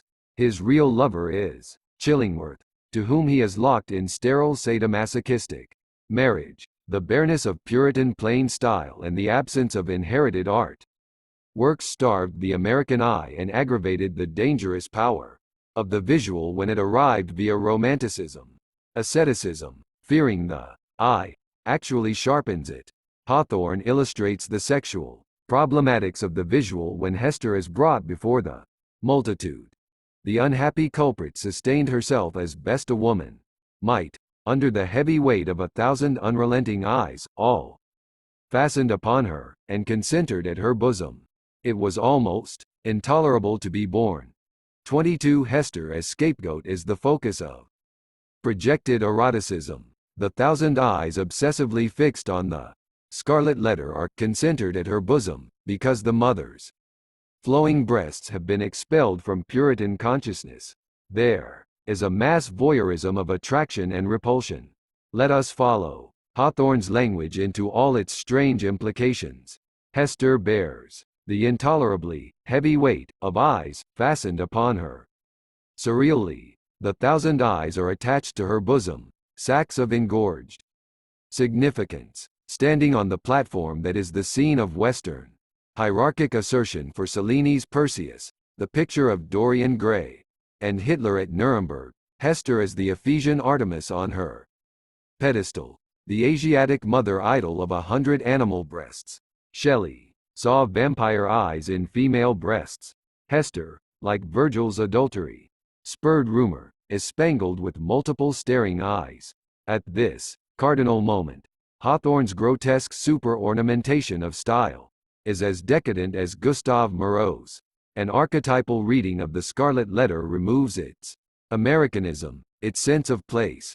It also suppresses the plot. But the American elements in the late Romantic Scarlet Letter are relatively superficial. Pre-revolutionary New England is simply the ancestral in the shorthand of local dialect. It is no more authentic than the creaky medievalism of a Gothic novel. Plot is always negligible in Romanticism. Plot is history, cause and effect rationally unfolding in time, but in Romantic poetry, history is irrationally propelled backward toward the primeval. The plot proffered by Coleridge's Ancient Mariner is false. The same with the Scarlet Letter, which can be read for plot only if one ignores huge emotional and sexual gaps. The Scarlet Letter is an archetypal vision of persecuted woman moving serenely in the magic circle of her sexual nature. Dimmesdale is a son lover who longs to merge with the mother but cannot. Pearl is the infant son purged of his divisive maleness. Hester clones her in the stress of solitude. Time has ground down the adulterous stones to sand, around which forms a perfect pearl. For Hawthorne as Dimmesdale, the mother is both too near and too far. The Scarlet Letter formalizes Hawthorne's ambivalent adult relation to his mother, who must be thrust into the mental distance for imagination's survival. Herman Melville's composition of Moby Dick, a dawdling, on and off affair, was galvanized by his reading Hawthorne's work and meeting with him in August 1850, shortly after publication of The Scarlet Letter. Moby Dick took its present form in a burst of activity from that August to the next. The book, dedicated to Hawthorne, was published in the fall. What artistic dynamic was at work between Melville and Hawthorne? I see Moby Dick as a sexual reply to the Scarlet Letter. Both books correct a sexual exclusion, but Moby Dick's worldview is vaster. Melville drowns Protestant rationalism and Wordsworthian benevolence in a storm of barbaric nature force. Behind Moby Dick is Coleridge's Ancient Mariner and Poe's Maelstrom and Pym. Hawthorne symbolizes Protestant defects in an excommunicated woman, but Melville, for his own reasons, cannot idealize woman. Moby Dick, a Chthonian epic, refuses to acknowledge the maternal as primary. Thus the novel sways back and forth between high romanticism and decadent late romanticism, between celebration of mighty nature and contorted resistance to it. In the florid manner of Huysmans, Moby Dick rejects male sexual destiny, which romanticism portrays as servitude to female power. Melville declares, "I shall revive the Chthonian but in masculine form." The novel subtly hermaphroditizes the great whale without genuinely diluting his masculinity. Moby Dick steals his uncommon magnitude from Mother Nature. Like Pym, the book honors a subterranean or submarine deity, a mute, amoral counter-conception to talkative, law-giving Jehovah. The whale inhabits the primeval realm, from which he makes capricious epiphanies. The novel's nonfiction sections, surveying the whale and its species, have two purposes. Moby Dick aspires to epistemology, organizing the known, if only to dramatize what cannot be known. Melville plumbs and dissects his whale, measuring and naming each part, but his epic catalogues are feignings of inclusiveness. They give every name to the great whale but one, mother. The novel's cognitive data are fragments shored against male ruin. Again and again, Melville elevates the masculine principle above the feminine, driving back and limiting female power. This book, which takes the whiteness or blankness of non-meaning as its premier symbol and which is the first novel to acknowledge the heartless voids and immensities of the universe, should logically take a depersonalized view of nature. 23 But Melville's treatment of nature is amazingly inconsistent, full of the swerves of sexual anxiety. Moby Dick is a lavish portrait of rapacious Sardine nature, the universal cannibalism of the sea, and the horrible vulturism of earth. Melville rejects Christian and Wordsworthian tenderness. We are all killers, on land and on sea. Butchers we are, of sharkish will. Like Baudelaire, he challenges the hypocrite reader. Go to the meat market of a Saturday night and see the crowds of live bipeds staring up at the long rows of dead quadrupeds. Cannibals? Who is not a cannibal? Humanism and liberalism are daytime masks. Night releases our animal appetites. One of the novel's supreme moments is its archetypal vision of the great squid, a vast pulpy mass, furlongs in length and breadth, of a glancing cream color, lay floating on the water, innumerable long arms radiating from its center, and curling and twisting like a nest of anacondas, as if blindly to clutch at any hapless object within reach. No perceptible face or front did it have, no conceivable token of either sensation or instinct, but undulated there on the billows, an unearthly, formless, chance-like apparition of life. 24. This is the snaky Medusa head of nature, swampy and inert, a Burne Jones thicket at sea. The squid is faceless, but is it sexless? We will see this pulpy mass again in Melville's story The Paradise of Bachelors and the Tartarus of Maids, where it represents woman's non-stop fertility. The squid is what Melville will not let his whale become. It is the female grossness of matter, a sticky, viscous web. He later revises the squid into the magnificent loom of vegetable nature, humming in its lush South Seas, bowers, as bequeathed by Spenser through Milton to the Romantics, are the secret cells of female power. Melville does not simply drop the Bower's traditional gender for a scientific inspection of nature's machinery, which would be understandable. He strenuously personalizes and resexualizes his bower in the opposite direction.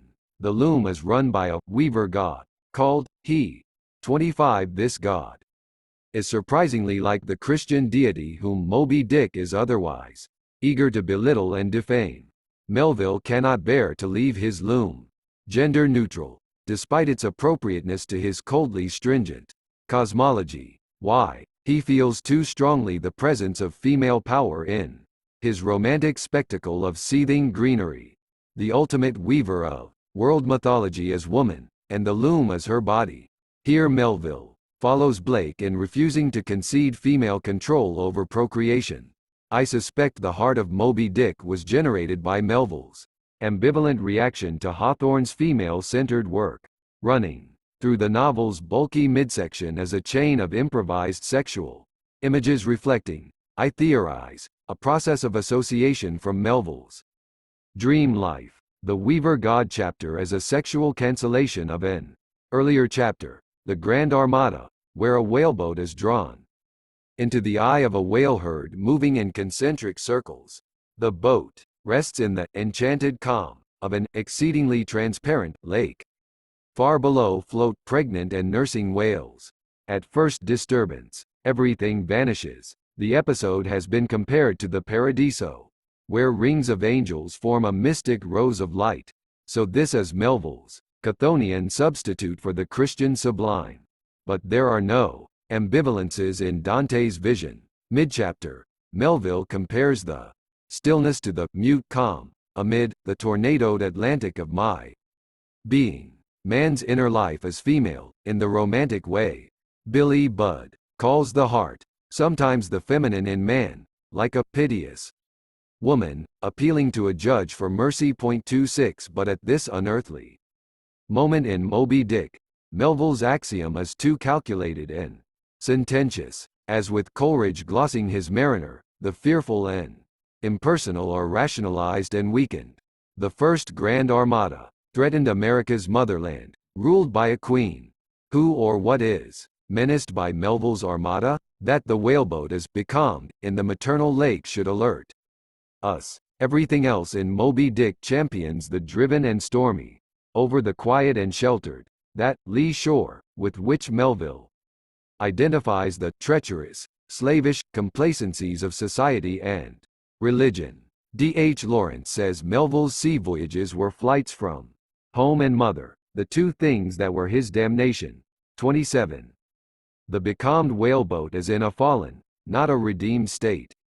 Masculine movement and action are paralyzed by straying too near a magnetic omphalos spot. This contemplative bliss is experienced by men who have turned to stone.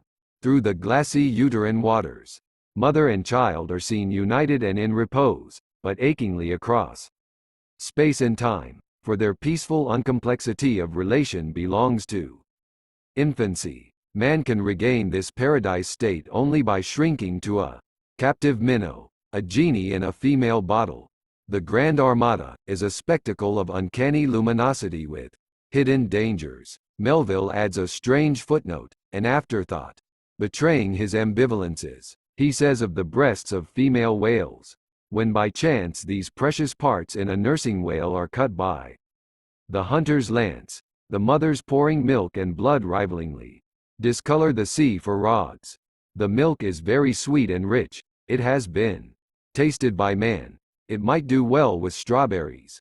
Welcome to one of Heisman's grotesque banquets. Coleridge's milk of paradise served bloody rare. Melville sensualizes the blood and water of Christ's spear wound. Milk and blood aggressively compete with each other in with the stained sea. Mother and hunter are enemies. Archetypally, the hunter cuts her to escape from her. The attraction and repulsion, and the sequence of images are decadent. The vivid strawberries, which follow rather than more humanely precede the spilled blood, are fleshy mammaries or red corpuscles forcing the bittersweet brew of milk and blood into the reader's mouth. Behind this footnote is surely the strawberry mark on the face of Hawthorne's heroine in The Birthmark. It too is red on white, a crimson stain upon the snow. 28. Hawthorne's bloody hand symbolizes Mother Nature's supremacy, which male science rejects. In Melville as in Hawthorne, the female is maimed to limit her power. But Hawthorne takes woman's side, while Melville, despite himself, takes the hunter's. The chapters following, The Grand Armada, withdraw step by step from its already qualified vision of female origins.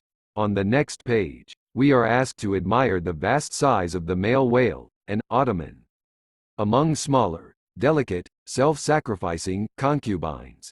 20 pages later comes the first mention of the male weaver, when a castaway loses his wits and sees God's foot upon the treadle of the loom. Next page, the narrator Ishmael and his shipmates need tubs of spermaceta.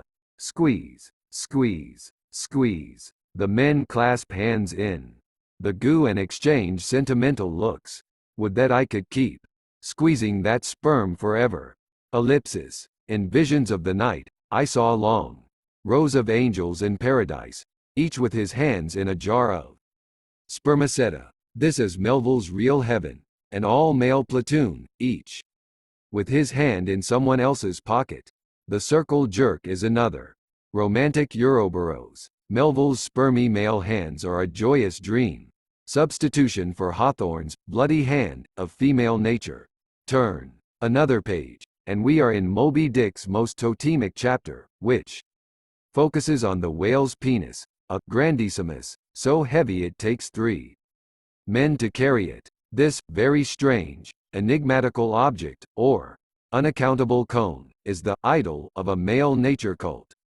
Melville is practicing representational gigantism, the style I found in Michelangelo and Blake and defined as a defense against female power. To mince blubber, a sailor dons the whale's tough penis skin like a priest's cassock. 29 This chapter is funny, but for the wrong reasons. Ithaphaluslictiphalos. Greek comedies erections turn sodden and lugubrious in Melville. The whale has become a cartoon kingpin, thus by a series of linked passages, in which the female is minimized in size and temper and the male maximized in member and function.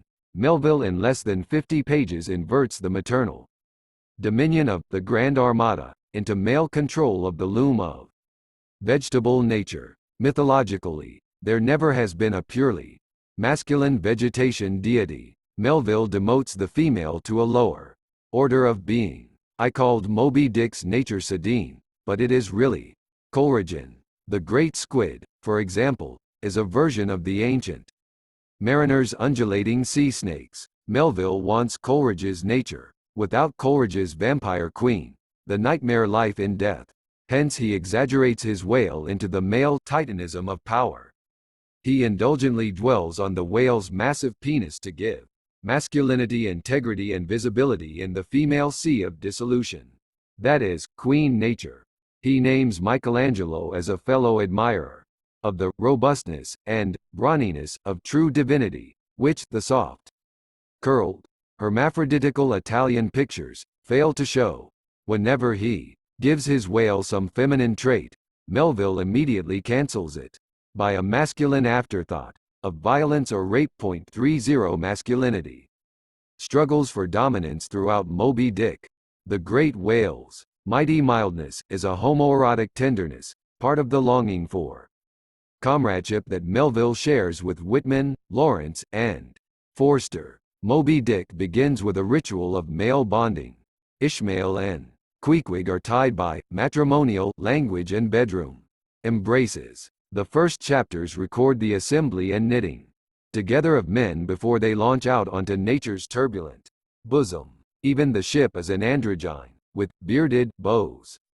The ship's navel is a gold doubloon, the badge of men not born of women or of men who have struck out their female origins. The first mate laments he must sail with such a heathen crew that have small touch of human mothers in them. Woman enters Moby Dick only as displaced Chthonian force. Her sexual allure is never acknowledged, except in body banter among 3 foreign sailors on watch. Woman's allure is diverted into the pagan harpooneers, delegates of The races, each bears some hermaphroditic sign. Tashtigo and Fidala have long hair. Dagu wears gold ear hoops. Queequeg's body is adorned with tattoos that burn with satanic blue flames. Melville's Byronic harpooneers tower with imaginative authority. Tawny features, set off by the barbaric brilliancy of their teeth. They are a lustrous coalescence of the ugly and the beautiful. 31 The harpooneers are demonic archangels, tanned by hellfire. I view their multiracialism as a sexual transposition. As romantic sexual personae, silent, solitary, and proudly self-complete, they have stolen their dark glittering glamour from repressed woman. Masculinity's quest for dominance in Moby Dick is struggling against a major romantic principle, impairment of the masculine. The novel ingeniously evades this rule by half-surrender. Its climax is the most devastating reversal of male will in romanticism, as the ship, smashed by the whale, sinks in the infernal vortex of Poe's maelstrom. But only human masculinity suffers this crushing subordination, the penalty for its hubris of assertion. Its chastiser is not female nature but a brute male dominator, perfect in unintelligible force. The tax laid upon masculinity in Moby Dick is evident in the burden of sexual symbolism borne by Captain Ahab, the romantic outlaw. He stands upon the dead stump of an amputated leg, a sexual injury consistent with his one-night stand marriage. His artificial leg nearly pierces his groin, leaving an incurable wound. He is thigh-torn Adonis, severed from mother nature by his unsurrenderable willfulness. A missing limb lingers as a pricking, phantom memory. Therefore the harpoon Ahab darts at Moby Dick is a phallic mental projection, born of frustrated desire. During his wildest speech, the harpoon lies firmly lashed in its conspicuous crotch, a disturbingly suggestive phrase. 32. The scar running down Ahab's face and body is a birthmark, the mark of Cain. Ahab seems made of solid bronze, like Cellini's cast. Perseus, that Western paradigm. Bronze as the Apollonian strategy of a man hardening himself against nature. Ahab's scar is his birthmark. Because he has no navel, it is from his golden body that the ship's doubloon has been struck. He hails the pagan lightning as his divine sire and, like Athena, claims to know no mother. He usurps motherhood into his own overbearing will. The queenly personality lives in me, and feels her royal rights. It is Actium, and transsexualized Ahab as Cleopatra defeated at sea. Ahab commandeers ship and crew in his lust for unconditional freedom. But like liberal romanticism itself, the worshipper of autonomy is under internal and external compulsion. Ahab is driven by a hidden lord and master, and cruel, remorseless emperor. I act under orders, Melville declares. All men live enveloped in whale lines. All are born with halters round their necks.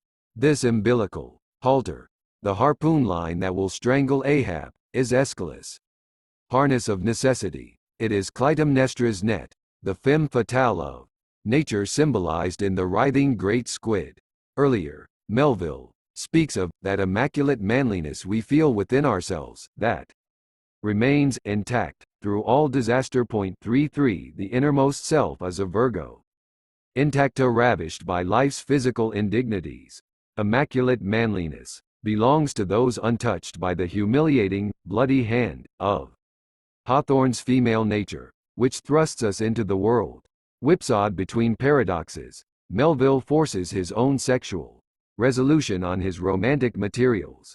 In Moby Dick, his attempt to suppress the indebtedness of male to female has produced a stunning, sadomasochistic spectacle of male subdued to male. For perfect consistency, the great whale should be sexually neuter. Its appalling whiteness and obliteration of person, gender, and meaning, but acrid, late romantic family romance intrudes upon a high romantic epic of raw Dionysian energy. Why is Moby Dick staggeringly greater than anything else Melville wrote? The novel's operatic gigantism comes from its force of sexual protest. Its storminess is a reaction against the paralyzing bliss of female stasis, glimpsed in The Grand Armada. Man searching for the secrets of nature is like an Ohio honey hunter, who seeking honey in the crotch of a hollow tree, found such exceeding store of it, that leaning too far over, it sucked him in, so that he died embalmed. On the same page, Queequeg plays obstetrics in rescuing Tashtego from a sinking whale's head. The head is the prison of male intellect, says Melville, immediately revising his hollow tree into Plato's honey head, in which so many have perished. 34 But this head is another of Melville's inflated male members, a hoaxing subterfuge.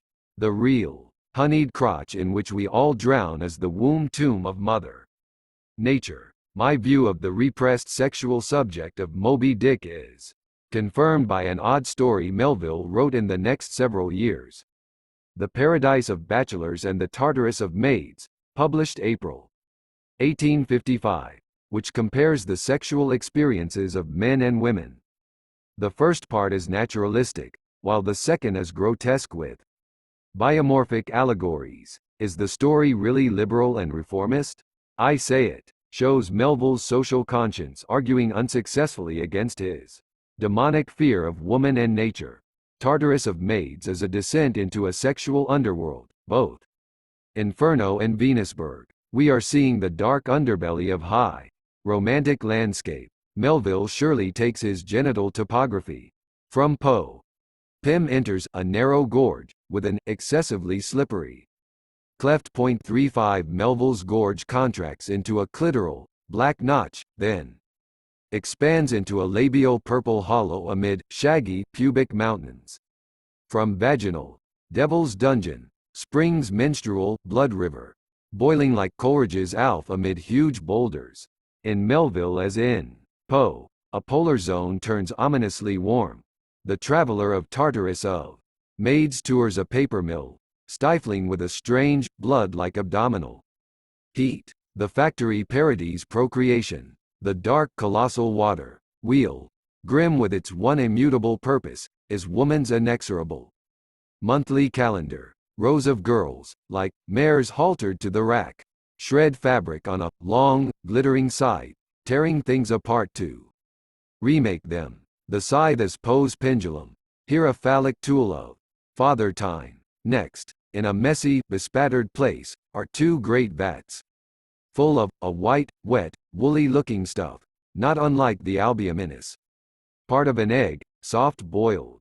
The vats are ovaries glutted with the mucoid, the swampy morass I identify with female physiology and Dionysus. This is another detail from Pym, with its gummy purple water, a placenta shot with many-colored veins, cf.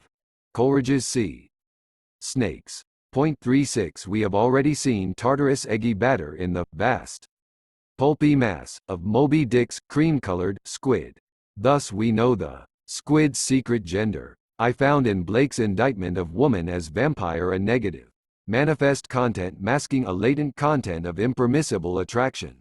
Another split between aim and effect occurs in Tartarus, but in reverse. Melville shows women enslaved by their sexual destinies and exploited by a managerial class of carousing bachelors.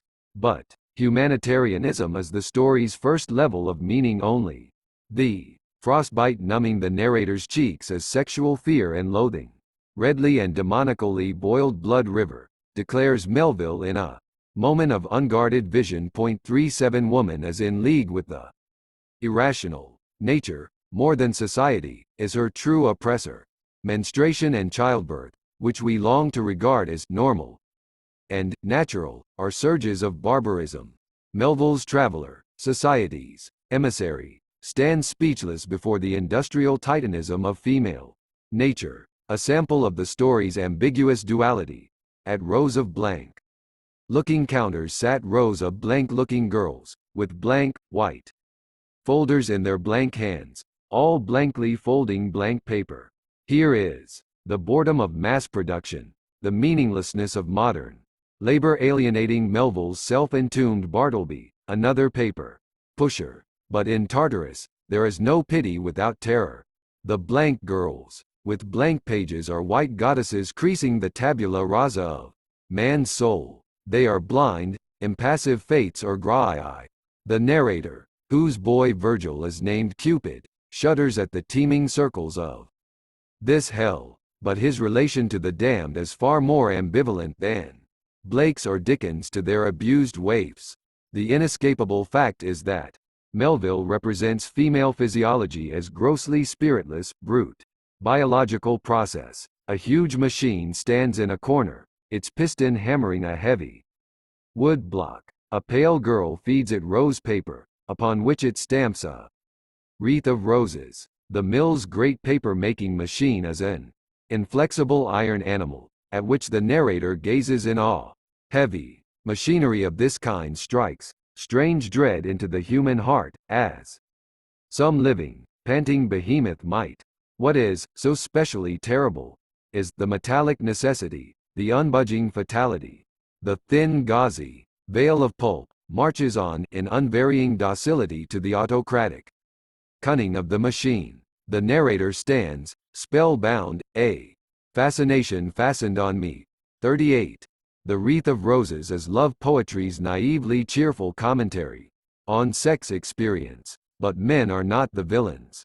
Like Baudelaire's A Carcass, Tartarus exposes the gap between literary convention and nature's reality to evoke horror rather than empathy. The narrator, spellbound by romantic fascination, is paralyzed before the Medusa head of vegetable nature. The phallic piston itself is driven by the machine. Tartarus contains Moby Dick's true loom. The tyrant machine is the female body, grinding and milling the pulp of matter, the gluten of human flesh. The narrator asks the proprietor why female workers are indiscriminately called girls, never women. 39. Melville anticipates feminist complaint on this argot, which shrinks women to children. Mythologically, however, the girls of Tartarus are virgin core figures. They are Persephones whose mother Demeter is too monstrous to take human form, for she is the machine. Note the link to Moby Dick. Melville calls the machine a living behemoth. The girl's blankness is the great whale's appalling, literally, pale-making, whiteness. Moby Dick, who should be gender-neutral, is so fiercely masculine in order to keep him from turning into a female.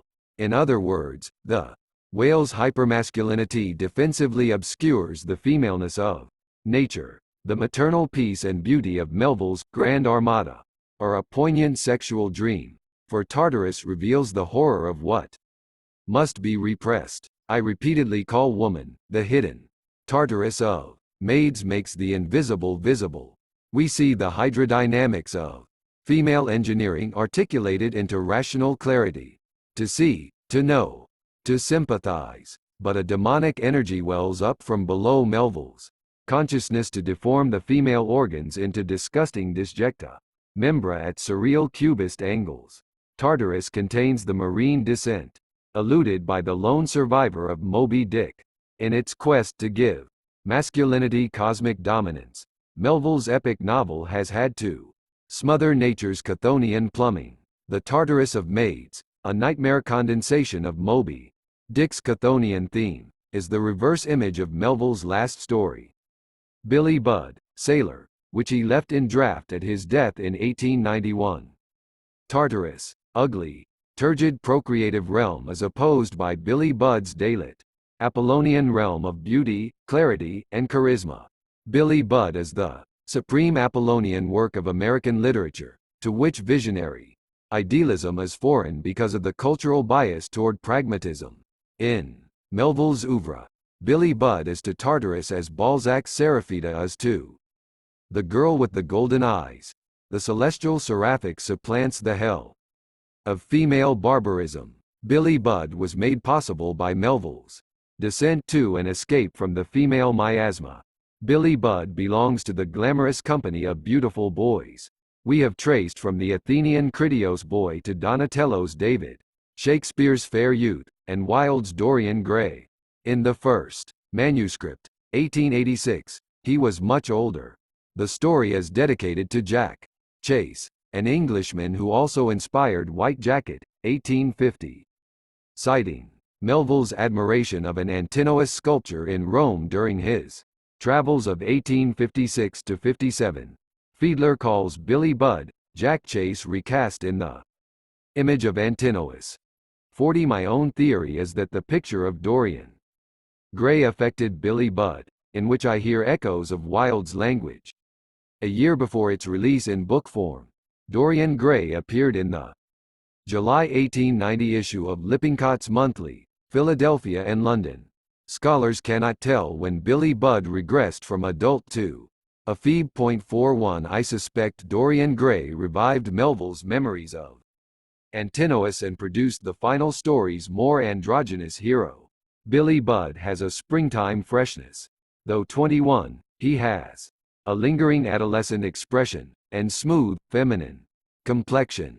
He has yellow curls, and welkin eyes, literally, sky eyes. He is an Apollo, a purebred product of the Saxon strain. His blonde Apollonian radiance is the Dorian or Aryan element in European culture. He is an angel, like Fra Angelico's seraphs, who have the faint rosebud complexion of the more beautiful English girls. Transsexual similes compare Billy to a rustic beauty or Vestal priestess. In his single defect, he is like the beautiful woman in one of Hawthorne's minor tales, that is, The Birthmark. His unknown mother is visible in his curved mouth, small ear, and arched foot. The crew call him Beauty, like a fairy tale maiden. His masculine beauty is an androgynous combination of strength and beauty, comeliness and power, like the duality of Gautier's Contralto.42. Like Dorian Gray, Billy Budd is structured by Apollonian hierarchy. Billy belongs to the class of handsome sailor, a superior figure of natural regality. His peers, the lesser lights of his constellation, make him a star and offer him spontaneous homage. The love child clearly shows noble descent. He is a half-divine hero with a mysterious birth. Like Dorian, Billy is an exemplar of pure charisma. His shipmates make him gifts, do his washing, darn his old trousers. Anybody will do anything for Billy Budd. 43 The crew are vassals, offering tokens of feudal subordination. Billy crystallizes hierarchy around himself, an Apollonian vertical cutting the sea's horizontals. Billy Budd's catastrophe is a clash of hierarchic orders. The Iago, like master-at-arms, John Claggart, drifts into strange enmity toward Billy. Melville plainly specifies what it was that had first moved him against Billy, namely, his significant personal beauty, a phrase straight out of Wilde. Claggart's monomania is an erotic and aesthetic obsession. He is oppressed and enslaved by Billy's beauty, a Western pattern invented by Sappho and revived by Petrarch. Magnetically drawn to Billy against his will, Claggart protests his subordination by the sodomitic baton tap he gives Billy from behind. It is provoked by spilled soup, which Claggart subconsciously experiences as Chthonian contamination. He was about to ejaculate something hasty at the sailor, but checked himself. Claggart simmers with self-poisoned desire. He is a brooding skeptic who converts the visionary and seraphic into a nauseated sense of violation by Billy's mental image. Claggart's official tap aggressively restores conventional hierarchy. He tries this again in the accusation scene, where he mesmerically stares at Billy, a demonic eye intercourse. Melville borrows from Hawthorne.44. Billy is a peacemaker who transforms the crew's quarters from a rat pit of quarrels. The merchant captain says, not that he preached to them or said or did anything in particular, but a virtue went out of him, sugaring the sour ones. This virtue is aesthetic rather than moral. It is virtue, the beautiful or rare. Billy's beauty induces mass cathexis. quelling the competitive many into contemplative unity. But his charismatic personal hierarchy is at odds with public hierarchy. Obliviously, he makes his own cult, which must be suppressed by Caesar. Billy Budd follows in the line of the beautiful boy as destroyer. By causing disorder in the social realm. W. H. Auden says, it is not an accident that many homosexuals should show a special preference for sailors, for the sailor on shore is symbolically the innocent god from the sea who is not bound by the law of the land and can therefore do anything without guilt. 45. The law of the land is administered by Captain Vere, who reluctantly sentences Billy to death for killing an officer. Because of and not despite his fascinating glamour, Billy must die for the collective good. Strung up from the main yard, he is the ancient hanging god, an Adonis ritually slain in the flower of youth. Richard Chase calls him the hermaphrodite Christ. 46. Like Christ, Billy poses an internal threat to an empire at war. Their right to hang him as a beautiful boy. Billy Budd is not cruel, but he is narcissistic. The primary narcissism of the child. The beautiful boy's solipsism is in Billy's stutter, the vocal infirmity, halting his speech under stress. The Apollonian, as always, is a mode of silence or muteness. Billy lacks self-consciousness, his simple nature is the unitary Apollonian character, internally undeveloped. He is illiterate, unlettered because the Apollonian androgyne has no words. When Claggart lies, Billy struggles to reply but, frustrated, fells his accuser. With one blow, he is Phoebus, the pure, avenging profanation by expelling the invader from his immaculate psychic space. After Billy's death, the surgeon is asked why there was no movement in the body. Since a hanged man is usually convulsed by a mechanical spasm. 47. Billy dies the ever virgin, undefiled by orgasm. Another Apollonian principle. The beautiful boy rejects orgasm because of Apollo's flight from the temporal. There is no motion because there is no Dionysian rhythm, only crystalline stasis. Billy Budd inverts the Tartarus of maids. This all-male saga shuts out Chthonian female power. We last see Billy ascending into the rosy dawn. The rising seraph opposes Melville's descent to the gloomy realm of Goethe's mothers. Philosophically, the beautiful boy abolishes the density of female matter. Matter and materia have the same root. Apollonian androgynes make the visible world vibrate with spiritual illumination. Like Moby Dick, Billy Budd defies Hawthorne by stealing sexual authority from woman. Melville gives purified femininity to the beautiful boy, shimmering with Apollonian light. Billy Budd was not published until 1924, so it could not have influenced Thomas Mann's Death in Venice, 1911, which is deeply indebted to the picture of Dorian Gray. Death in Venice is a late flower of the fin de siècle. Civilization is in decay.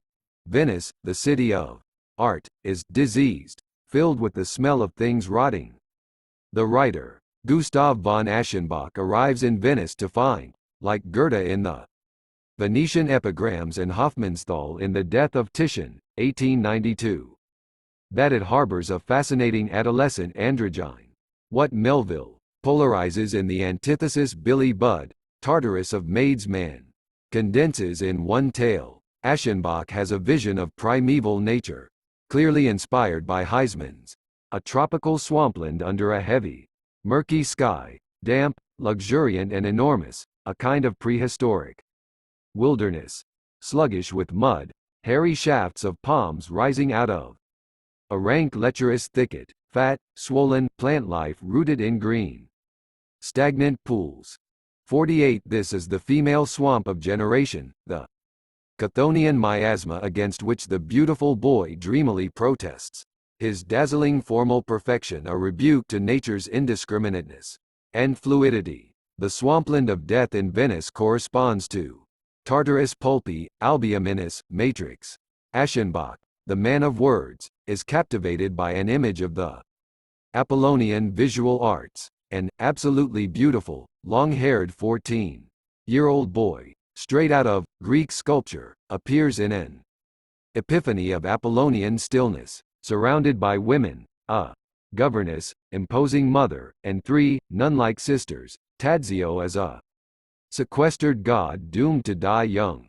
Arriving near May Day, man's vernal androgyne as an Adonis, the privileged son lover of a mother goddess. I suspect this cool, dignified woman wandering alone with her children was inspired by Hawthorne's mother of pearl, Hester Prynne. She wears a simple gray dress strangely ornamented with priceless jewelry and pearls, a fantastically lavish effect, reminiscent of Hester's plain Puritan dress and sumptuous scarlet letter, embroidered in Oriental style. 49.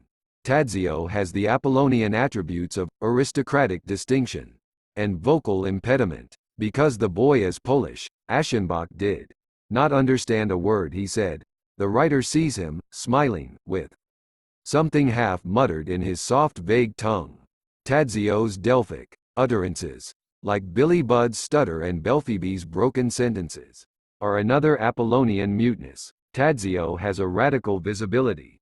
Each of his appearances is literally spectacular, as in his theophanic emergence from the sea. He steps from the waves not because he is of the sea but because he renounces the fluid realm, the seraph, transcending foam-born Venus. Astonished, terrified, by Tadzio's godlike beauty, Aschenbach is as hierarchically subordinated as Basil Hallward to Dorian Gray or Claggart to Billy Budd.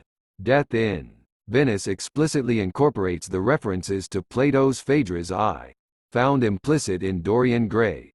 Aschenbach experiences the hot terror which the initiates suffer when their eyes light on an image of the eternal beauty.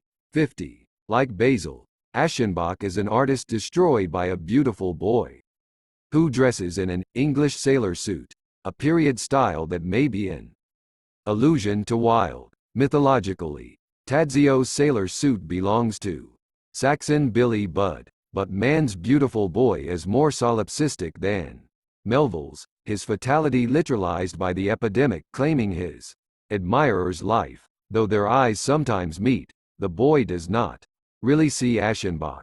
It was the smile of Narcissus bent over the reflecting water, that deep, fascinated, magnetic smile with which he stretches out his arms to the image of his own beauty. 51. Aschenbach's eyes are mirrors in which Tadzio sees nothing but himself. Obsessed, the writer imagines invitation where there is only autism.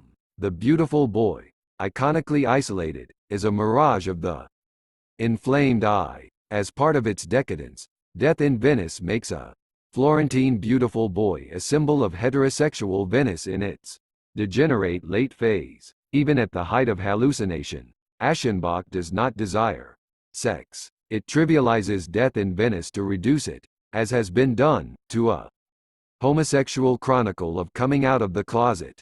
The beautiful boy is never contaminated by touch, for the Apollonian recedes with every step taken toward it. Stalking Tadzio through the streets, Aschenbach carefully preserves the critical aesthetic distance. He has become the deranged fan of the star god. The beautiful boy, always fatal to his admirers, leads Aschenbach from dynastic and professional dignity toward self-immolation in the pre-Hellenic past. Like Euripides' Pentheus, Aschenbach is transvestized and orientalized. Decked with jewels, he uses perfume, dye, mascara, rouge. The Western analytic mind is reabsorbed into its sultry Asiatic origins. Man calls the Byzantine Basilica of San Marco, into which Aschenbach pursues Tadzio, an oriental temple. Aschenbach is felled by Asiatic cholera, hatched in the warm swamps of the Ganges Delta. 52. If we step back from the naturalistic surface of death in Venice and look at it mythologically, we will see that it contains internalized Melville's female Tartarus, a jealous mother goddess, envelops her son's admirer in her Chthonian miasma, for it is she who brings the pestilence into the city of art. 23. American Decadence. Emerson, Whitman, James. Ralph Waldo Emerson, whose father and forefathers were ministers, was caught in the clash between American Protestantism and English Romanticism. As a transcendentalist, he sought to open imagination to nature, in the Wordsworthian way. Emerson thought of himself as a poet, and although lectures and essays made his fame, controversy over the essay's vague structure was almost immediate. No romantic work need conform to Apollonian logic. But are there psychological reasons for Emerson's eccentricities of style? The essays are a treasure trove of idea and maxim. Linguistically, Emerson's style occupies a magic convergence point, the crux of European languages. He reads as Plato, Augustine, and Nietzsche. Translate. An exalted clarity, the words orotund yet translucent, qualities that seem to belong to the typescript itself. But never has there been a prose more magnificent in pieces and more oppressive as a whole. Emerson's voice has an unnatural sameness, a phlegmatic, flat affect. He lacks music, dynamics, melody, variation. We are feeling the burden of Protestant moralism, which Emerson never could shake off. Emerson calls poets liberating gods. They are free, and they make free. Symbol-making means emancipation and exhilaration.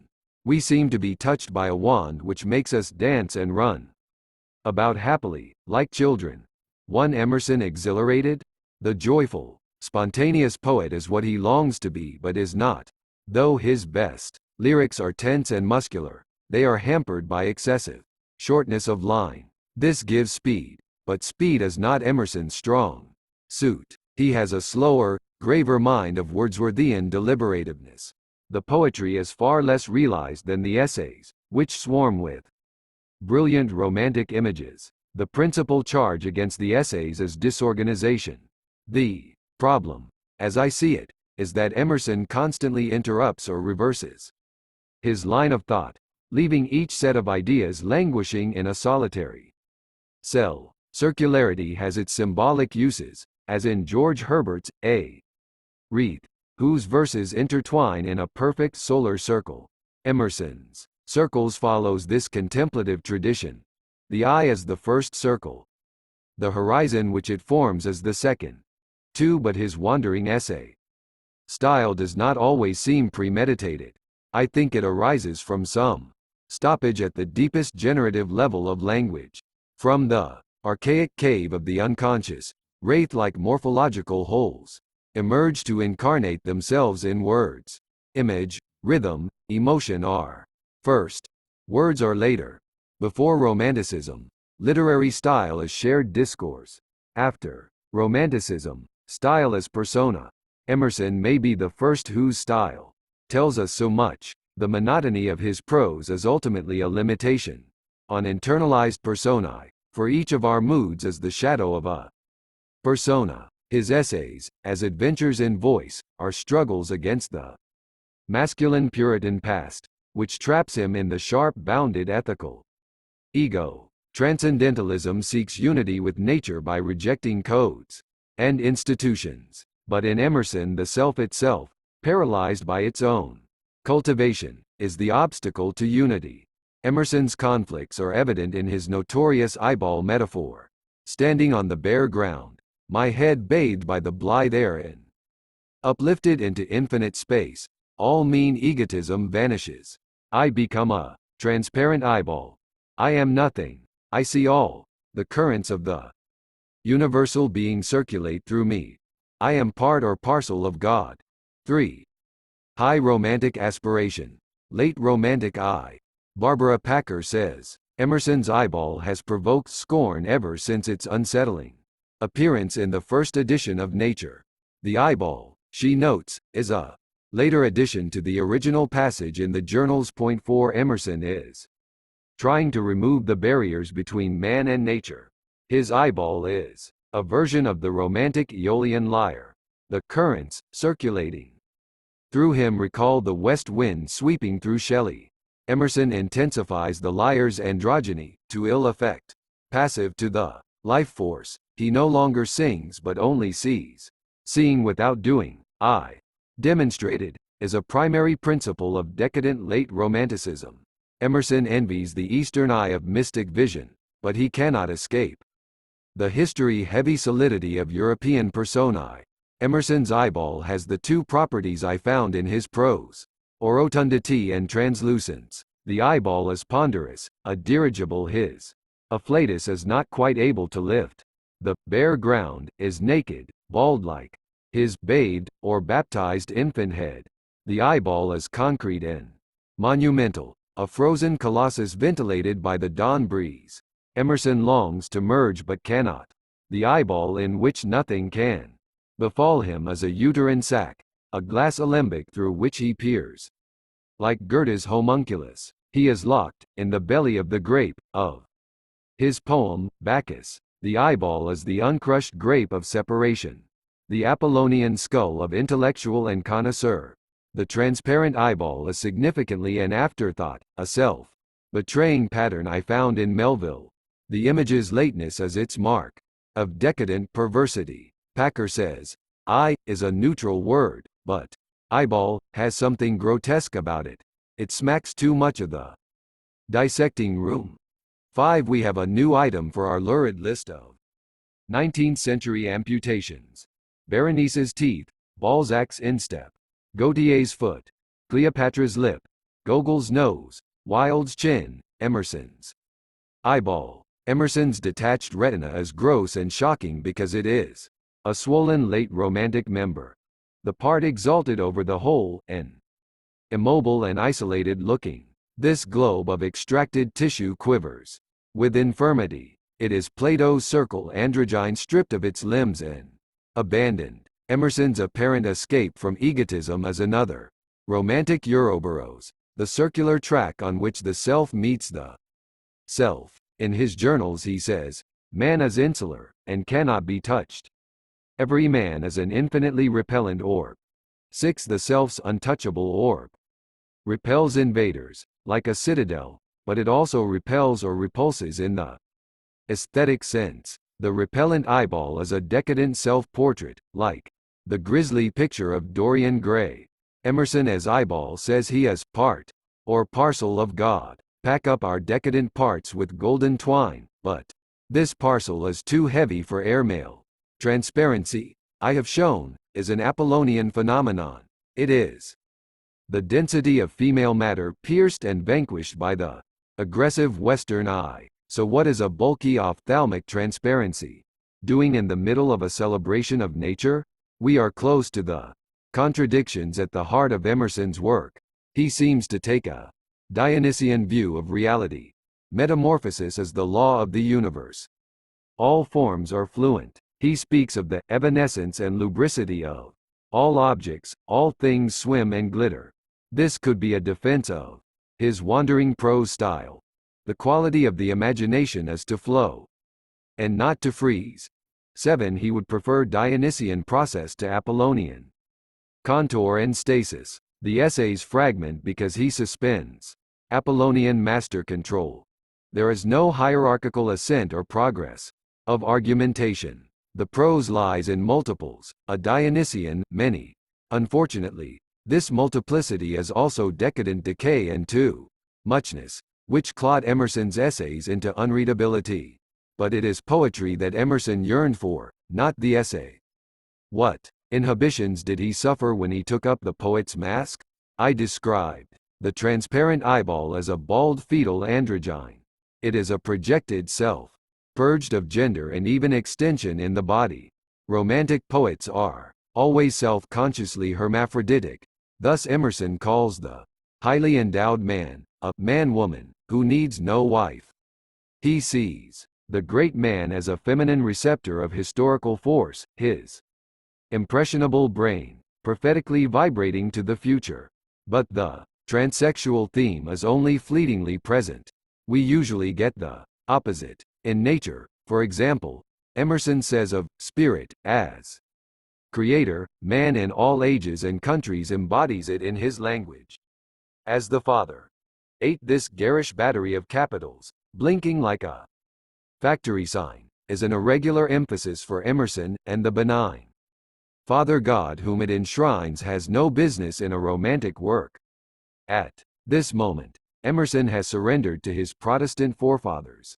His imperialistic headline is apotropaic, guarding nature against a contrary sexual force. Emerson rarely mentions women, from whom Romanticism normally draws its power. His principal poems feature males: Uriel, Merlin, Bacchus, Brahma.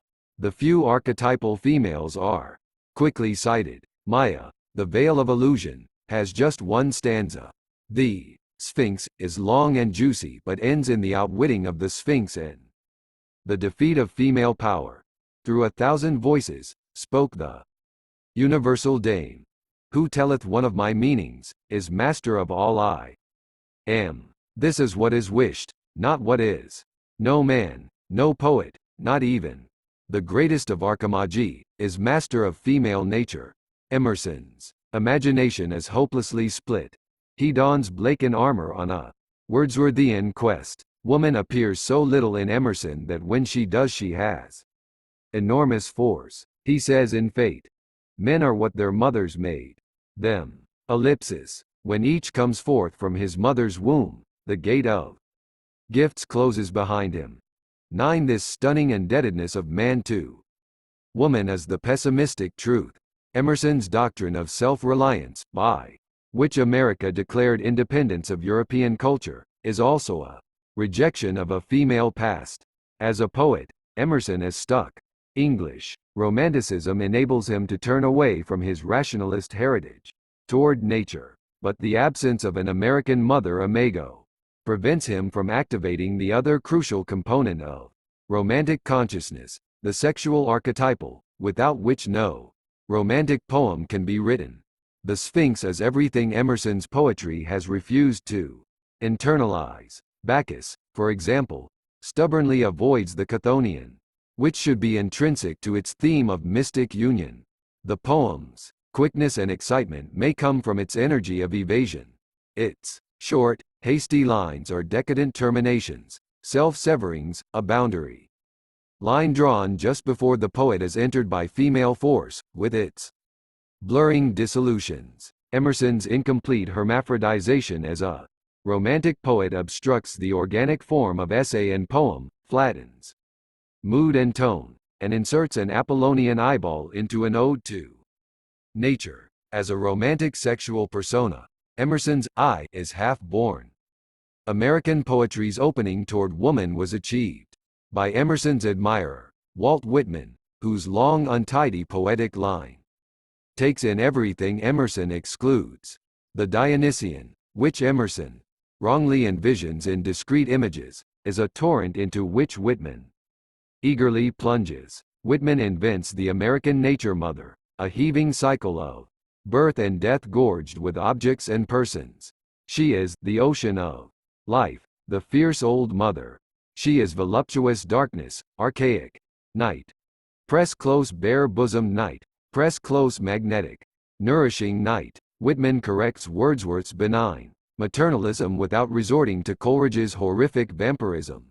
By bardic instinct rather than learning, he revives the cosmology of the ancient mother cults. He imagines a turbulent world pregnancy. Urge and urge and urge, always the procreant urge of the world. Always substance and increase, always sex. He hears voices of the threads that connect the stars, and of wombs and of the Father. Stuff. 10. The All-Mother encompassing this propagating universe is sexually dual. Whitman as son, lover and priest of the hermaphrodite goddess, with whom he unites through impersonation. He wants to assimilate all being into the self, imagined as a capacious sack. The epic catalogues of Leaves of Grass are the poet's gluttonous self, fecundation or female swelling, a portrait of the artist as great mother, a universal man-woman. Whitman solicits sexualized intrusions into his psyche. His technique is identification, the Dionysian empathic, of every hue and caste of every rank and religion, a farmer, mechanic, artist, gentleman, sailor, Quaker, prisoner, fancy man, rowdy.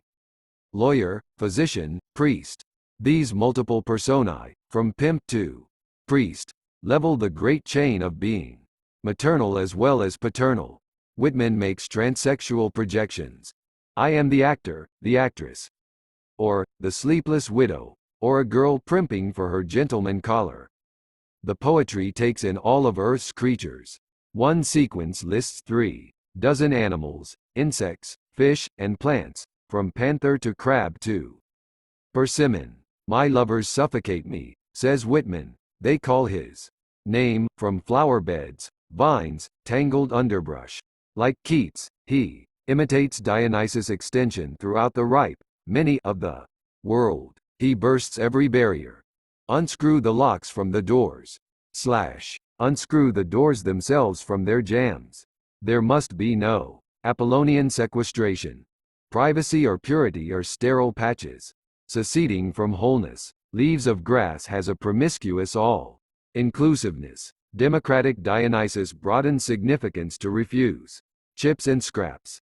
The deformed, trivial, flat, foolish, despised. Chaff, straw, splinters of wood, weeds, and the sea gluten, scum. Scales from shining rocks, leaves of salt lettuce, left by the tide. Judeo-Christian man rules this world, but Dionysian man is ruled by it. Whitman synthesizes contraries. Do I contradict myself? I am large, I contain multitudes. 11 Dionysus polymorphous perversity. Breaks down Apollonian categorization and hierarchy. Emerson's prophecy of the poet as liberator was fulfilled by Whitman, whose revolutionary free verse, like Antony in Egypt, overflows the measure. It sets all things into motion in nature's flux. In its freewheeling structure and perpetual metamorphosis, Leaves of Grass is literature's most perfectly Dionysian poetry. It descends from ancient chants naming the attributes, fruits, crops, and animals of the Earth Mother to awaken and stimulate her fertility. Whitman's weaknesses also come from his Dionysianism, which offends Apollonian form and decorum. At his best, he has the sublimity of Pindar. At his worst, he is screechy and cornball, like a carnival barker. But remember the unhappy precedent of Emerson, who could not become Dionysius Lusios, the liberator, because of his intellectual refinement. Like Baudelaire, Whitman seeks to scandalize the Christian and bourgeois. He is the conduit of forbidden voices, voices of sexes and lusts, voices indecent by me clarified and transfigured. He makes another swerve from the Protestant past. Puritanism, an austere cult of the inner life, honored acts but not objects. The pagan, Leaves of Grass, sweeping a jumble of reborn objects into itself, removes the ethical dimension from acts, which are now merely experiences. The Puritan wool, lulled in a Turkish bath of female relaxation, drops its confrontationalism. Whitman speaks of winds, whose soft tickling genitals rub against me. Or he sees the young men float on their backs, their white bellies bulge to the sun. 12. There are no erections in this world. Penises are pollen-flecked fruit, stirred by the breeze, or glossy tubers lapped in water. There is no tension or discipline, because Leaves of Grass makes languorous female realities supreme. Whitman's Dionysian multiplicities are a pagan syncretism, as shown by his Emerson-inspired appeals to Osiris, Isis, Belus, Brahma, Buddha.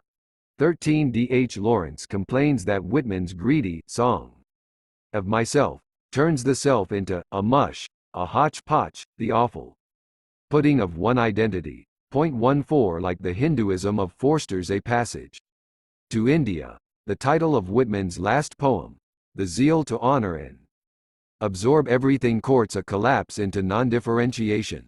But Whitman, who portrays himself as a Madonna della Misericordia, a hundred figures wrapped in her compassionate cloak, never fully succeeds in his Dionysian drive toward one expanded identity. Like Emerson with his heavy eyeball, Whitman finds the will to merge, blocked by a veil of flesh, his troublesome self. Leaves of Grass asserts unity but proves separateness. Its genial song of "embraceable you" draws reality in to fill a gnawing emptiness. This apparently generous poetry is marred by moral ambiguities, of which the most lurid is a decadent voyeurism. Like Moby Dick, Leaves of Grass is a high romantic work bedeviled by late romantic impulses. Whitman loves to linger in imagination by the beds of the sleeping and sick, a taste he later put into action in Civil War hospitals. The Sleepers, which I compared to Blake's Infant Joy, is a rhapsody on this subject. I wander all night in my vision, stepping with light feet, swiftly and noiselessly stepping and stopping, bending with open eyes over the shut eyes of sleepers. He stands in the dark, passing his hands soothingly to and fro a few inches from them. He goes from bedside to bedside, visiting children, corpses, drunks, onanists, idiots, spouses, sisters, everyone asleep or dead. In class, Milton Kessler spoke of the sleepers' ghoulishness and prurience. The poet makes a magical godlike gesture over the sleepers, who are like fetuses. He creates them. They are all helpless before him. Whitman's sympathy and identification are based on aggression and invasion. The poem has a scopophiliac tyranny. The omnipotent eye forces passivity on its objects, denying them personal consciousness. Whitman, normally the Dionysian enemy of hierarchy, spreads all mankind before him from horizon to horizon, in abject postures of subordination. The sleepers are matter, awaiting the impress of his mind. His criminal trespass, a violation of their dreams as well as bedrooms, has a hushed erotic excitement. The poem is a psychosexual breaking and entering, and Whitman is the vampire who walks by night. Like Blake, Whitman claims to shatter false laws, banishing sexual secrecy and shame. But his jovial exhibitionism is a mask. The Sleepers shows the scope of his self-concealment. As in Kubla Khan, the eyes of the crowd are closed to the poet, but now it is the poet who closes them. The Sleepers is a nocturnal patrol through the city of the dead. Whitman's relation to people is tense. He does not genuinely celebrate their otherness, their multiple identities, for these condemn him to solitude. Hence he enfolds them in archaic night, drowning them in the democracy of dissolution. His taut self-curtailments are a decadent closure. Whitman has a late romantic sister spirit in American literature. His decadent voyeurism looks forward to the lubricious death connoisseurship of Emily Dickinson. Unexpectedly, the hobo-sexual iconoclast and the spinster recluse share the same perverse sensibility. Whitman's sexual prowess is also not what it seems. Unable to trust his poetry's hermaphroditic message, he spent a lot of time advertising a virility that has since proved to be false. He wonderfully describes himself as hankering, gross, mystical, nude, turbulent, fleshy, sensual, eating, drinking and breeding. He spurns, neuters, and geldings in favor of men and women fully equipped. 15. This is not biography but psychography. That is, such fictive assertions constitute the masculine personae of the bisexual Leaves of Grass. In fact, the hermaphroditic all-mother is so potent a conception that the individual male is unnecessary, like Balzac's Avenger gathering an armed retinue to enter the female realm of the Oriental boudoir. Whitman must overemphasize his maleness to retain his own sex in the surging female nature of his poetry.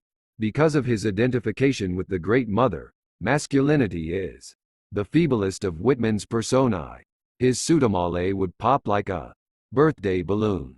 Swinburne, whose sensuous ocean mother was inspired by Whitman's, has no sexual anxiety in the same situation.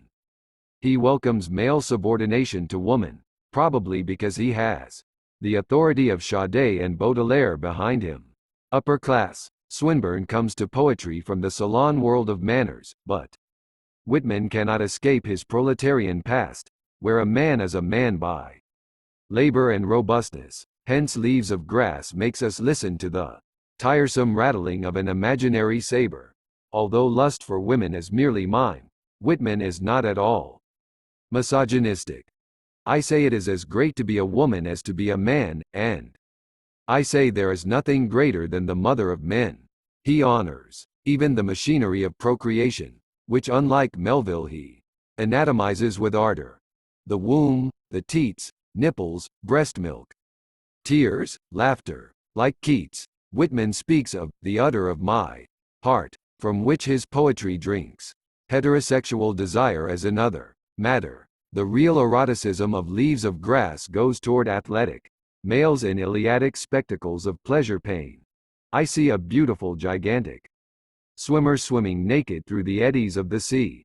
Ellipsis. I see his white body. I see his undaunted eyes. He is dashed on the rocks.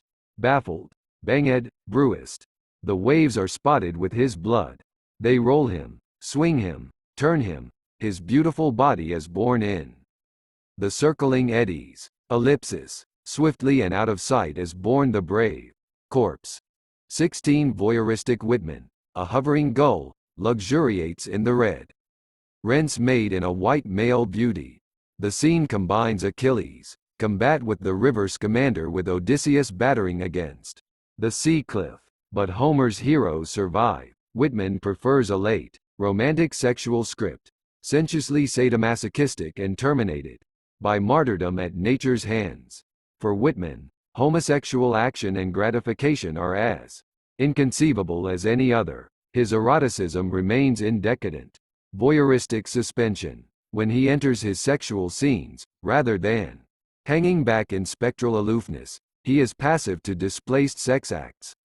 He remembers how you settled your head athwart my hips and gently turned over upon me, and parted the shirt from my bosom bone, and plunged your tongue to my bare stripped heart, and reached till you felt my beard, and reached till you held my feet. Unlike Christabel, whose tongue is stolen by homosexual rape, Whitman gains another, which snakes through him and incites him to ecstasies of language. The companion passage is the fantasy of the male heroine. I cited vis-a-vis Swinburne. I am the mashed fireman with breastbone broken. Tumbling walls buried me in their debris. 17. This is the bosom bone broken by the male tongue, a homosexual defloration. The fireman is mashed by an imploded womb, like Poe's flexing, fiery walls. My comrades tenderly lift me forth, like Queequeg delivering Tashtego from the whalehead. Whitman's firemen pull the poet from the cul-de-sac of the maternal body. The scene is a late romantic pietà, with Whitman the ritually slain son of the All-Mother. Desire is homosexual in Leaves of Grass for the same reason the penis stays soft. The physical impossibility of mating with the great mother, mountainous as Baudelaire's giantess. The male body is swallowed up in nature's enormity. Thus the futility of Whitman's Musselman shams. The masculine persona he covets is dwarfed to insignificance in his hermaphroditic cosmos, with its abundance and immensity. As in Swinburne, union is not genital but oral.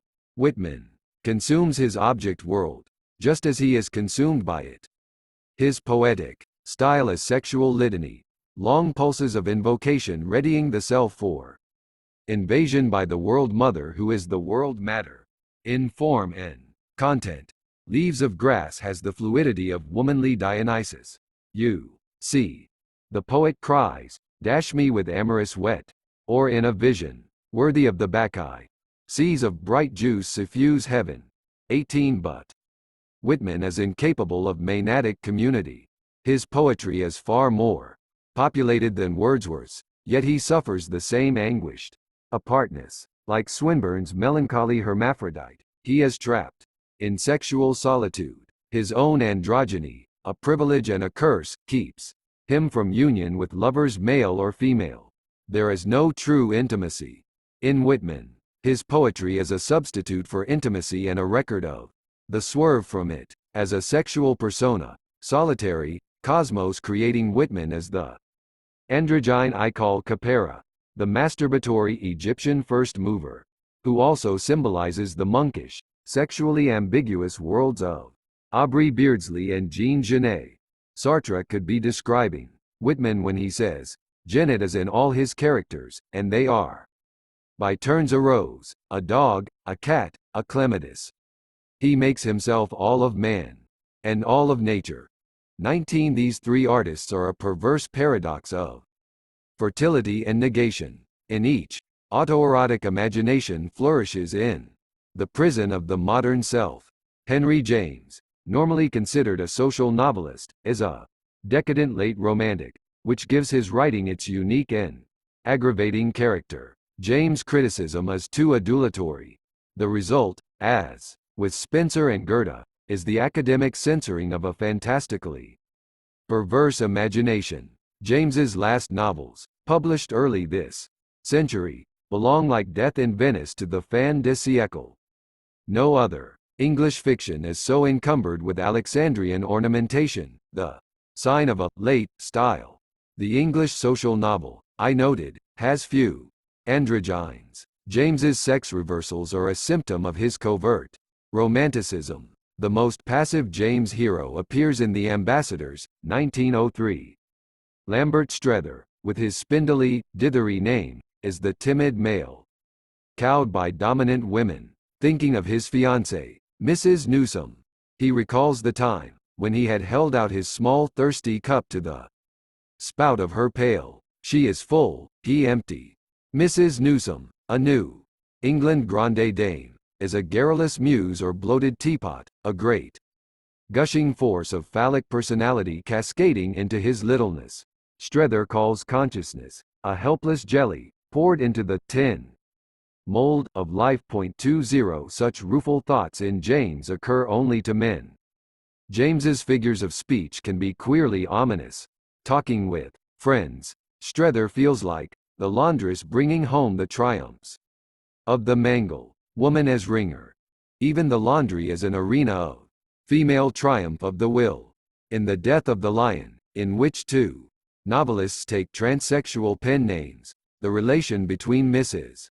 Wimbish and Neil Paraday parallels that between Mrs. Newsome and Strether. A blind, violent force, she is constructed of steel and leather. He, on the other hand, is of India rubber. Mrs. Wimbish is a brazen totem, a locomotive flattening a doll. She resembles Mrs. Loder of The Wings of the Dove, 1902, who is a projectile of great size, loaded and ready for use. Even Mrs. Lauder's furniture is so almost abnormally affirmative, so aggressively erect. She is the car of Juggernaut, bristling with the strange idols, the mystic excrescences of her massive furniture. The Jamesian dowager as a slow, crushing diesel, leading with a bosomy prow of grappling hooks. Mrs. Loder directs dinner conversation as if steering a boat, resuming, with a splash of her screw, her cruise among the islands.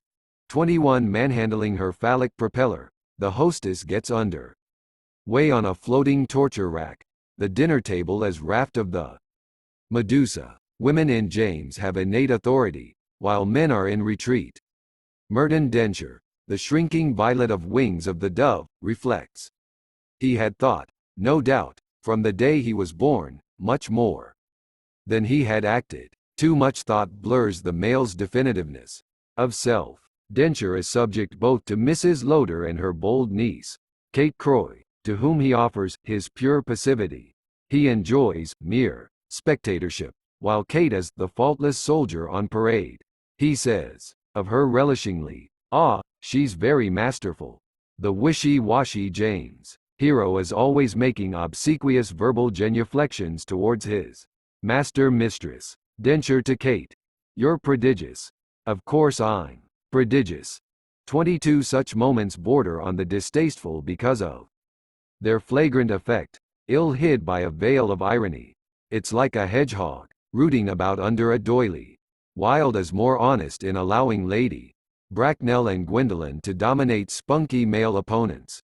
James, maneuvering his insipid heroes into reverential attitudes, makes himself a court hermaphrodite. an unctuous flatterer at the Queen's court. His slavishness is another version of the cultic reverence of Poe, Baudelaire, and Swinburne for their romantic vampires. As a sexual persona, the passive male predates James's decadent late phase. Sickly Ralph Touchett of The Portrait of a Lady, 1881, is genetically half feminine. His father was the more motherly, and his mother, paternal, even gubernatorial. He is an accidental cohesion of related angles. He shambled, and stumbled, and shuffled, in a manner that denoted great physical helplessness. This maladroit marionette says of his subservience to the plucky heroine, Isabel Archer has acted on me. Yes, she acts on every one. But I have been absolutely passive. 23. The Jamesian male puts himself under the influence of female power, like a patient submitting to a hypnotist. He glows only in reflection, the male moon to a female sun. In his late work, James drops invalidism as an excuse for his hero's inertia. The protagonist of The Beast in the Jungle, 1903, does not marry simply because, like Melville's Bartleby, he would prefer not to. His virginal modesty is a modern Abulia. The Jamesian male, with his urban pallor, is a Bartleby with a bank account. Avoiding marriage, he is the opposite of the English Renaissance androgynes, who stampede toward the altar. Like Mademoiselle de Maupin, he remains alone to protect his androgyny, but unlike Maupin, he chooses passivity and stasis, female waiting. James's sadomasochistic scheme also has female victims. 3. Novels join the theme of lesbian enthrallment to the humiliation of an unworldly young woman.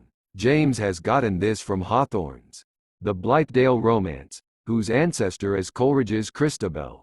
Thus, Romanticism flows directly into the plotting of his major novels. Masterful Isabel Archer is herself mastered by the clever and fascinating Madame Merle, with whom she has a faintly erotic relationship. Merle urges her to get used to men in order to despise them. The Portrait of a Lady has two theatrical moments of domination and submission, based on the vampire epiphanies of Romanticism. First, Isabel, entering a drawing room, finds Merle standing and the aesthetical Gilbert Osmond seated, looking up at her. This is a breach of decorum. No gentleman sits while a lady stands. Madame Merle is in command, outside the social frame. The second incident is the novel's climactic revelation, where Isabel repeats the subordinate posture. "Who are you? What are you?" Isabel murmured. "What have you to do with my husband? What have you to do with me?" Madame Merle slowly got up, stroking her muff, but not removing her eyes from Isabel's face. "Everything," she answered. Isabel sat there looking up at her, without rising. Her face was almost a prayer to be enlightened. But the light of her visitor's eyes seemed only a darkness. "Oh, misery," she murmured at last, and she fell back, covering her face with her hands. It had come over her like a high surging wave that Mrs. Touchett was right. Madame Merle had married her. 24. Merle, via Hawthorne, is the vampire Geraldine transfixing the eyes and overcoming the will of kneeling Christabel. Even the suggestive muff stroking evokes Coleridge's scene of seduction. Madame Merle had married her in period parlance. This means Merle secretly arranged Isabel's marriage, married her off. But in a perverse ambiguity, it also means Merle has made Isabel her own lesbian bride. Their union is on the conspiratorial level of demonic mentalization, where the vampire triumphs. "Who are you? What are you?" Merle, blackbird, in French, is an emanation of animal night. A romantic intrusion into a social novel. A similar shadowy design governs the wings of the dove. Artless, Millie Thiel is bewitched by her wondrous victimizer, Kate Croy, who seems like a breezy boy. Millie is preoccupied with Kate's charismatic beauty. Fending off a proposal from Lord Mark, she suggests he marry Kate instead, because she's the handsomest and cleverest and most charming creature I ever saw, and because if I were a man I should simply adore her. In fact I do as it is. 25 So Mark is to act as Millie's proxy in possessing Kate, or as Kate to usurp Millie's identity by doubling for her in her adult roles. Exactly what Coleridge's vampire does the morning after the seduction. The most blatant of James's plots of lesbian bonding and entrapment as the Bostonians, 1886, whose debt to the Blithedale romance is well recognized. Hawthorne's willful Zenobia has become domineering Olive Chancellor, a feminist spinster.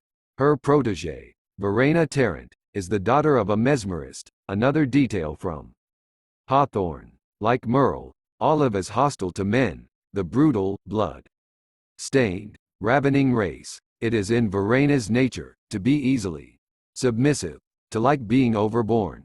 She is the psychologically undefended woman of pure femininity whom we have met in Spencer, Sade, Blake, Coleridge, and Balzac. Her sexual simplicity is an emptiness attracting predators, male and female. I suspect the Bostonians' power struggle between a rich lesbian and an egotistical ladies' man for a feminine girl comes from Balzac's The Girl with the Golden Eyes. As in Balzac, the lesbian is a fierce androgyne, her gender in question. What sex was it? Great heaven! 26. Hawthorne as to James as Poe as to Baudelaire, the transmitter of Coleridge's demonic psychology of sex and power. In no other way could James, a social novelist, have come into deep imaginative contact with Coleridge. The social novel, I argued, is predicated on control or exclusion of the sexual archetypal, a source of public and private disorder. The sequence Coleridge, Hawthorne, James parallels the sequence Balzac, Baudelaire, Swinburne as a line of descent of lesbian erotica. One lesbian couple is refracted into three beams of identity. The sexually ambivalent artist projects himself into the passive girl, corrupted by a dominatrix. Edmund Wilson sees transsexual identification in all James's heroines. James's interest in immature girls who are objects of desire or defilement came from a polarization with his brother William in an opposition of feminine and masculine. There was always in Henry James an innocent little girl whom he cherished and loved and protected, and yet whom he later tried to violate, whom he even tried to kill. 27 What is perverse in James is the obsessive repetition of this psychodrama. Like Poe, he writes the same story over and over again. Repetition, imperfect individuation. As in Wuthering Heights, such blurring of characterization signals the presence of romanticism. Like Poe's Red Death, the Bostonians is unique among James's works in having a virile hero. The pushy Basil Ransom is no Jamesian milquetoast. The lesbianism is also more explicit than in any other novel. The two things are related. Masculinity emerges unimpaired in the Bostonians because of the completeness with which James has fused with passive Verena. Olive's unmasked lesbian ardor holds him in his transsexual state, without risk of contamination by maleness. Hence Basil, left to himself, can expand to the limit of his gender. My archetypal analysis of the Scarlet Letter and the Minister's Black Veil would suggest that in the Blithedale romance Hawthorne has similarly projected himself, by sexual metathesis, into the meek maiden who is the object of lesbian domination. Thus he penetrates into the female magic circle denied him in the Scarlet Letter. Borrowing Hawthorne's motif for a social novel, James revises it. In the Blithedale romance, society constructing energies fail, and suicidal Zenobia returns to nature, absorbed into the black river of death, with its weedy and slimy heart. 28 But Olive Chancellor is only an irritable political ideologue whose summary Cape Cod has no connection to dangerous Chthonian nature. James's transfer of Hawthorne's lesbian couple into a social novel is exactly like Wilde's ritual purification of Salome by turning its vampire into the mannered twin androgynes Gwendolen and Cecily. My theory again. High comedy is always a defeat of the Chthonian, the Bostonians as the Blythedale romance de-demonized. It demonstrates that James's comedy of manners is a strategy of resistance to the perverse romantic undercurrent in American literature. No James story better shows what must be kept out than The Turn of the Screw, 1898. Its literary gamesmanship. Charlotte Bronte's governess invades the Arcadia of a Jane Austen country house, which she disorders with Poe's obsessive eroticism. As we shall see, James's immediate target is the importance of being earnest, staged 3 years earlier. Tending a boy and girl of angelic beauty, the governess falls under the sway of two demons of blatant opacity, who menace the children's Apollonian transparency. Peter Quint and Miss Jessel are homosexual fiends, returned from the dead, servants turned master. In a Saturnalian or rather Saturnian reversal, they exert a leaden, obstructive pressure on the story. 29. The Turn of the Screw is brilliantly poised between the reality and unreality of its ghosts. Kenneth Burke says, the governess struggle with the ghosts of her predecessors for the possession of the children is not sexual, as judged by literal tests of sexual appetite. But it is ambiguously sexual, a sexuality surrounded at every point by mystification. We see one class struggling to possess the soul of another class, adult versus children, a classification prior to sex, and leading into the mysteries of ancestor worship. 30 ancestors are worshipped to keep their ghosts from encroaching on the living. Quint and Jessel are harpies, snatchers. The evil into which they threaten to abduct the children is more potent for its vagueness. Their lust is for homosexual capture, not contact. They entice their victims into a world of sexual antimatter. Jeffrey Hartman speaks of James's superstitious response to Spirit of Place. 31 Quint and Jessel are malign genii loci, guardians of a territory one may enter but never leave. By cohabitation rather than blood, they construct an unholy family, a house outside the law. It is a more sinister version of the unsavory four-branch menage into which the densely Jessel-like Madame Merle draws Isabel Archer, the governess, regent of a realm from which the owner absents himself in godlike indifference, is a late romantic imaginist who creates a psychodrama of enslavement. As usual in decadence, the medium of domination is the visual. In the first apparition, Quint stands on the crenellated tower, gazing at the governess with a bold, hard stare, too free to belong to a gentleman. In the second, he stands outside the window looking in, staring at her with a look deep and hard. In the third, a woman in black, pale and dreadful, stands across the lake gazing at little Flora, a Botticellian name. She fixed the child with awful eyes, with a kind of fury of intention. 32 Jessel's ocular fixation belongs to Coleridge's vampire. Her gaze is a paralytic intervention in nature, fixing Flora in eerily prolonged childhood, sexually aging her mind while halting maturation of her body. The vampire, by sudden hierarchic assertion, projects the white leprosy of time. The Turn of the Screw's great planes of eye contact are one of the most sensational examples of the tyranny of the visual in French, English, and American late Romanticism. Quint and Jessel exist not as characters, in a novelistic sense, but as nodes of visibility. They are hieratic personae in a cult of the Western eye. The womb tombs of the Gothic tale of terror empty themselves into the story's appalling open spaces, with their violent, piercing sightlines. James demonstrates the aggression in the act of Western seeing, an iron chain binding person to person in Euclidean triangles. Quint and Jessel's opacity comes from their intensity of seeing and being seen, which withers them like Wordsworth's Solitaries or Baudelaire's Crucified Poet. They are points of negative cathexis, reverse images of the entrancing art object. Hierarchs of Sarracine and Dorian Gray.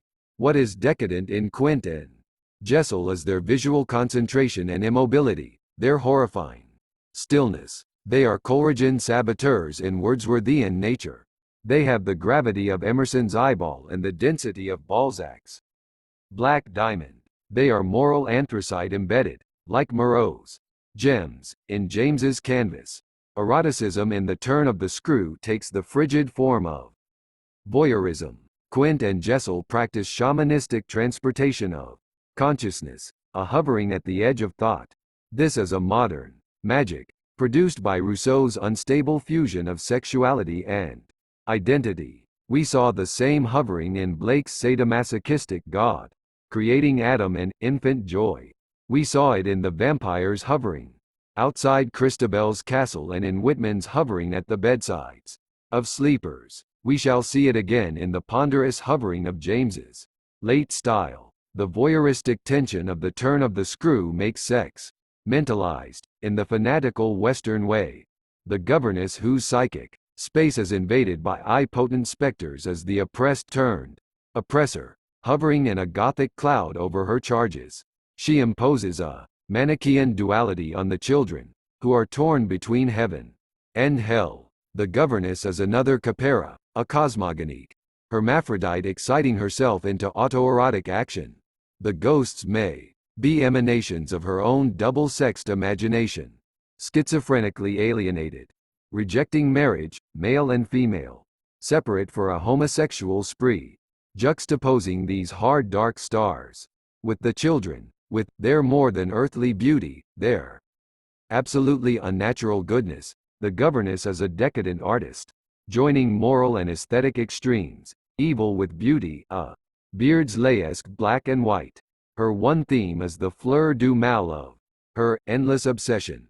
33 Like Blake's beetles with their frozen wands, she kills in order to save, enveloping the children in her mortifying fiction. A headstrong hermaphrodite lost in self-pleasuring fantasy at the country house of an uncle guardian absent in the city. We have already met James's governess in Wild Cecily Cardew, whose tutor Miss Prism becomes the housekeeper Mrs. Gross. Cecily is Salome purified of the Chthonian. The Turn of the Screw redemonizes her. 34. What of the screw of the title?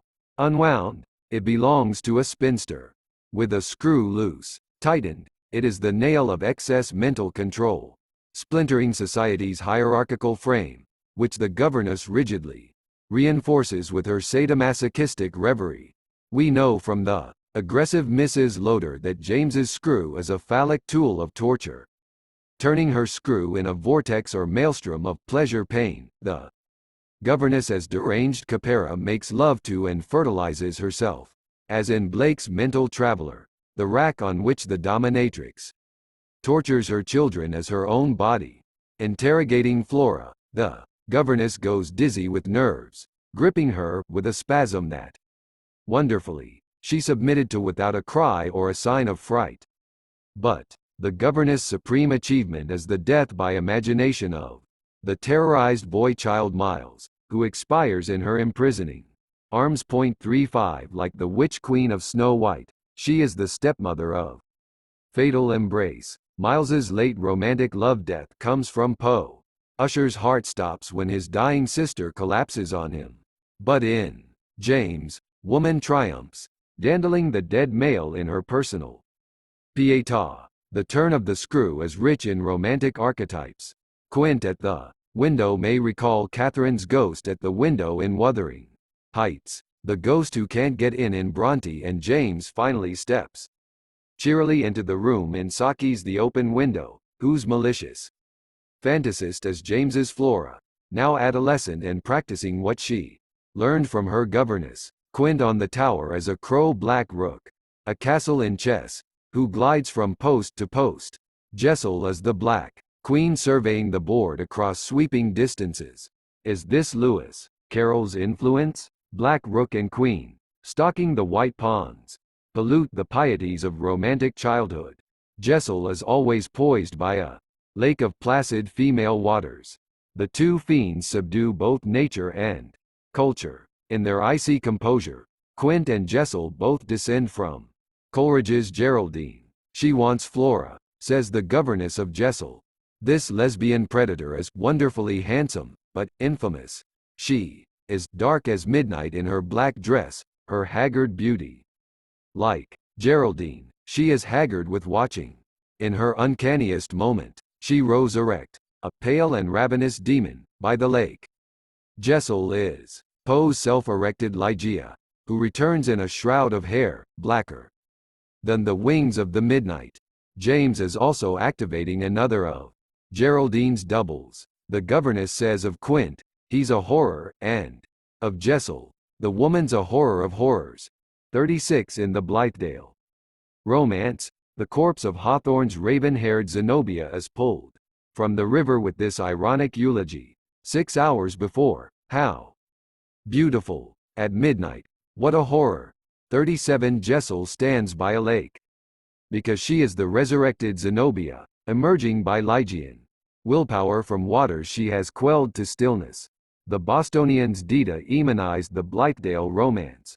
But the turn of the screw is a great rebirth of the archaic, returning Hawthorne to his Coleridgean source by infusions of charismatic late Romantic evil.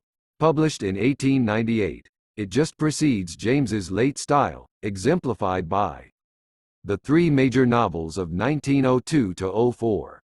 My theory.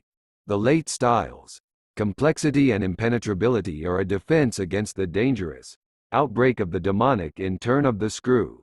In this story, the middle-class country house, the sphere of experience opened by Jane Austen, is swamped by the romantic and irrational. James's vocation as a social novelist was under secret attack by forces of the perverse.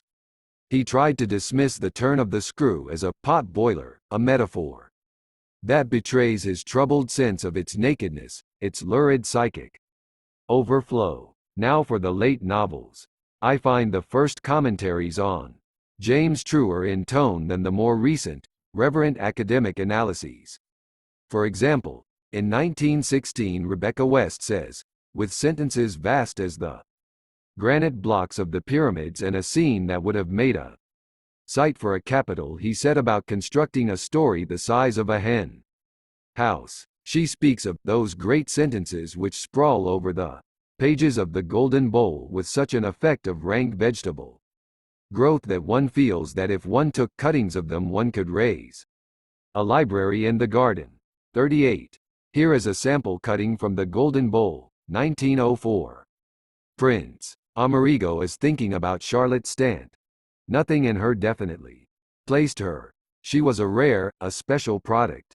Her singleness, her solitude, her want of means, that is her want of ramifications and other advantages, contributed to enrich her somehow with an odd, precious neutrality, to constitute for her, so detached yet so aware, a sort of small social capital. 39 Nothing definitely. We are in limbo. Social novels normally chart social relationships. But James wants Charlotte without relation. Detached, neutral, unramified, she floats free. James disorients the reader by dimming the spatial and psychological premises of perception. The character set before us becomes more, not less nebulous, an apparition that we strain to bring into focus but that eludes three-dimensional resolution. Syntax is equally perverse. The prose is self-interrupted by hedging clauses, endless qualifications of decadent precision, a pedantry numbing by over-abstraction. James has a baffling style. That is, he sets the prose as a baffler, barrier between the reader and the thing described. In conversations, what is not said presses upon what is.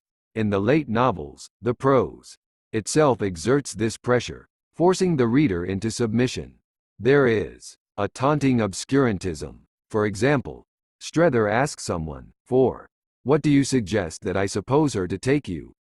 40 This busy mound of supposition, with its stately rotation of points of view, is like an anthill we gingerly step around. It is 3 times removed from emotion. People who dislike James are not simpletons impatient with complexity. His claim to explore every mental nuance is false. There is good reason to be repelled by James's duplicity and guile. For line by line we are being deflected from what we really want to know. His web of qualification is a ruse. Like Penelope, he weaves and unweaves to delude us. We try to enter his world but are checked by an invisible force. The turgidity of the prose is a buzzing background noise or scrim of chalky powder, covering even the print on the page. The self-concealing technique reverses that of Blake's infant joy, which sucks the demonized reader into a burrow or vacuum. The turn of the screw is infant joy, writ large. It is a dream of the ease and horror of psychological invasion. In the late novels, therefore, James's systematic exclusion of the reader is crucial to his defense against the demonic. James has a reputation as a psychologist. Yes, he records internal events, but his psychological insights are not particularly abundant. James is monotonous. His characters' inner lives are poorly personalized. There is only one consciousness, his own. Saying James has a very short list of characters. Forster makes the kind of remark I value from early commentary. Maimed creatures can alone breathe. In Henry James's pages, maimed yet specialized, they remind one of the exquisite deformities who haunted Egyptian art in the reign of Akhenaten. Huge heads and tiny legs, but nevertheless charming. 41. James's world is populated by a small nuclear family in claustrophobic proximity. Even travel to Europe is another closure. Open any novel at random. Who is being talked about? We grope about, at a loss. Names are rare. James likes luxurious misty rowings. Through he, she, you, I as in Emerson, there is a limitation on Personae. James's novels are romantic family romance. His internal world is a compromise between social reality and the preconscious realm of imagination and archetype into which romanticism descends. James describes states of waiting. He seeks fullness, retention, rumination in the bovine sense. The unexpressed as an edemic engorgement, a male pregnancy without issue. Wilde, who did not even live to see the final novels, said, Mr. Henry James writes fiction as if it were a painful duty. 42. Reading late James is like swimming upstream. The prose resists us with its weight and opacity, its dizzying, smothering welter, a phrase from the Golden Bowl. 43. In his romantic withdrawal from masculinity, James wraps each act or remark in an immobilizing sheath of excess words. He sadistically imposes a sense of frustration and entrammelment on the reader. The prose is the medium but not the message. It reproduces the density of ambiguous circumstance in which the characters are caught. It is a large, humming, hovering mass. Not everything in James is artistically intelligible. As a stream of consciousness writer, he is quite unlike Proust or Woolf in the vague menace we feel in his situations. He has a late romantic disease of unease. The cumbersome tapestry of his writing is fouled with catches or snarls. When her father refers to her duty, Kate Croy's tired smile watched the word as if it had taken on a small grotesque visibility. 44. I will argue that grotesque visibility is one of James's primary techniques. The dense swaying mass of his prose rouses itself into tottering apexes of metaphor. In the late novels increasingly bizarre and sensational, I called the ghosts of turn of the screw nodes of visibility. The metaphors are the same thing in new form. James's grotesque metaphors are decadent tropes of moral and sexual ambiguity. Millie Thiel thinks of her relation to her doctor as something done up in the softest silk and tucked away under the arm of memory. Memory, hardly likely to be parading about with silk stuffs under her arm, is a recumbent goddess, a decadent corpse laid out in lavender. Millie thinks of pity holding up its telltale face, like a head on a pike, in a French Revolution, bobbing before a window. 45 We are to imagine some sleepy Parisian stay at home, looking up from a book to see a guillotined head dancing outside. Pity, paternalized, is hostile, an evil portent.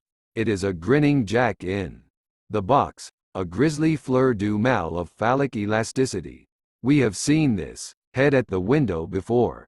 By her sadomasochistic reverie, mild, Millie Thiel revives the stalking demon Peter Quint of the turn of the screw. Kate Croy's father declares, "If I offer you to efface myself, it's for the final, fatal sponge that I ask, well saturated and well applied." 46. Fatal sponges are refugees from horror films.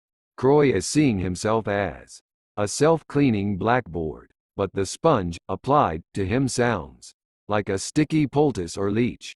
He seems to be inviting the obliterating contact of his daughter's slavering lips, a filial kiss of death.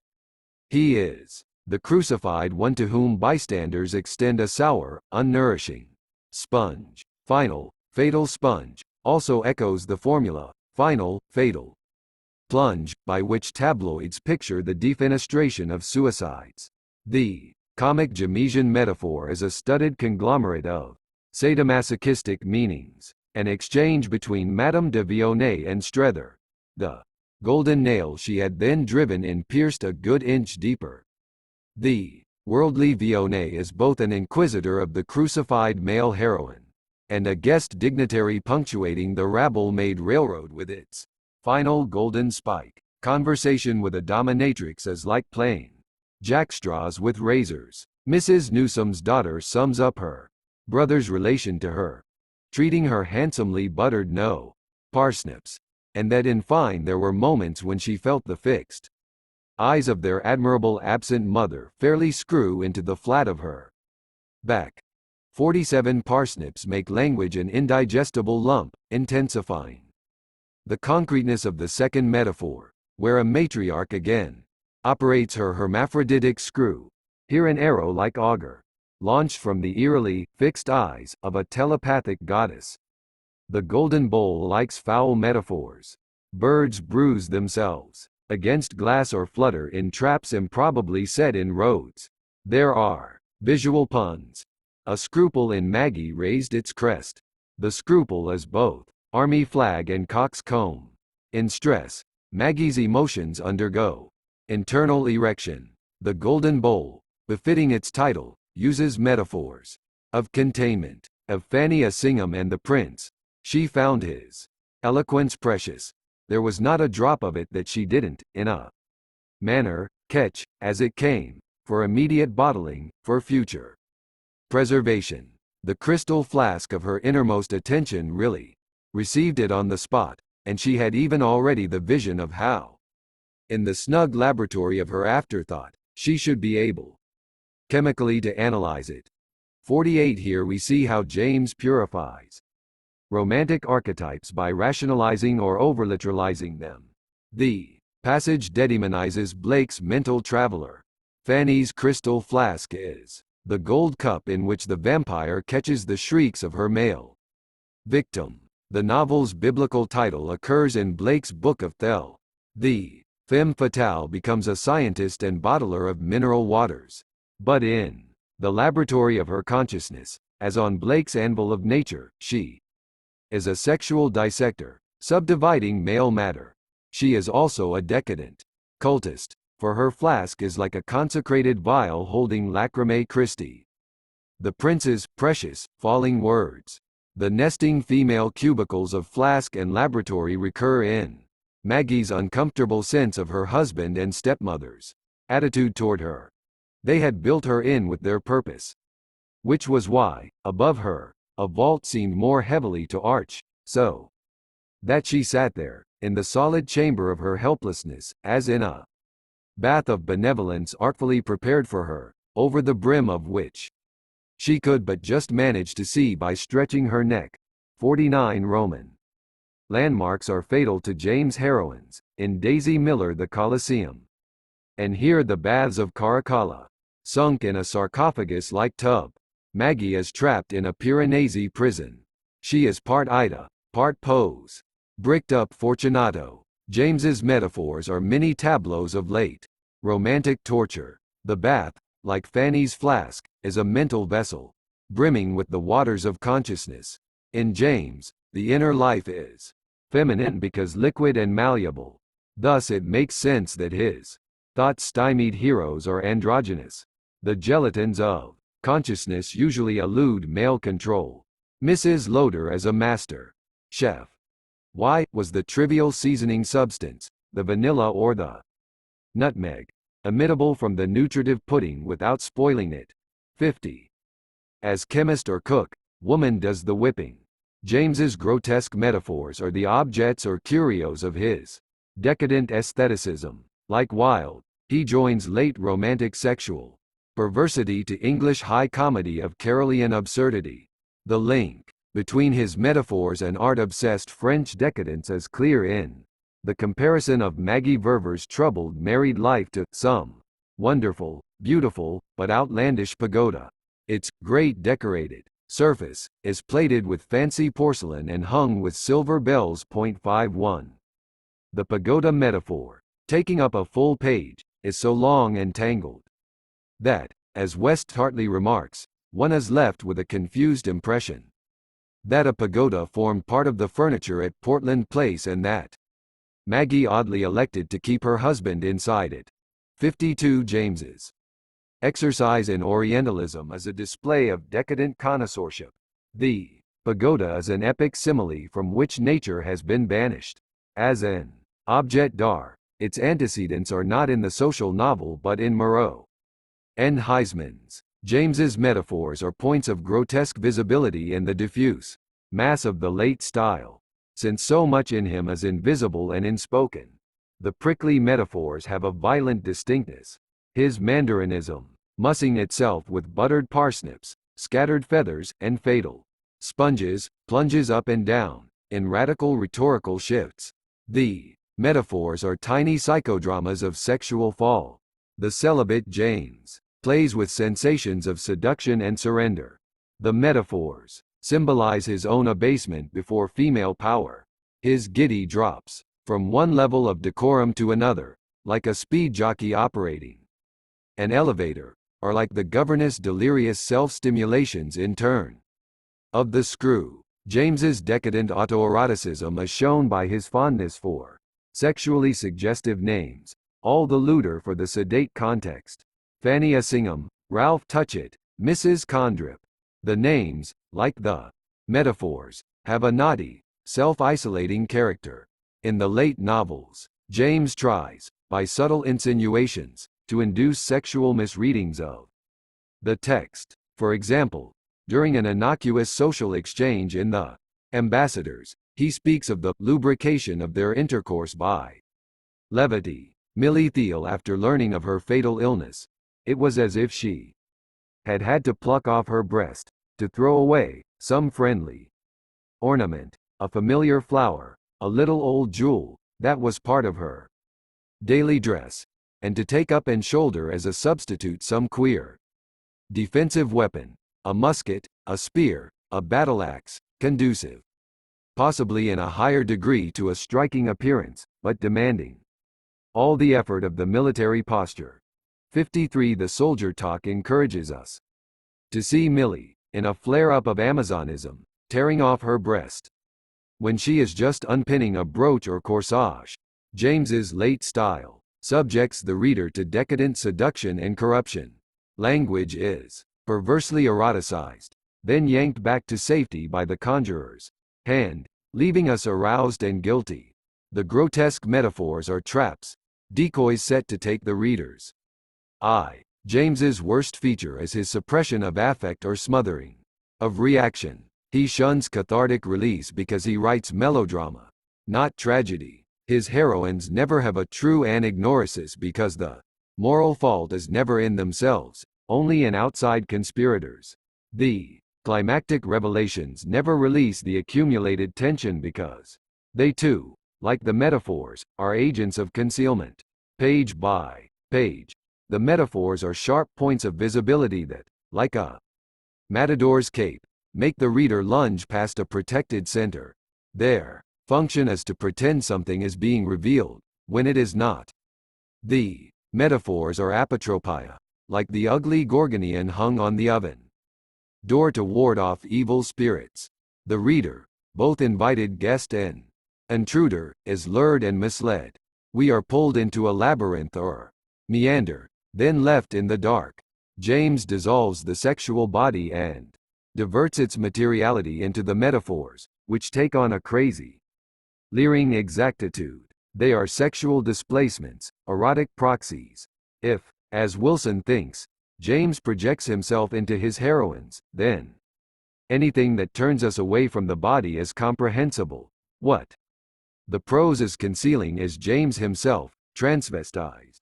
The obscure late style is itself a sexual projection, for whenever I labor under its enormous constraints, I think someone is there who lingers at the periphery of narrative, just like the demons of Turn of the Screw. James says Isabel Archer's reputation for reading hung about her like the cloudy envelope of a goddess in an epic. Bossy Mrs. Loder also has a charismatic aura. Her interlocutor's mind is filled with a cloud of questions out of which Maud Manningham's large-seated self loomed, like an oracle.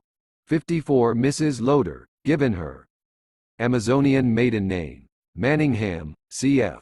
The maiden name of Hawthorne's mother, is a pythoness enthroned like Angra's Jupiter. The cloud wrapping her and Isabel is an emanation of female power. It is identical to the haziness of James's late style.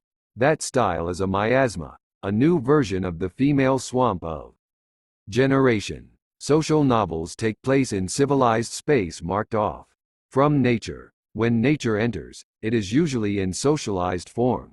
For example, Isabel, in a hotel in Rome, sits alone in a wilderness of yellow upholstery. This is one of the hostile environments, like Spencer's grove of animate trees, through which the heroine must make her way. Like Wilde, James recasts nature as interior decor. His miasma, still recognizably Chthonian, first appears in Daisy Miller. It is the fatal infection Daisy contracts during her picturesque night in the Colosseum. The story, to my happy surprise, actually describes the Colosseum's historic atmosphere as a villainous miasma.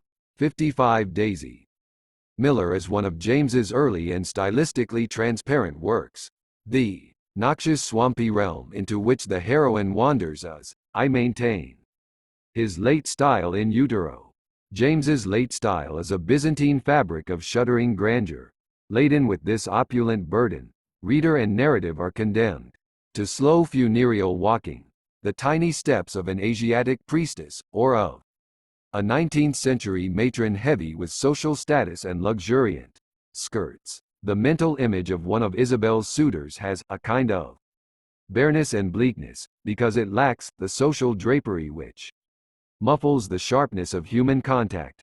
56 James's muffling social drapery as female fabric hung between persons to prevent human contact. The mother's robes are materialized in his massy, ponderous style. James's world, we have seen, is ruled by women. With a few slick exceptions, men are limited, subordinate, or ludicrous. The mother herself presses turgidly on the late novels, a paralyzing biographical force whom James both resists and adores. We feel her hovering in his ornate style. Donning a prose of female drapery, he unites with the mother through ritual impersonation. The son lover of the goddess commits incest through his hieratic, hermaphrodized language. But this holy marriage is full of danger. James says of Prince Amerigo and his mistress, the intensity both of the union and the caution became a workable substitute for contact. 57 Everywhere in James, we feel an unsettling caution. The writer of the late novels is like Condorcet, disguised as a girl by his mother in order, according to Fraser, to foil the evil eye. In James, the mother herself is the evil eye. She protects him from the demonic, loaning him her clothing, in the aegis form of the late style, as a defense against the specters of Turn of the Screw. but she is also the channel of the demonic, through which man is crushed and humiliated by nature. James's union with the mother is an imprisonment that we, oppressed by his style, share. She prevents him from fully entering the world of Personae. He is detained by her in a median state, halfway between romanticism and the social novel, his artistic goal. So we wait, and wait and wait. Nothing ever happens in James, because he and we are hostages caught in a crossfire. James's repressions and evasions are many, varied, and exhausting. Why more people are not seen rushing shrieking from libraries, shredded James novels in their hands, I cannot say. I used to wonder whether enthusiasm for him was based on identification, since his passive, tentative heroes resemble many academics. Perhaps what is intolerable is his enshrinement in a soporific criticism. So much must be overlooked to crown him with laurel. But if James is understood as a late romantic, a decadent in my extended sense, then his sadomasochistic perversities take coherent form, integrated with his witty aestheticism and ambiguous sexual personae. His fussy late style is decadent because it is both fastidious and excessive. George Moore called James a self-made eunuch, implying he was a prude. And Sissy.58 This is much too simple. Sex cannot be understood apart from nature. James's rhetorical impediments and frustrations arise from a suppression of the demonic, in which sex is included but to which sex too is subject. 24. Amherst's Madame de Chaudet. Emily Dickinson. American Romanticism, I have argued, is really decadent. Late Romanticism, the century-long evolution through which Coleridge finally triumphs over Wordsworth. Poe and Hawthorne are already registering late Romantic perversities in the 1830s. Therefore, the tardy dates of Tom Sawyer, 1876, and Huckleberry Finn, 1884, show what is wrong with Mark Twain. His Wordsworthian idols are completely out of sync with the internal development of major American literature. The two books are bourgeois fantasies about childhood and lower-class life. As in my youth, teachers continue to inflict them on students as somehow proper reading. It took me 20 years to work out a critical theory to explain why I found Twain so hateful. His dislike of the witty Jane Austen provided the key. His rejection of her Enlightenment hierarchism is partly an unconscious rejection of the innate hierarchism of late Romanticism. Twain is trying to turn the Romantic clock back. His folksiness and pastoralism are counterfeit, as decadent as Marie Antoinette's masquerades as a shepherdess. The gloomy negativity of Twain's later life is no puzzle to me. His Wordsworthian benevolence was always false. The hierarchical Lewis Carroll is the true poet of childhood, with its mystery, cruelty, and blatant aggressions. Twain as a fabulist, fable as martial myth. It is myth stripped of Chthonian realities. Scratch a fabulist, and you'll find fear of woman and fear of nature. Storytelling or yarn spinning is what men do among men. It is a ritual of avoidance, a deflection of the psychological turbulence of men's lives with women. Twain's boy stories are songs of innocence, 60 years past their time. Romanticism is in its degenerate late phase. Dark, sexual songs of experience are the authentic late Romantic voice. And this leads us to Emily Dickinson, the greatest of women poets. Less melodious than Sappho, Dickinson is conceptually vaster, for she assimilates 2 more millennia of Western experience. No major figure in literary history has been more misunderstood, ignored by her own time. Dickinson was sentimentalized in her Renaissance. After 30 years of scholarship, the modernist complexity of her high style is universally recognized, but criticism still ignores the bulk of mawkish lyrics in her collected works. There is no integration of her high and low styles. Psychoanalytic readings are slowly making their way, but the academic view of her remains too genteel. The horrifying and ruthless in her are tempered or suppressed. Emily Dickinson is the female Sade, and her poems are the prison dreams of a self-incarcerated, sadomasochistic imaginist. When she is rescued from American studies departments and juxtaposed with Dante and Baudelaire, her barbarities and diabolical acts of will become glaringly apparent. Dickinson inherits through Blake the rape cycle of the Fairy Queen.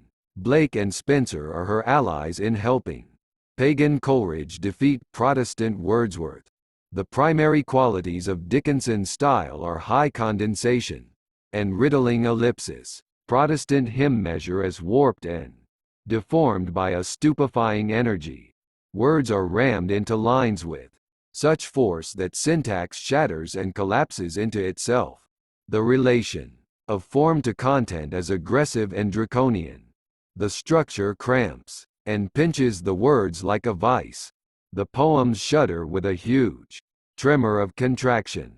Dickinson's poetry is like the shrinking room of Poe's The Pit and the Pendulum, a torture chamber and arena of extremity. We are in the womb tomb of decadent closure. Dickinson has two representational modes, which I call the Sadine and the Wordsworthian. The brutality of this belle of Amherst would stop a truck. She is a virtuoso of sadomasochistic surrealism. The brain, within its groove, runs evenly and true, but let a splinter swerve. One like the metaphysical poets, she finds metaphors among the mechanical and domestic arts, blacksmithing, carpentry, cooking, sewing. In this example, the brain, detached as Emerson's eyeball, is humming merrily along in its underground railroad of daily custom, when it is suddenly pierced by a splinter shooting off the wooden track. Analysts of emotion do not normally think of the brain as a soft mass spitted by malicious barbs. As in James, the metaphor belongs to horror films or rotisserie cooking. It always reminds me of a breakfast-hour high school driver education film that made us contemplate a dead truck driver, his skull crushed against the dashboard by a load of lumber shifting forward. The analogies in art to Dickinson's wood-speared brain are pagan or Catholic. The Iliad's gruesome battlefield deaths or Montaigne's street Sebastian, transfixed by an arrow from chin to pate. In its sheer gratuitousness, the metaphor resembles the tortures of 120 Days of Sodom, where Sade jams lethal blades, rods, and spikes into every orifice of the body. Dickinson prefers the word brain to mind. It is one of her earthy Anglo-Saxon tropes. She makes sharp Sadine comedy out of treating the brain as a thing. The brain is just the weight of God. For heft them pound for pound, and they will differ, if they do. As syllable from sound, 632.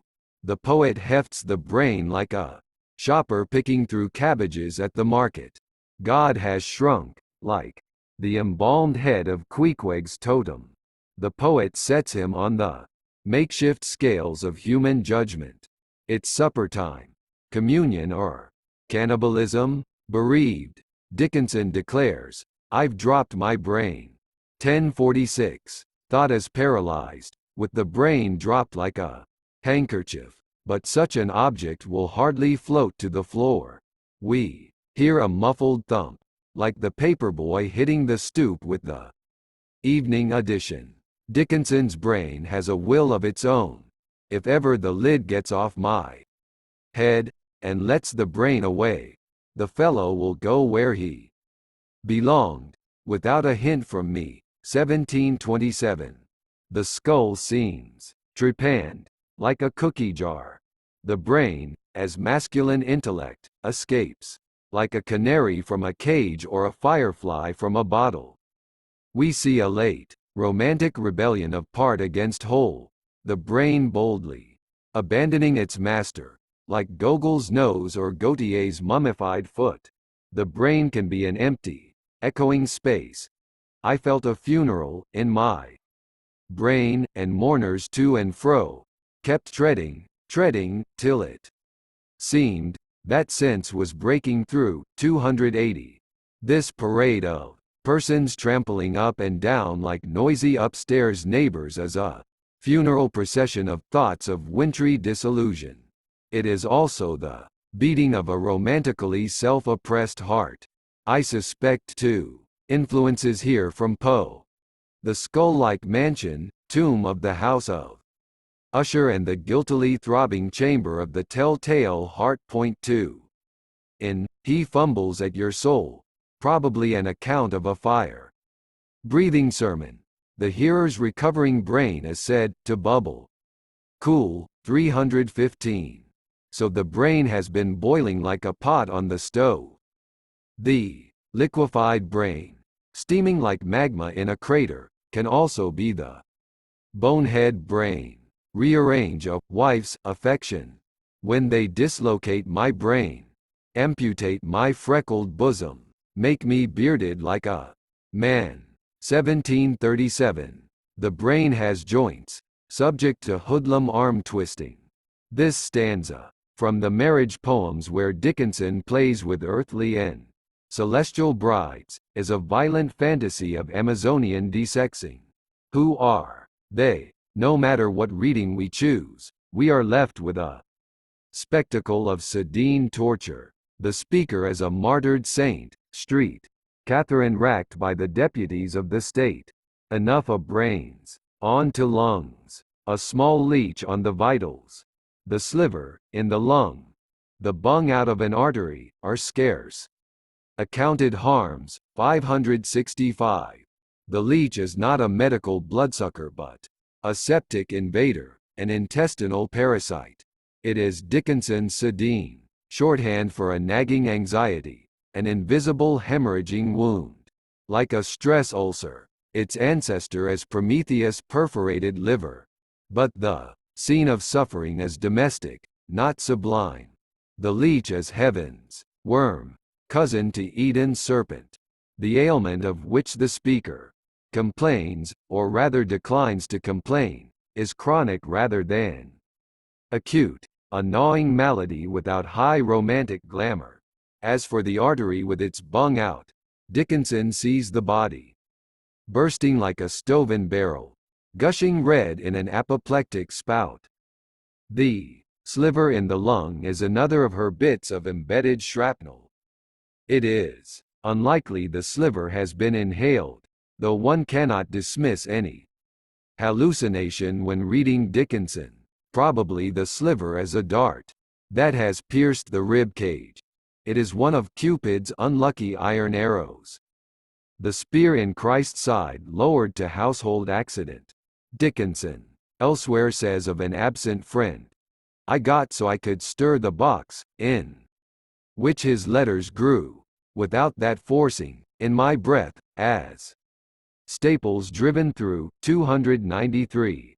Staples hammered into the thorax are her tender way of describing a catch in the breath, by which we should also understand the sliver in the lung. Returning to that stanza, we see how much irrational visual material it contains. The speaker stands with bungs out and leeches and splinters all over her body, like a human porcupine. The representational style is Asiatic. As in the platform scene of The Scarlet Letter, we see the Ephesian Artemis, an idol studded with grotesque sacrificial symbols. Dickinson's sadomasochistic metaphors are usually overdetermined, in the Freudian sense. That is, they are conflations of multiple meanings. For instance, the disagreeable staple occurs elsewhere, showing its inherited associations. They ally once more. For bouts of harassment, they put us far apart. They took away our eyes. They summoned us to die. With sweet alacrity, we stood upon our stapled feet, condemned but just to see. 474.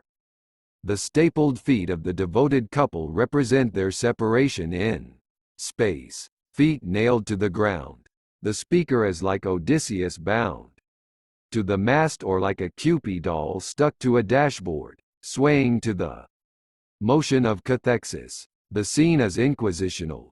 Two prisoners are slain for their fidelity. The speaker is like Oedipus, his ankles pierced by the jealous king, or like Christ nailed up with his criminal companions. The phrase, stapled feet, is purposefully reductive in making the carpenter's son victim of a satiric carpentry. Jesus as carpenter often appears in Dickinson. He is master of the art of boards, or God forces him and humanity to walk the plank. Point 3. Dickinson strews puncture wounds liberally through her poetry. She says of one of her heroes, fate impaled him on her fiercest stakes. 1031. Fiercest may mean sharpest, but it could also mean bluntest, to maximize pain.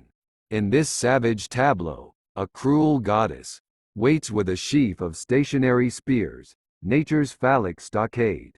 Elsewhere Dickinson declares, "No rack can torture me, the soul is something you cannot prick with saw, nor pierce with scimitar."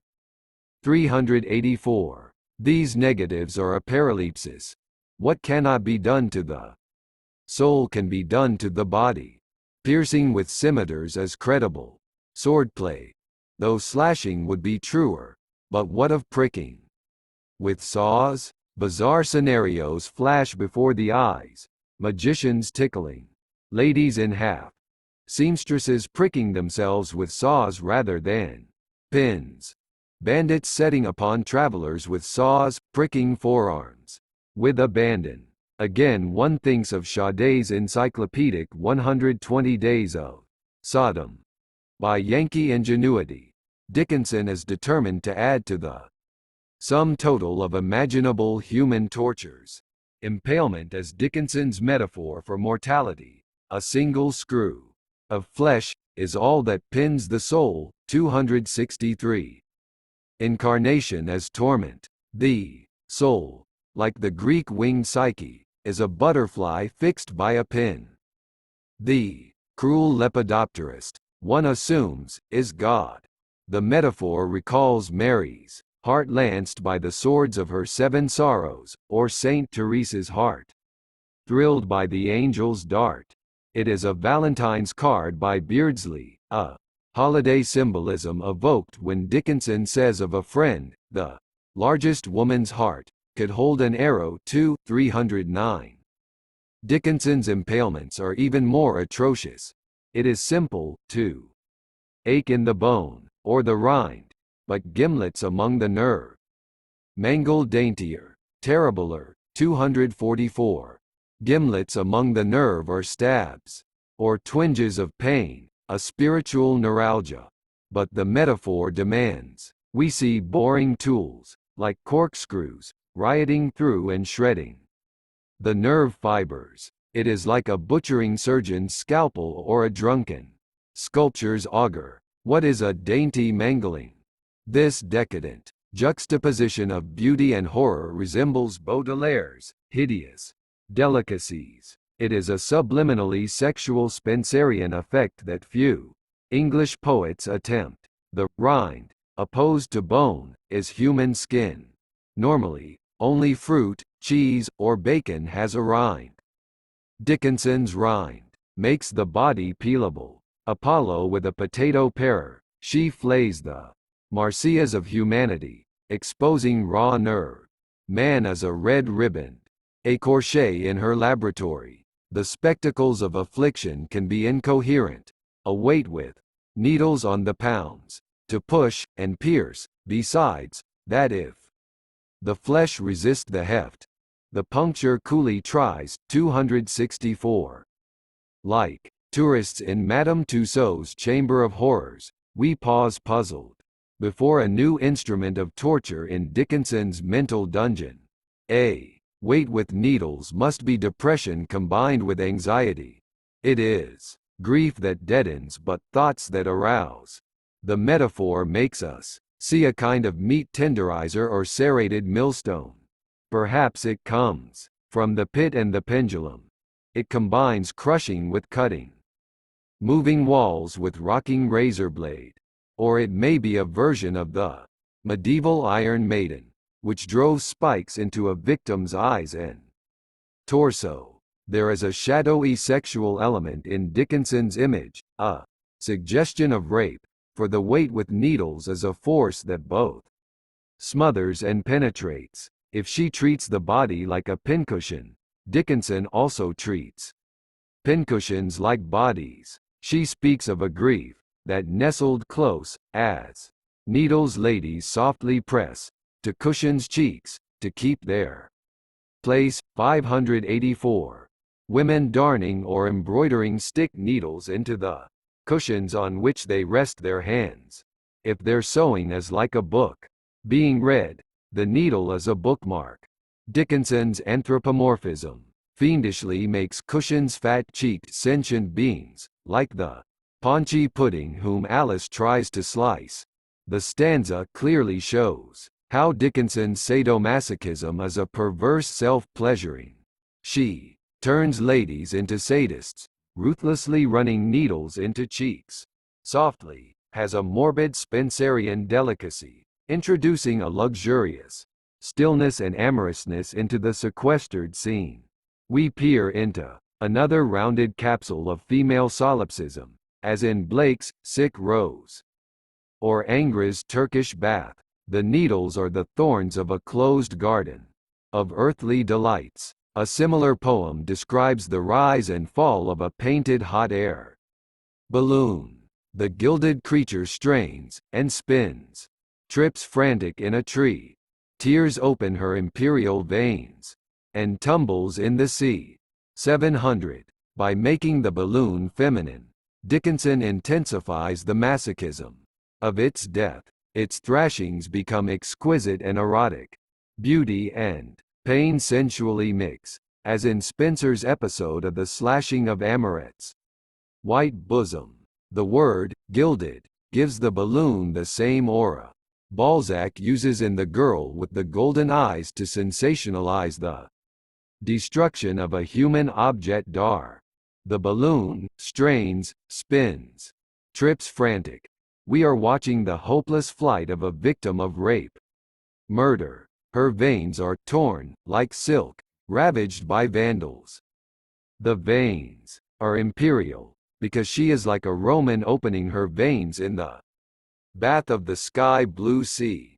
Is Dickinson reimagining Shakespeare's Spenserian rape of Lucrece? The balloon's rupture as an orgasmic sigh of surrender. Dickinson's displaced eroticism is evident even in poems without overt sexual personae.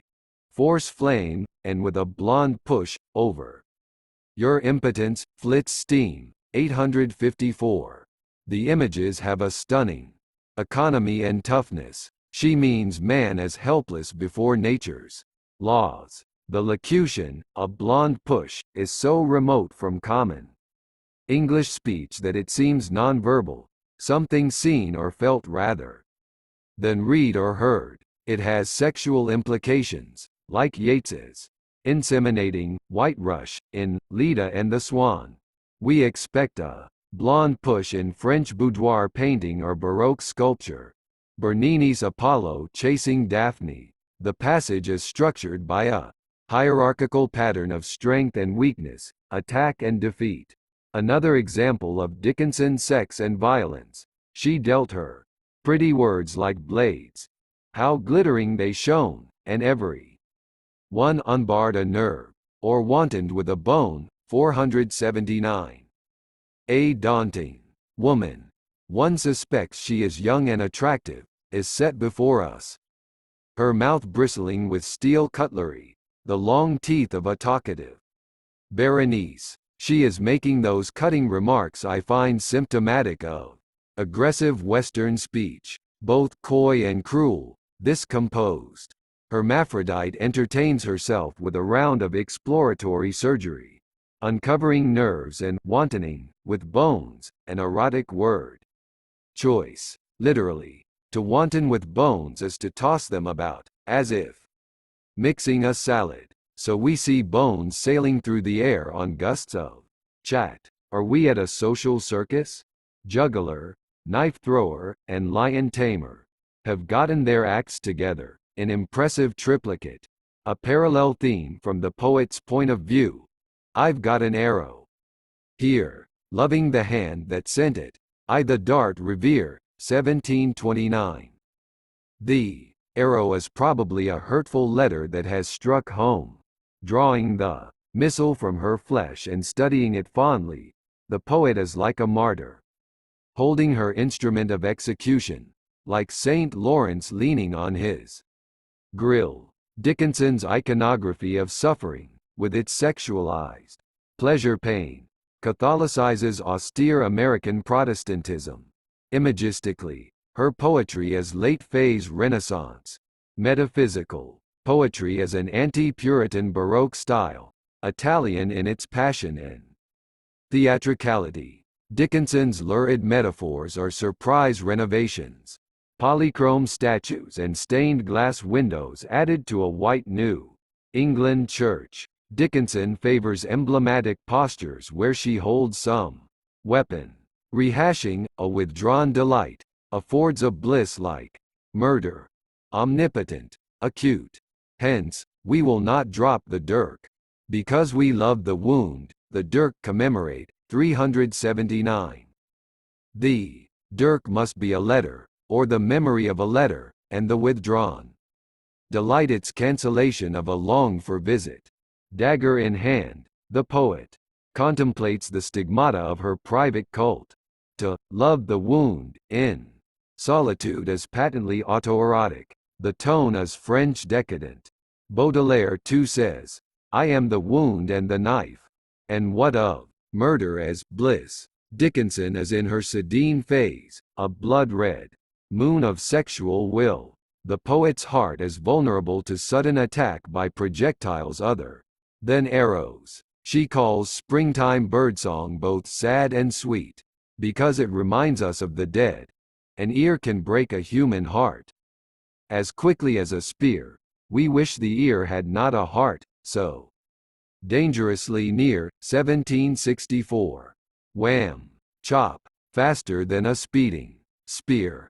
The Dickinson ear demolishes a hapless heart, which is like a piece of liver hewn by the cook's cleaver. Ear and heart, spotlit, secede from the body and turn on each other. Normally passive and receptive, the ear becomes active and aggressive.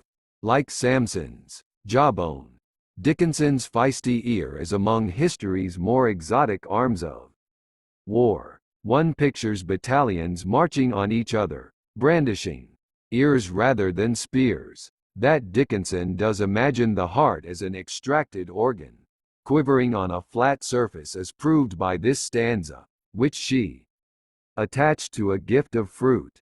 My heart upon a little plate, her palate to delight, a berry or a bun, would be.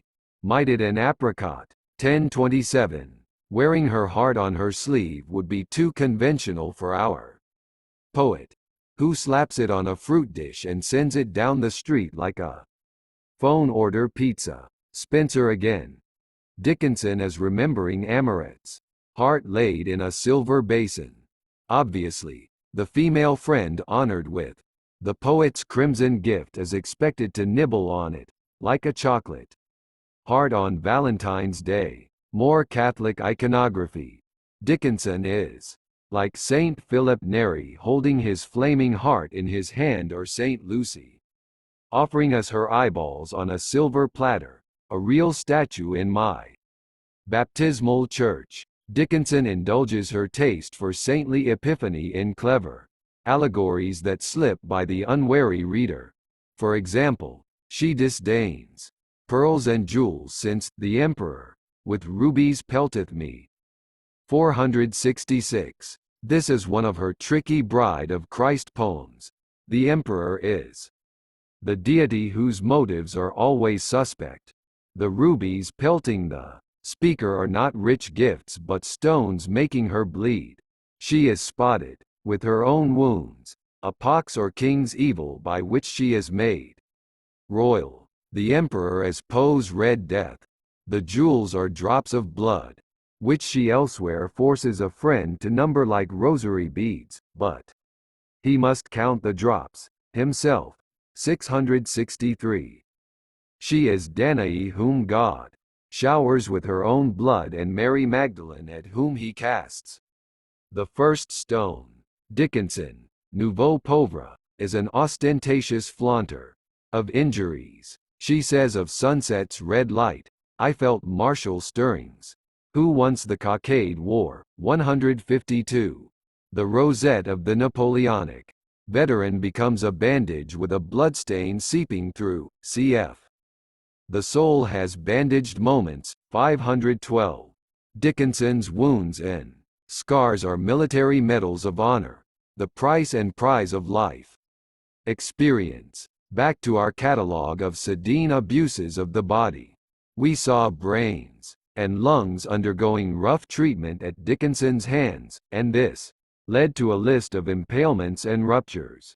Eyes are next. I cited, they took away our eyes, which means two persons have been forcibly separated and are now invisible to each other.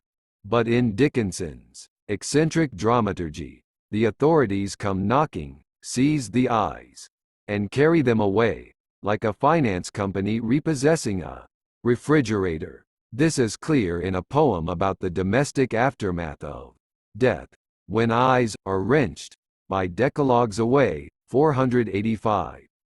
Here the eyes may have put up a struggle, and death has had to yank them out like teeth, like the dislocated brain. This may be another surreal joint, wrenched like an elbow. The haste with which the eyes are snatched recalls Perseus robbing the Graii.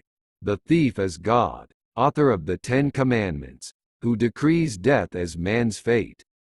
As Dickinson puts it, however, the Decalogue seems greedy on its own behalf. Moses's tablets snap shut on the eyes like a mousetrap. A frequent Dickinson formula is eyes being put out, as in, before I got my eye put out, I liked as well to see. 327. This may refer to her own vision problems or her self-sequestration in her second-floor bedroom, but it has an innuendo of criminal mischief, as if she has had her eye stomped out, like Gloucester in Lear.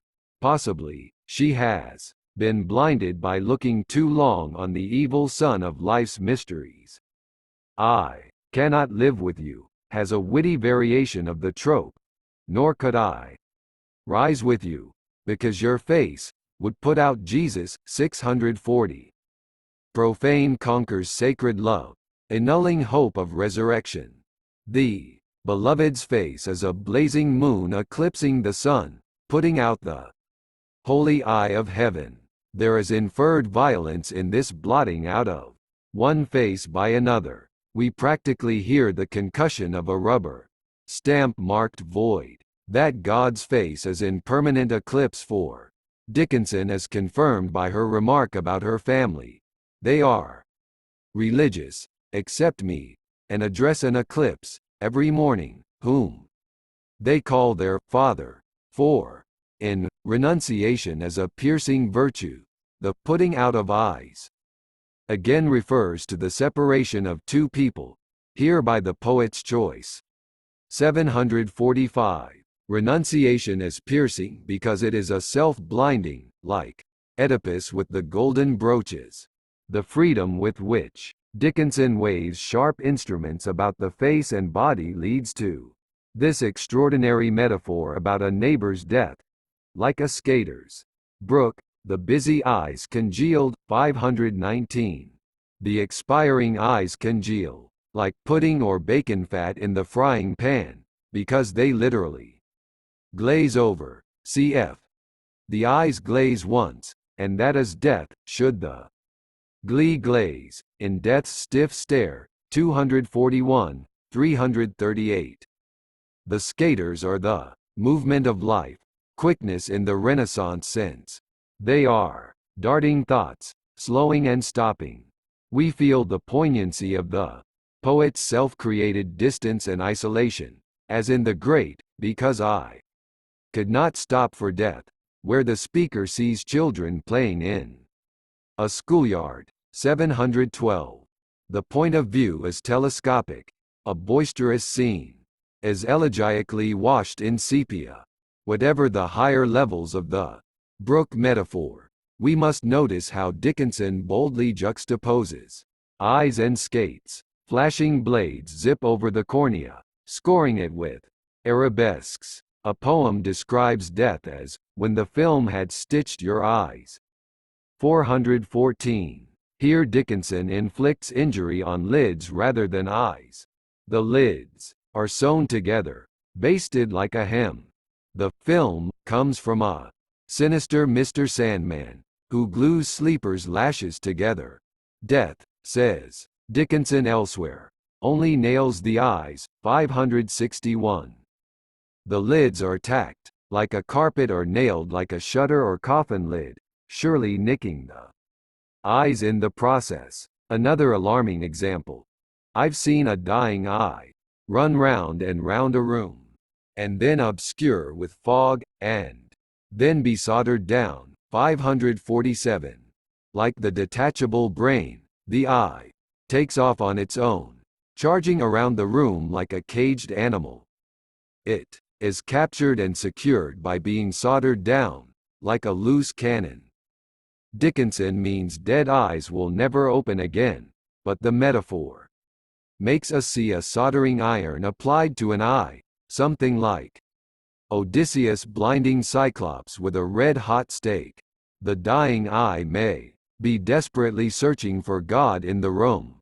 Ironically, therefore, compassionate Jesus appears with a soldering iron in his hand, since it is either he or death acting for him who executes this brutal operation. Cf. 1123. Soldering appears in another corpse poem. How many times these low feet staggered, only the soldered mouth can tell. Try, can you stir the awful rivet? Try, can you lift the hasps of steel? 187. Here it is, lips melded together, as dreadful a vision for a poet as Christabel's muteness. Dickinson's death has gotten carried away with enthusiasm and added on lock after lock, like a stage magician or bank manager sealing the vault. After soldering, he drives a rivet through the lips and lays on steel hasps like a gag. Mordantly, Dickinson urges the reader to test these fetters, and one imagines oneself trying to pry open the corpse's mouth like a hungry diner, struggling with a tin can. As with the lidded head, the skull is a manufactured object, a constructivist sculpture of metal and nails. Like Frankenstein's monster, Dickinson relishes blood and is lavish with her red palette, saying, "From the heart, sire, dipped my beak in it, if the tune drip too much, have a tint too red, pardon the cochineal, suffer the vermilion." 1059. The poet is a self-maiming pelican, tearing clots of flesh from her breast to feed her song, whose notes and bars float through the air in a red trail of bloody skywriting. Elsewhere she taps the heart again, like a cask of Burgundy. The mind lives on the heart. Like any parasite, if that is full of meat, the mind is fat. 1355. The mind suckling on the nut-like heart as a barnacle or verminous borer, like canine heartworm. The hungry mind becomes Don's bedroom flea, with Dickinson taking the parts of both male and female. Dickinson's world is crowded with deaths, which she collects for her poetic archives. There are accidents and suicides.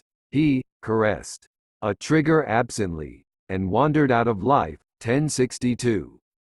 There are executions of invented characters. Grief is tongueless, before he'll tell. Burn him in the public square. 793.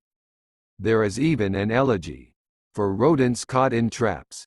A rat surrendered here, a brief career of cheer, and fraud and fear. 1340. But Dickinson gets her best black comedy from the graveyard. No passenger was known to flee. That lodged a night in memory.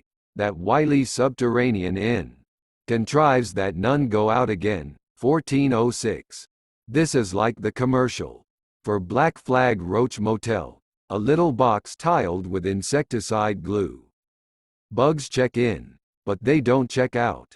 The Procrustean host of the subterranean inn is probably a Christ of mixed motives, avenging the no vacancy of his infancy by keeping a perpetual open house with one-way doors. Much of Dickinson's sadism comes from her sardonic speech, a rustic bluntness about birth and death. Victorian euphemism was a bourgeois phenomenon, and Dickinson as much as Baudelaire as anti-bourgeois. Here is a complete poem. A face devoid of love or grace. A hateful, hard, successful face. A face with which a stone would feel as thoroughly at ease as were they old acquaintances. First time together. Throne. 1711. No charity here. Face and stone are thrown, or brought together by felonious assault. The successful potentate as a social Goliath struck in the brow by our obscure David, a persona Dickinson assumes. Elsewhere. 540. Note the satiric surrealism. The flinty face is also thrown, sailing off to collide with the stone, as in a lawn game of bowls. Dickinson shares many images and moods with Lewis Carroll, another celibate fantasist whose principal creative years, the 1860s, were the same. This poem is like Carroll's croquet match, with the ball whomped by the head of a human flamingo. Dickinson is a pioneer among women writers in renouncing genteel good manners. She cultivates knavish insolence. The dying once went to God's right hand. That hand is amputated now, and God cannot be found. 1551. Off with his hand, commands Amherst's Queen of Hearts. The shocking amputation of God's hand symbolizes the suddenness of the modern crisis of faith. God has vanished and left his severed hand behind, like Constantine's colossal fragment in the Capitoline courtyard, a favorite theme of 18th century prints. All that remains of God is the dead hand of the law, devoid of moral substance. His hand appears elsewhere, of heaven above the firmest proof we fundamental know, except for its marauding hand. It had been heaven below. 1205. Death decreeing God is like Scylla on her cliff, snatching victims from below. He is a bandit, or pillager, a scourge of men. By decadent partition, the marauding hand is another free agent, a spidery beast with 5 fingers. Dr. Dickinson may have to amputate because of gangrene. God suffers from rotting obsolescence, but more likely she is judge and he is thief. She calls him a burglar, or mighty merchant, and accuses him of fraud. Heavenly Father, we apologize to thee for thine own duplicity. 49, 621, 1461. Thus Emily Dickinson, with her love of gore, drags God to the chopping block, hacking off his hand in one of the most daringly dissonant images in 19th-century poetry. Dickinson's humor is jarringly curt. A poem begins, "Split the lark, and you'll find the music." 861. This means, take an axe to a songbird. She splits the lark like a log or peach. It is the goose who laid the golden egg carved for a sardine banquet. She archly denies her vocation. Nor would I be a poet. What would the dower be? Had I the art to stun myself with bolts of melody. 505. One must laugh. Like Ben Franklin flying his kite in a thunderstorm, there's Emily Dickinson sitting in the yard, hitting herself in the head with lightning bolts. Zeus needs Hephaestus' hammer blow to give birth to Athena, but Dickinson needs no one. Dower suggests, as R.P. Blackmer observes, that the poet marries herself. 5. Therefore these flashes of lightning are the autoerotic strokes of her conjugal duty. Her creative ecstasy is not a flatus but anvil chorus. If the muses were to give this poet a heraldic crest, it would be an arm and hammer, as on a box of baking soda. Violence as her love song and lullaby. Dickinson's rough speech can be impenetrable. She says of wintry thoughts, "Go manacle your icicle against your tropic bride." 1756. Heidi John Schmidt told me this sounds like a street insult, like up your nose with a rubber hose. Approaching pornographic invective. It is an anti-Keatsian seasonal ode. Winter embraces summer. Hoary Hades capturing Persephone. The manacle, Blake's word, recalls Hephaestus' chain net, thrown over adulterous Ares in Aphrodite, but it has a dark Gothic ring. The icicle, probably the reader's body, resembles the cold phantom penis of witch cult. I wonder if, in its unwieldy grossness, it was inspired by those dangerous two-story icicles that dangled from rural roofs in pre-insulation days. Dickinson's perverse metaphor has multiple suggestions of lust, force, bondage, and impotence. The icicle could be a phallic sword strapped to and Amazonizing the tropic bride. Either it gives her frostbite, or she melts it. The metaphor ends in a release of tension, a urinary letting go, a sudden warm drenching. Dickinson has a zeal for indelicacy. She creates primitivistic, pictorial effects, as in this description of a sunset, whole gulfs of red, and fleets of red, and crews of solid blood. 658. It is unusual, to say the least, to make the western sky a sea of coagulated blood. Dickinson's late romantic sunset is a Turner repainted by Delacroix. Here is her pleasant paean to a fall day. The name of it is autumn. The hue of it is blood. An artery upon the hill, a vein along the road, great globules in the alleys, and oh, the shower of stain, when winds upset the basin and spill the scarlet rain. It sprinkles bonnets, far below. It gathers ruddy pools, then eddies like a rose, away upon vermilion wheels. 656. A mass murder seems to have been committed in Amherst.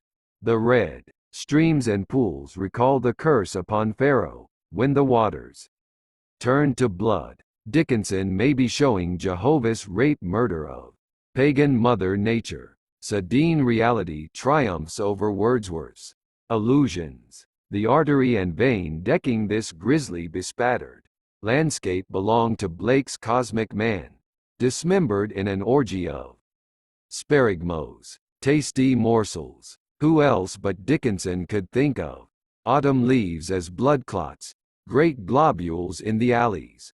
I would reject a menstrual reading of these images.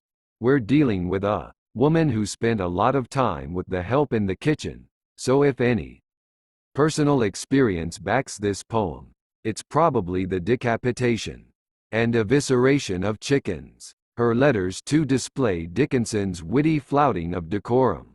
She writes her cousins, "No one has called so far, but one old lady to look at a house. I directed her to the cemetery to spare expense of moving." The tone is pure Vincent Price, a self-satirizing ghoulishness. It comes early to Dickinson, for she is barely 15.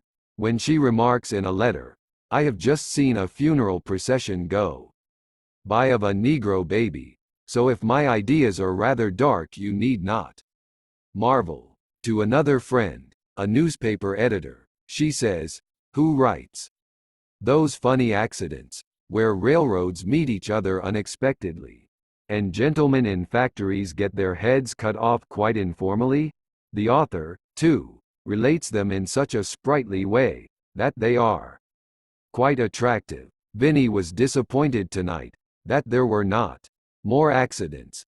I read the news aloud, while Vinny was sewing. 6.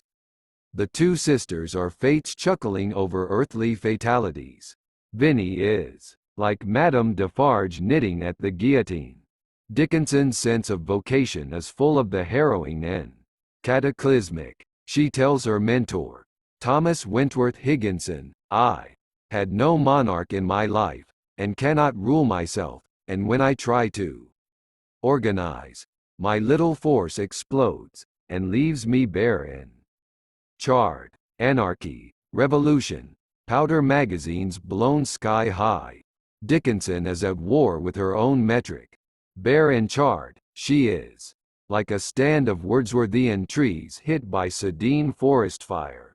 At his first visit, she told Higginson, if I read a book, and it makes my whole body so cold no fire ever can warm me, I know that is poetry.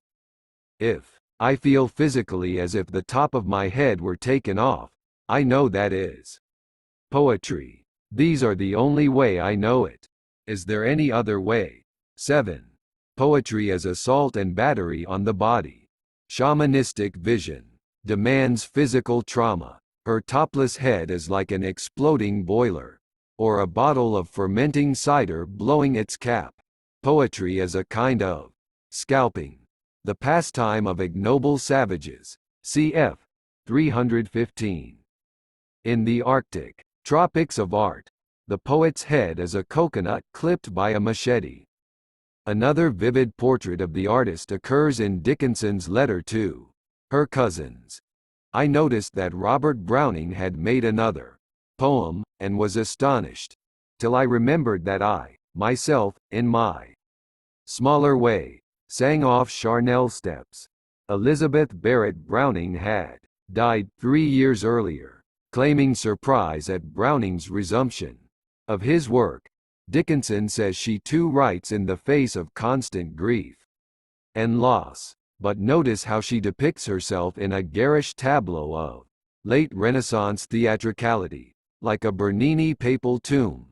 We see her standing and singing on the steps of a charnel house, a depository of corpses. This is a version of whistling past a graveyard, she told Higginson. I sing, as the boy does by the burying ground, because I am afraid. Point 8. But she is posing on the steps like a Dickens waif, holding out her tin cup. Behind the metaphor may be Hamlet's singing gravedigger or, I suspect, George Herbert's charming church monuments, where the poet sends his body to school in a chapel of dusty tombs. Thus we should see Dickinson as a tiny scholar emerging from her ghastly lessons and bursting into song. It's like a New Yorker cartoon, a portly man with a newspaper turning away from the window to inform his wife, oh, it's just Emily Dickinson singing on the steps of her charnel house. Dickinson's metaphors, based on the metaphysical conceit, resemble James's in their decadent overliteralization. But his metaphors are sporadic and delusive, while hers are on the epic scale. And mean business. I said Swinburne's alliterations and incantatory rhythms are primitivizing devices, returning poetry to its origins in religious ritual. In Dickinson, it is not rhythm but image that is regressive. She uses metaphors more literally than anyone else in major literature. Her lurid concretization is her mode of late romantic materiality, that contraction from idea to thing we have followed through French and English decadence. In her poetry, things become persons and persons things, and all press physically on each other in nature's brutal absolutism.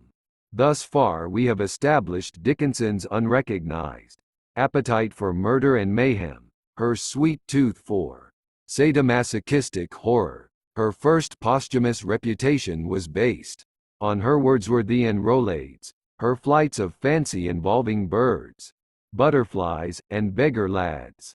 Richard Chase declares, "No great poet has written so much bad verse as Emily Dickinson." He blames the Victorian cult of Little Women for the fact that 2/3 of her work is seriously flawed. Her coy and oddly childish poems of nature and female friendship are products of a time when one of the careers open to women was perpetual childhood. 9. Dickinson's sentimental feminine poems remain neglected by embarrassed scholars. I would maintain, however, that her poetry is a closed system of sexual reference and that the mawkish poems are designed to dovetail with those of violence and suffering. It is easy to misread the many lyrics affecting complacent Christian faith. Sing-song rhythms and neat rhymes are always spurious in Dickinson, the first modernist master of syncopation and atonality. Metric regularity means naive credulity in the speaker. Cf. 193. The mood may be cheerful and upbeat, as in, "Tie the strings to my life, my lord, then, I am ready to go." 279. But the bride happily surrendering herself to celestial marriage is usually in for an unpleasant surprise. Death, not a redeemer, waits at the top of the stairway to heaven. Dickinson is obsessed with termination, her decadent variation on Christian apocalypse. In Our Journey had advanced, a rare instance of the female mind turned toward cosmology. The speaker gazing at New Jerusalem sees God at every gate, ominously proliferating like Hindu avatars. God is not welcoming humanity but blocking the way to eternal life. 615. This is allegorical repletion, the filling up of fictive space with a single identity in different forms, a technique I found in Leonardo, Rossetti, and Emily Bronte. Dickinson's chirpy newlyweds exit from their poems under suspicious circumstances. I'm wife. Stop there. 199.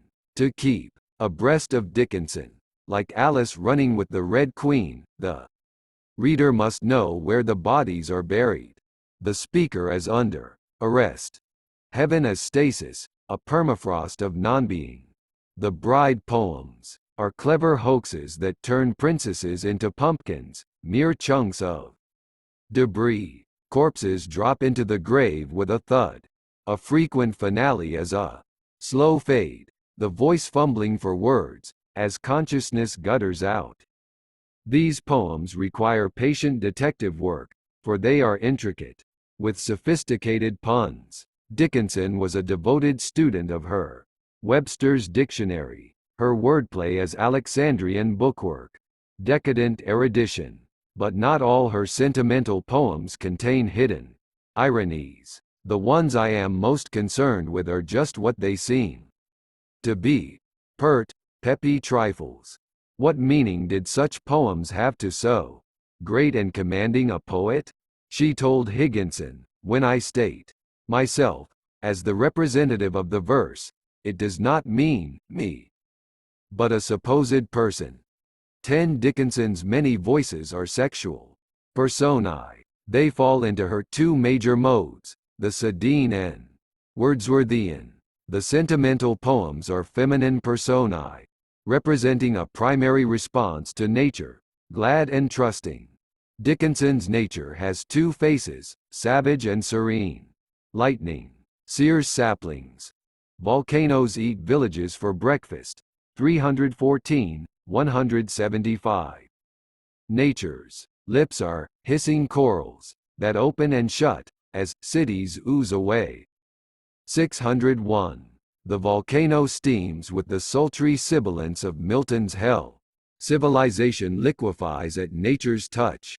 Erupting Etna shows her garnet tooth. Pirate nature, red-fanged, has a sinister crooked smile. 1146. Sardine nature suffuses Dickinson's poetry in the violent metaphors. Her sentimental and sadistic personae constitute a seasonal allegory. The feminine voices are the vernal phase. They are the pretty, a meadow of flora and fauna, sunny and placid. The sadomasochistic poems are the tectonic, the slow brute contortions of the frigid mineral world. It is botany versus geology, spring destroyed by winter. The sentimental poems continue a theme we saw in Spencer and Blake. Femininity as pockets of undefended consciousness in nature. These are Dickinson's versions of Blake's chimney sweep poems, where the poet incarnates himself without satire in a simpler consciousness. As in Spencer, femininity brings its opposite into existence, in a rush of voracity. Dickinson's brides are always rape victims, duped by the trickster lover, death. Early in this book, I traced the ancient evolution from femaleness to femininity, which I defended as an artifice of high culture. Dickinson performs a stunning operation on these terms. She accepts femininity but denies femaleness, sweeping it out of her cosmos. Her flowering world is without fructification, Keatsian pregnancies. In the 1775 surviving poems, I find only one lush Keatsian moment, in It Will Be Summer. Eventually, the lilacs, bending many a year, will sway with purple load. 342. There are no other swelling images of sensual female weight and mass. Even this one is a future projection, not a present reality. The poet has an acorn's breast, hard and nubby. 296. Nature's processes are erotic but not fertile. Stunting and mutilation are the rule. We saw that because there was no American nature mother. Romantic writers had to invent her. When dealing with a major woman artist, we must reverse our terms. One reason Dickinson so surpasses Elizabeth Barrett Browning, whom she admired, is her disturbance of sexual identification. She remarked to Higginson, while her mother was still alive, "I never had a mother. I suppose a mother is one to whom you hurry when you are troubled." 11 Male. Romantic genius crosses the line of gender to create, but his opposite, already female, must divide mind from body to embrace the muse. Dickinson, following Blake, says to her mother, "Woman, what have I to do with thee?" Chase sees a Rococo style in Dickinson. 12 Rococo perfectly describes her feminine personae of Wordsworthian or Emersonian credulity toward nature. I find a second representational style used in her sadistic poems of freezing, fracture, and storm, and in her great vaulting visions of mountains, planets, and stars. Monumentality. Tenerife.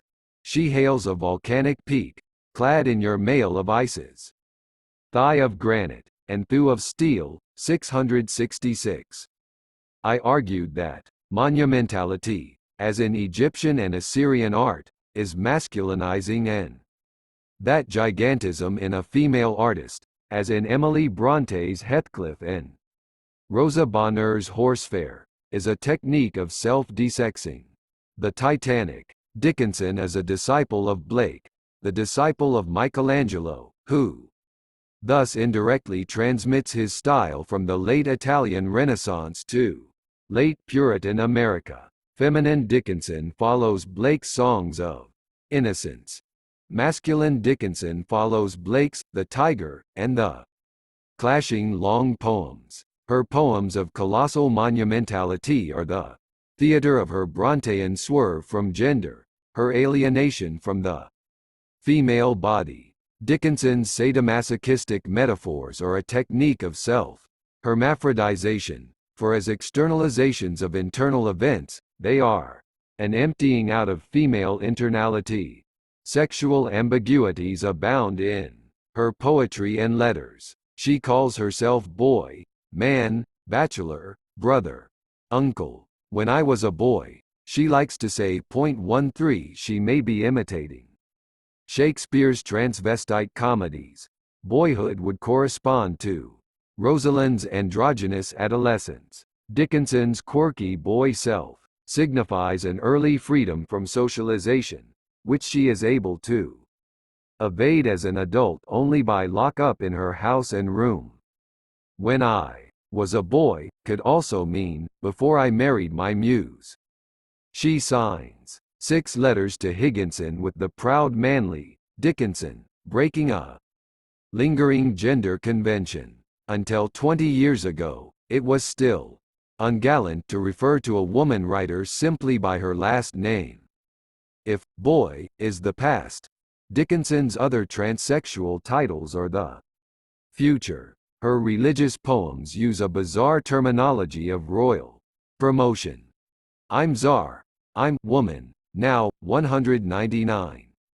For Christ's bride, death as spiritual monarchy, but speech falters, thought is sluggish, and heaven is a blur.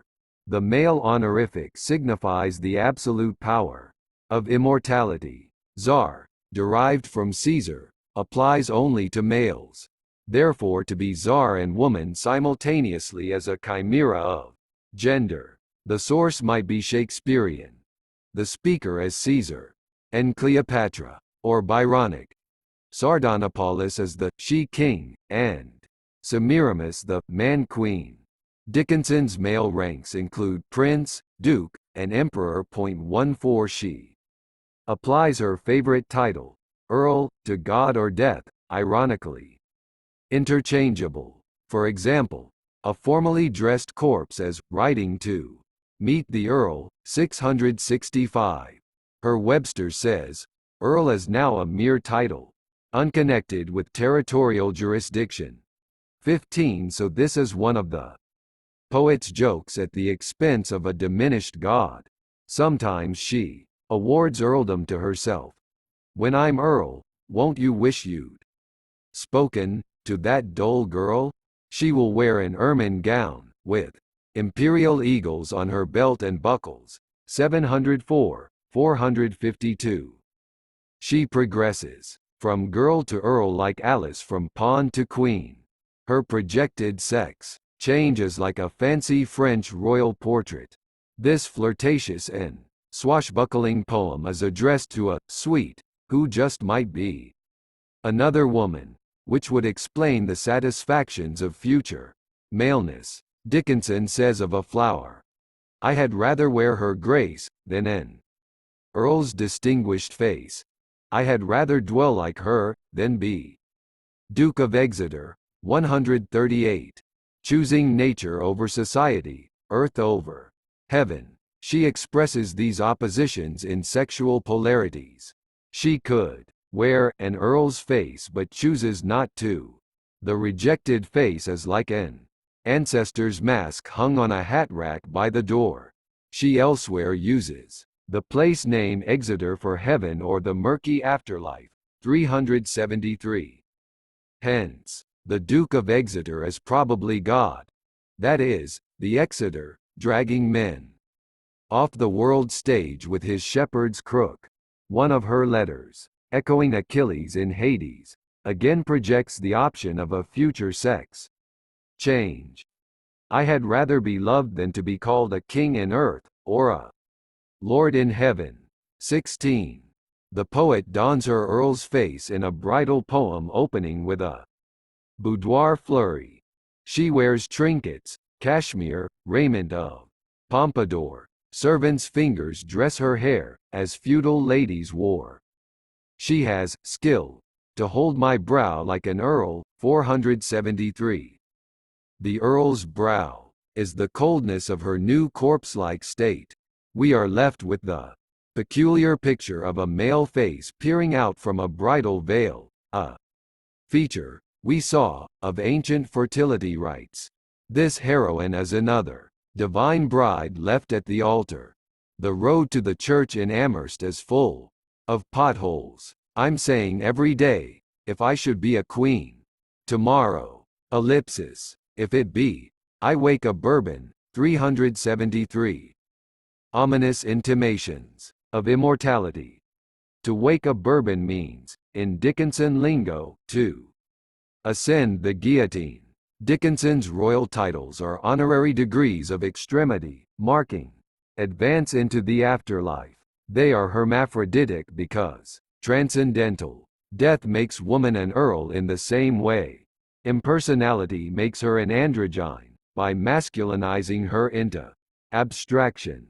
In her transsexual leaps into eternity, Dickinson is like Swinburne's Sappho, who turns male at death by sloughing off her passive female body. In some poems, the sex scheme of spiritual evolution is boy, woman, man, conforming to Blake's traditional pattern innocence, experience, redeemed innocence. Woman as merely the social mask of adult life. Dickinson's stark juxtapositions of personae, czar, woman, earl, girl, are a kind of sexual collage. She enjoys disconcerting the reader with freakish conjunctions. In a poem about neglecting her garden, she says, "My cactus splits her beard to show her throat." 339. Why her? Why not its or his? She provocatively sexualizes the cactus to make it a bearded lady, a circus hermaphrodite. She automatically uses language of gender to suggest the visual and tactile contrast between cactus spines and fleshy core, exposed by the cracked stalk. Dickinson's female cactus is grossly sensual, a vulval arroyo, a swatch of sleekness in a trough of nettles. It pleases the poet, luxuriating in solitude, to conjure up androgynes unknown to man. Note again the epiphanic style. The cactus parting her beard to show her throat is like Jesus or Mary pointing to their burning, pierced hearts, or like Street Francis displaying his stigmata. This eroticized religious exhibitionism belongs to the Italian and Spanish Baroque, not to American Protestantism. Dickinson can sexualize any situation, even the picking of a flower.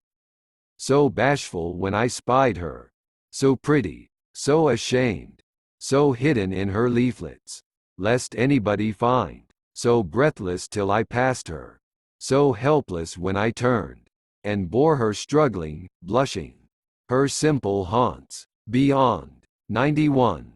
The poem, apparently light and frothy, is perverse psychodrama. Dickinson assumes the persona of male raptor, Hades bearing down on Persephone in the meadow. She is a giant among pygmies. As in her poem about the dying balloon, a delectable eroticism is produced by feminine flutterings of vulnerability and resistance, bashful, ashamed, hidden, breathless, helpless, struggling, blushing.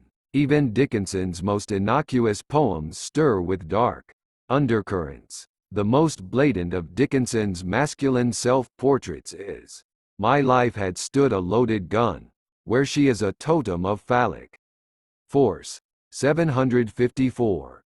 The owner or master is only he, a pronoun. She is the real power, without which he cannot act.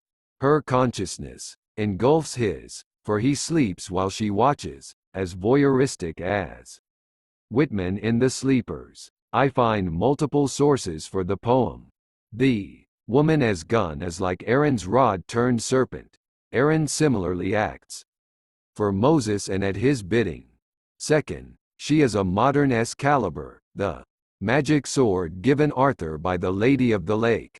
Third, she is Spencer's Talus, Artegal's robot squire, the Iron Man, FQVV.16. Fourth, as her master's eye and thumb, that is, his sight and hands, She reenacts the sadomasochistic romance of Charlotte Bronte, one of Dickinson's favorite writers. The woman as gun as Spunky Jane. Eyre finally ruling Rochester, blinded and maimed, at novel's end. The executioner gun as the inanimate point of contact between man and nature. Owner and Amazonian gun pursue a doe. Belphoebe's prey in The Fairy Queen. When the gun speaks, the mountains reply. She is nature's sedine voice. We have seen the smile of her Vesuvian face before, in Etna's evil garnet tooth. Woman as gun as predatory and annihilating. None stir the second time, on whom I lay a yellow eye, or an emphatic thumb. To see is to slay. She has Petrarchan looks that kill. The yellow eye is the gun's smoky flame, a savage tiger's eye. Laying an eye on as a familiar locution. For example, I've never laid eyes on him. Here it projects a target circle onto the victim, pierced by the gun's bullet eye. The emphatic thumb is the master's trigger finger metamorphosed into sound. It is also her thumb, a crushing hammer. The metaphor reminds me of my Vermont landlord, a carpenter, nonchalantly grinding out live wasps on a windowpane with his thumb. Hence I wonder whether the eye and thumb come from Dickinson's actual observation of artisans at work, especially masons. The emphatic thumb is, finally, the thumbs down in life's bloody arena. This poem is one of Romanticism's great transsexual self-transformations. Dickinson's self-projection into the gun is exactly like Coleridge's into ravished Christabel. The poet is reaching for the remotest extreme of sex experience. The vampire who violates Christabel symbolizes anti-Wordsworthian demonic nature. My life had stood a loaded gun is another romantic vampire poem. The gun with the power to kill, without the power to die, is the vampire who paralyzes by eye contact. She is mechanical, a bride of metal who enters but cannot be entered. Unlike Jane Eyre, she does not share her master's pillow, because she is barren.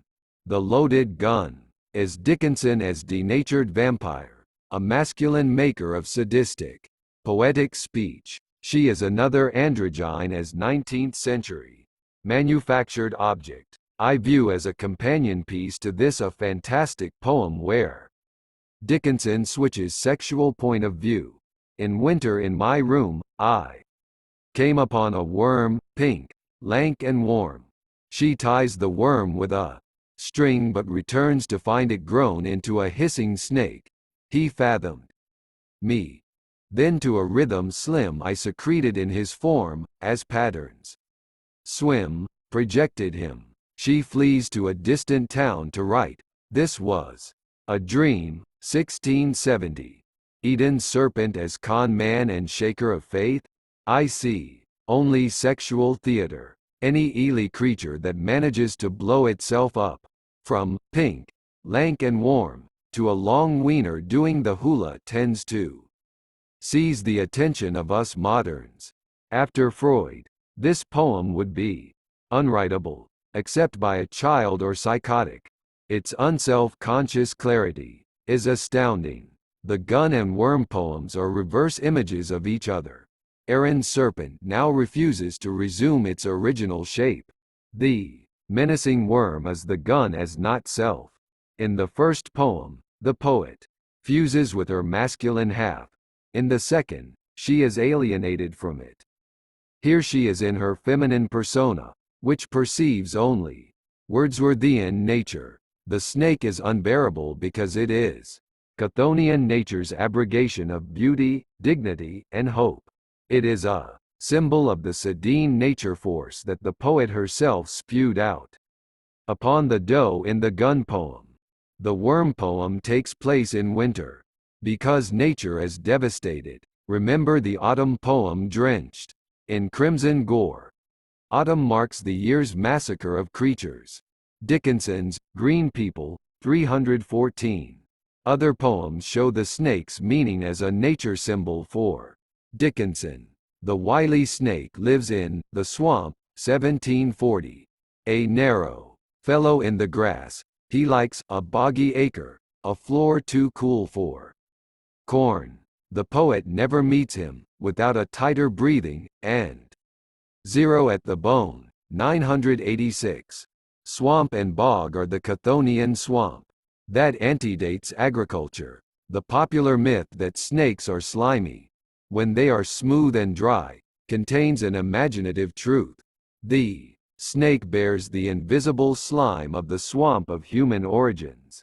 Speaking of the widespread horror of reptiles, G. Wilson Knight claims we would prefer death by tiger to death by boa constrictor or octopus. From such cold life we have risen, and the evolutionary thrust has a corresponding backward disgust. Ellipsis. And since we do not know what to make of tentacles mindlessly groping and distrust the clammy sea moistures of the body, we fear especially our sex organs. With multiform inhibitions, seeing in them shameful serpentine and salty relations, and yet this fear is one with a sort of fascination. 17. Dickinson's snake poems are ritual encounters with the primitive and uncanny. She feels zero at the bone, a phallically penetrating cold, because the archaic snake nullifies evolution. Sedene nature's brute cycle swallows up individual beings and smashes the things made by man's mind and hand. How did the worm poem, with its nervy performance of erection and ejaculation, come to a poet whom Higginson described as that virgin recluse? 18. Dickinson had an older brother, Austin, whose adultery has recently come to light. I suspect, however, that the penile model, common in rural Amherst, may have been a stallion. The string with which the poet binds the worm, like tying a string round one's finger, is a Wordsworthian leash or halter, unequal to the task, for the Chthonian can burst any human chain. In a poem with the same sexual pattern, I started early, took my dog. A sociable shoreline scene turns into a rape, as the sea assaults the incautious tourist. He rises up her apron and bodice and threatens to eat her. She flees. He follows. I felt his silver heel upon my ankle. Then my shoes would overflow with pearl. 520. The glutted vaginal shoe is a conceptual receptacle, moral and literary. It is first an inherited, internalized sexual restraint. Cf. 340.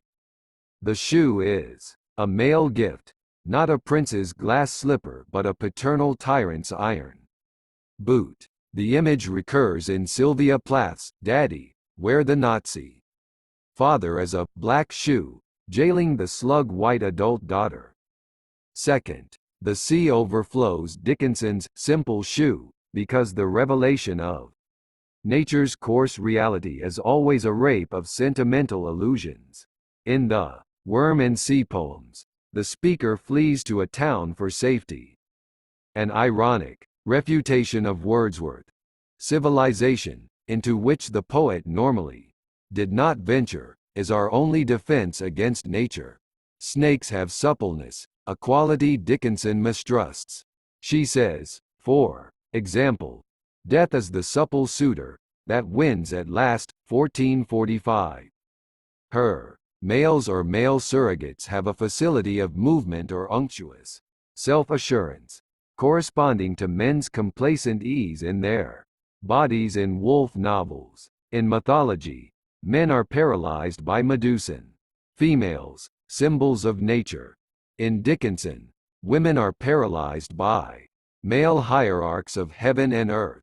The worm epiphany is shocking, because it is an invasion of the room of one's own, for Dickinson as for Woolf a sacred ideal, a temenos of the inner self.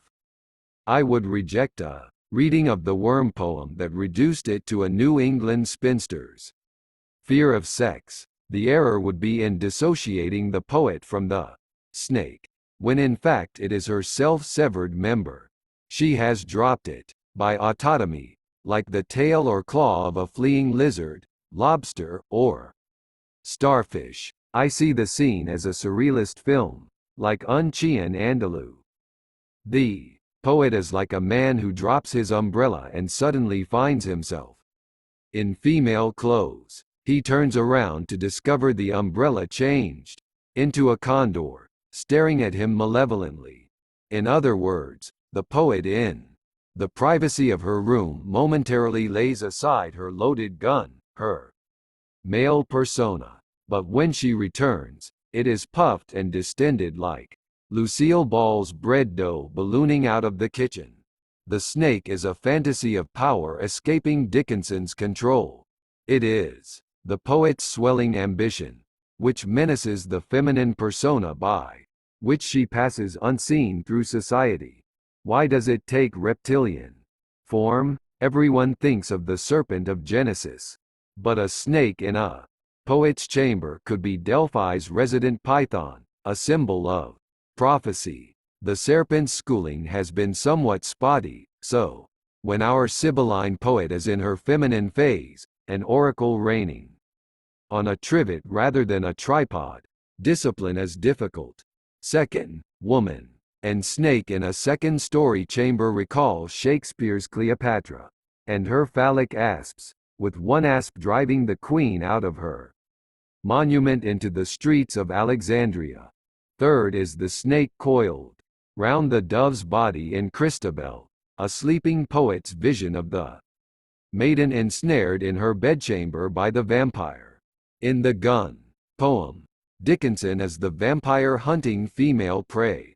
In the Worm poem, she switches roles and is the feminine dove resisting the vampire serpent's advances. She saves herself only by dashing out of the house and skipping town. Fourth is the mysterious meeting in the Tower of Byron's Manfred with his sister or female double. This is an incandescent moment in Romanticism, one of whose far-flung influences, we saw, is Dorian Gray's fatal encounter with his double in the locked room at the top of the stairs. Dickinson's Worm poem is a romantic confrontation of doubles. The snake is a materialization of her own phallic potency, her Jungian animus or repressed masculine half. Jung says, psychologically, demons are interferences from the unconscious. 19. Dickinson's snake is both demonic and demonic. Incest in Byron, I said, may reflect a desire to copulate with the self in sexually transmuted form. In her Byronic Tower, Dickinson as Wordsworthian Naif refuses sexual relations with her Chthonian double. But in this meeting of moral and sexual antitheses, the sadistic principle triumphs, driving its opponent from the field. The snake has intelligence.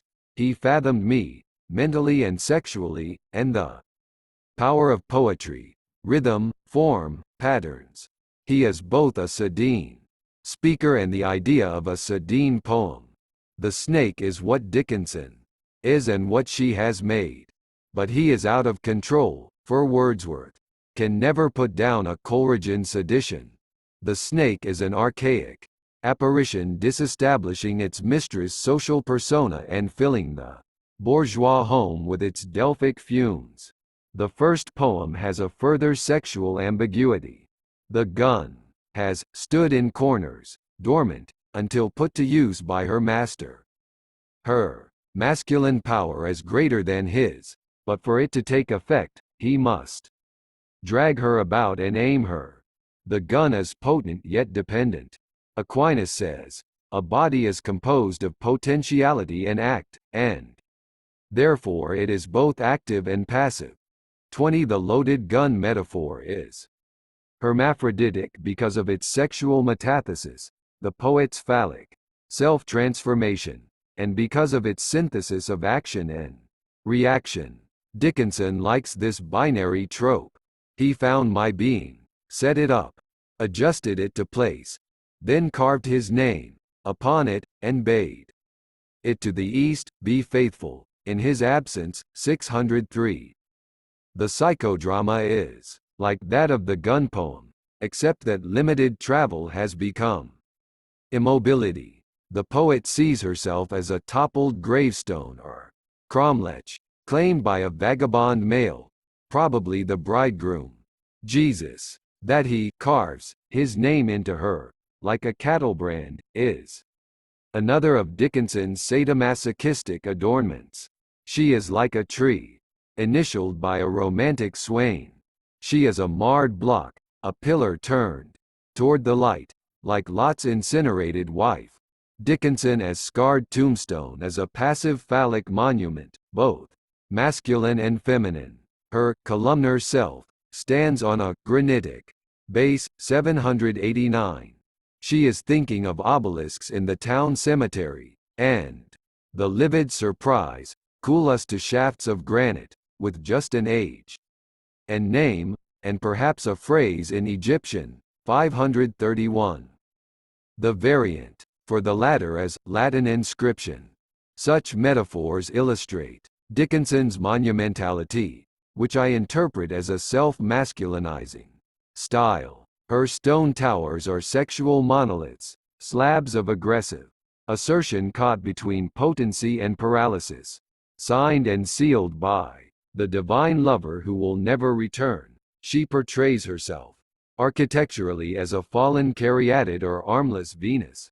Dickinson's experiments with active and passive echo those of Sade, who invents exotic conjunctions where an individual both penetrates and is penetrated. However, like Baudelaire's vampires, she seals up female inner space, compressing herself into impermeable blocks.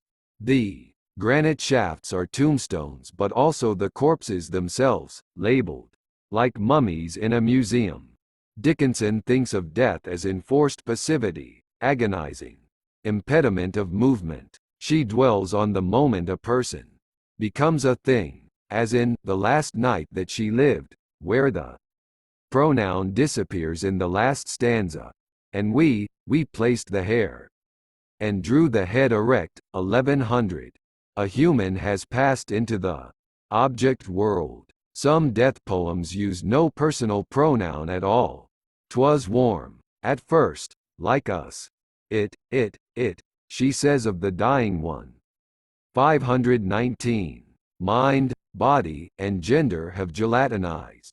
Dickinson's death is a great neuter state. A dead female is a frozen phallic shaft. A dead male is a felled tree of humiliating inertness.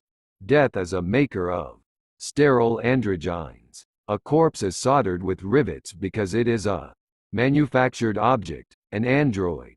Dickinson's notorious preoccupation with death is thus a hermaphrodizing obsession, a romantic motif in its decadent late phase. Both men and women are passive toward death, God's vizier.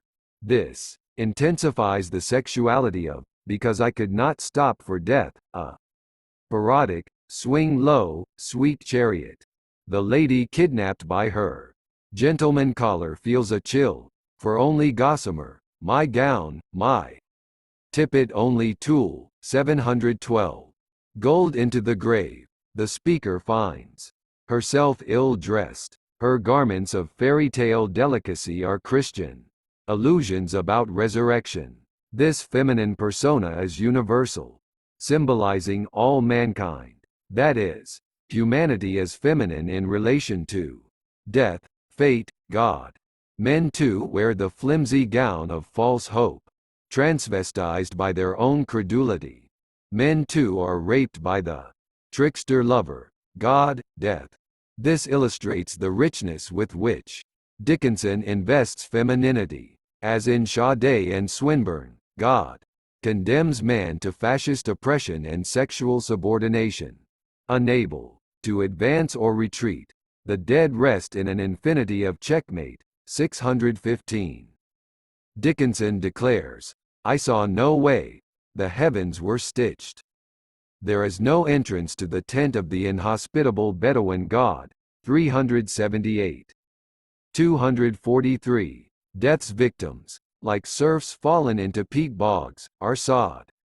Androgynes, gelded or virilized into monuments of God and nature's indifference. Dickinson's poetry, as an art of sexual personae, comes from Elizabethan and Jacobean drama.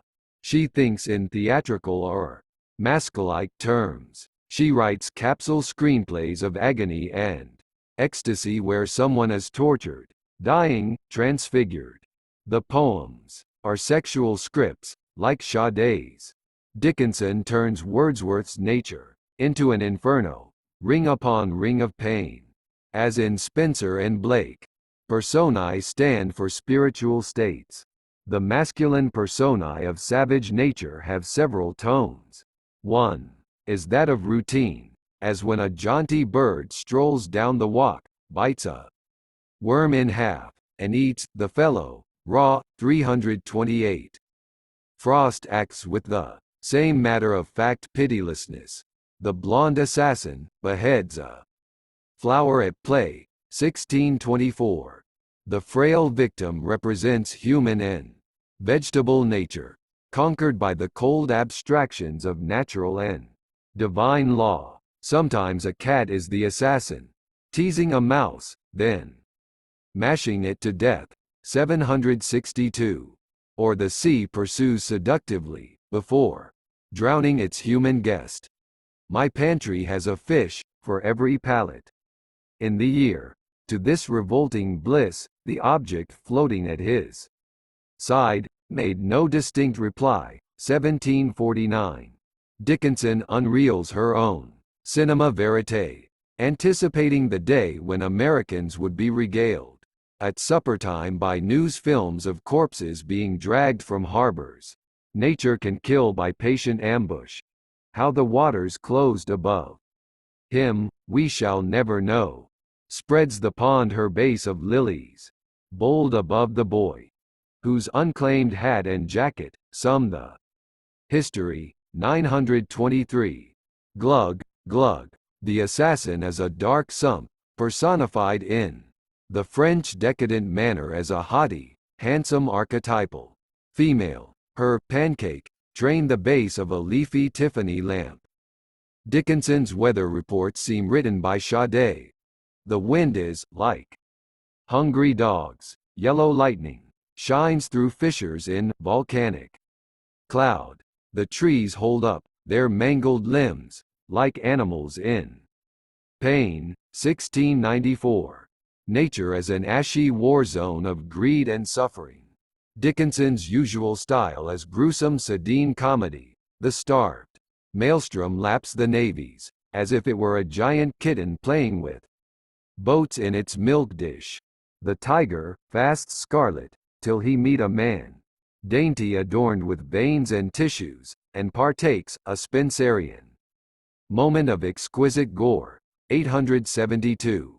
Snack time rocks around the clock in sardine nature. Drowsy Keatsian satiety as impossible in Dickinson. She condemns her creatures to wakefulness and deprivation. Humanity's Wordsworthian illusions about nature are always being sabotaged. Dickinson asks why birds on a summer morn should stab my ravished spirit with dirks of melody. 1420. The poet is being raped and assaulted by a flock of warblers. She means nature's beauty is cruel because transient, but her stage set is a Wordsworthian landscape filled with Baudelaire's drill-beaked birds. Their chirps are a shower of knives falling on passers-by. Cf. The awful cutlery. Forked lightning dropped from tables in the sky. 1173. Dickinson composes a clashing sardine music, a decadent cruel beauty. Another poem has a similar soundtrack. The man to die tomorrow harks for the meadow bird, because its music stirs the axe that clamors for his head. 294. Nature is in league with social forces of extermination. Its pretty sounds incite the axe to bloodlust. Dawn wakes the executioner, of course, and not the axe. But in Dickinson's dark vision, the non-human world telegraphs its sudden signals from hill to hill. The axe rises up and avidly rings, just as the scaffold neighs. In another poem, an eager whinny fusing by dream logic the horse-drawn tumbrel to the neighing or negation of execution on the creaking platform. 708. In I dreaded that first robin, so, a Wordsworthian bird again agitates the poet with its thoughtless felicities. I thought if I could only lie till that first shout got by, not all pianos in the woods had power to mangle me. 348. The pianos are trees sighing in the wind, their branches against the sky, black keys on white, are played like an Aeolian lyre. Baudelaire too hears vocal trees, living pillars, speaking, confused words, correspondences. Dickinson thinks of pianos, just as she thinks of an oppressive cathedral organ in There's a Certain Slant of Light. 258. The word mangle is attractive to her, for the number and devastation of its implied wounds. But what are mangling pianos? Certainly louder than dueling banjos. 1.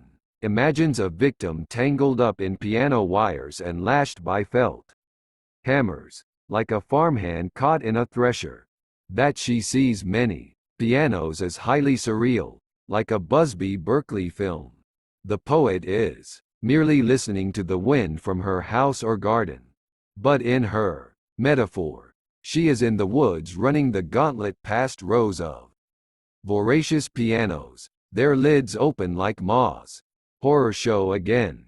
Dickinson's nature as an unnerving spectacle of madly playing pianos, escaped from human control. Even small things can mangle, she says. Of a spiritual problem. This is the gnat that mangles men. 1331. Making a Carolean leap from midge to behemoth, a man mangling gnat is what viciously waits amid Wordsworth's daffodils. Like Swinburne in Anactoria, Dickinson shows sadomasochism, suffusing the world. The sun took down his yellow whip, and drove the fog away. 1190. Snow and wind are brooms of steel, iron flails of the sky god. 1252. The moon is like a head of guillotine, slid carelessly away, a constellation of decapitation. 629. The blackberry wears a thorn in his side, a wound for him or us. 554. The sea is an everywhere of silver, with ropes of sand. 884. Dickinson's global equilibrium is harsher than Spencer's. The beaches are shackles, and her sea lies in bondage.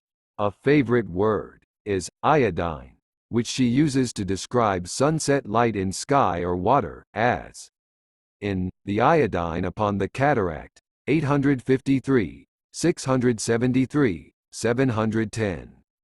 She is punning on its Greek root. Iodes means violet, but characteristically, she makes sky and stream running wounds daubed with carmine antiseptic.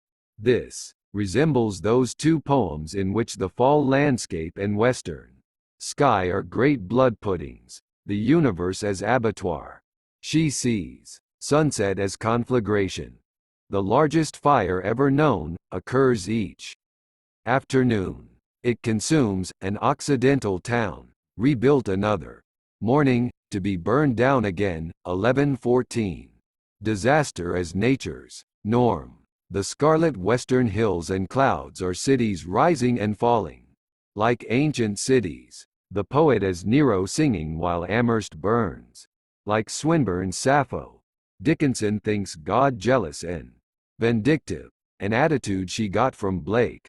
God lures mankind into the grave with promises of a fair future, only to default on his contract.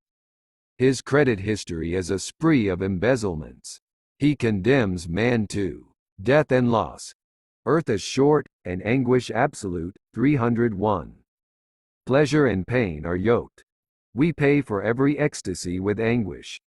In keen and quivering ratio. 125. The rose's attar as the gift of screws. 675. Life is governed by sadomasochistic extremes. A wounded deer leaps highest, the smitten rock gushes, the trampled steel springs. 165. Nature's dynamism is an excruciating seesaw. God's sadism determines the poet's own. Her brutal metaphors record her search for a rhetoric equal to what God has wrought. A sadist woman speaker, one of the West's unique sexual personae, avenges the feminine passivity into which God thrusts mankind.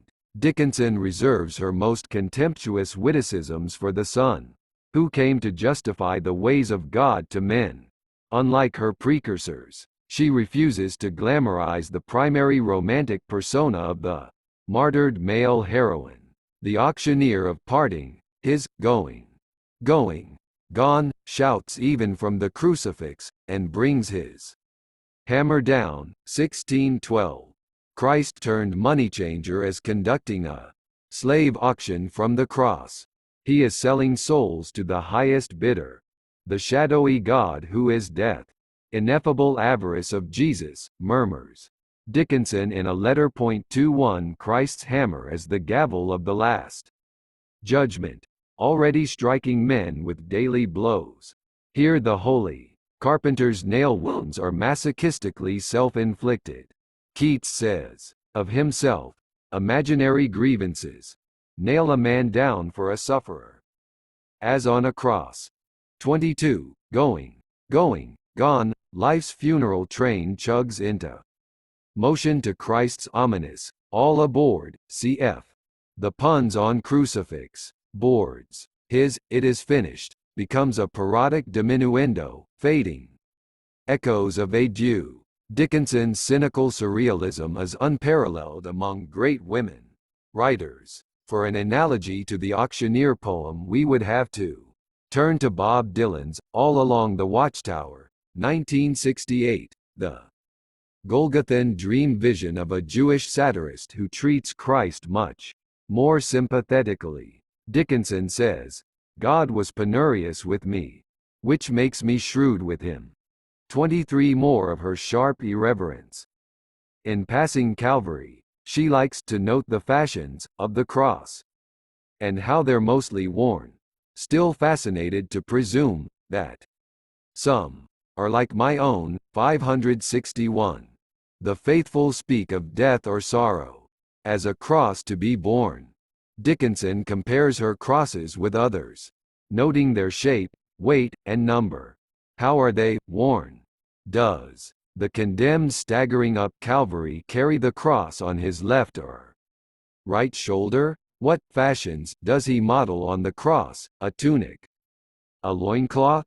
The poet is a bystander at an Easter parade or a pedestrian pausing before a shop window, planning a future purchase. Perhaps her unorthodox train of thought was begun by the episode of Veronica's veil, for at that moment, Christ was adorned with a woman's chador. Dickinson's campy mix of religion and couture is like Baudelaire's and Wilde's.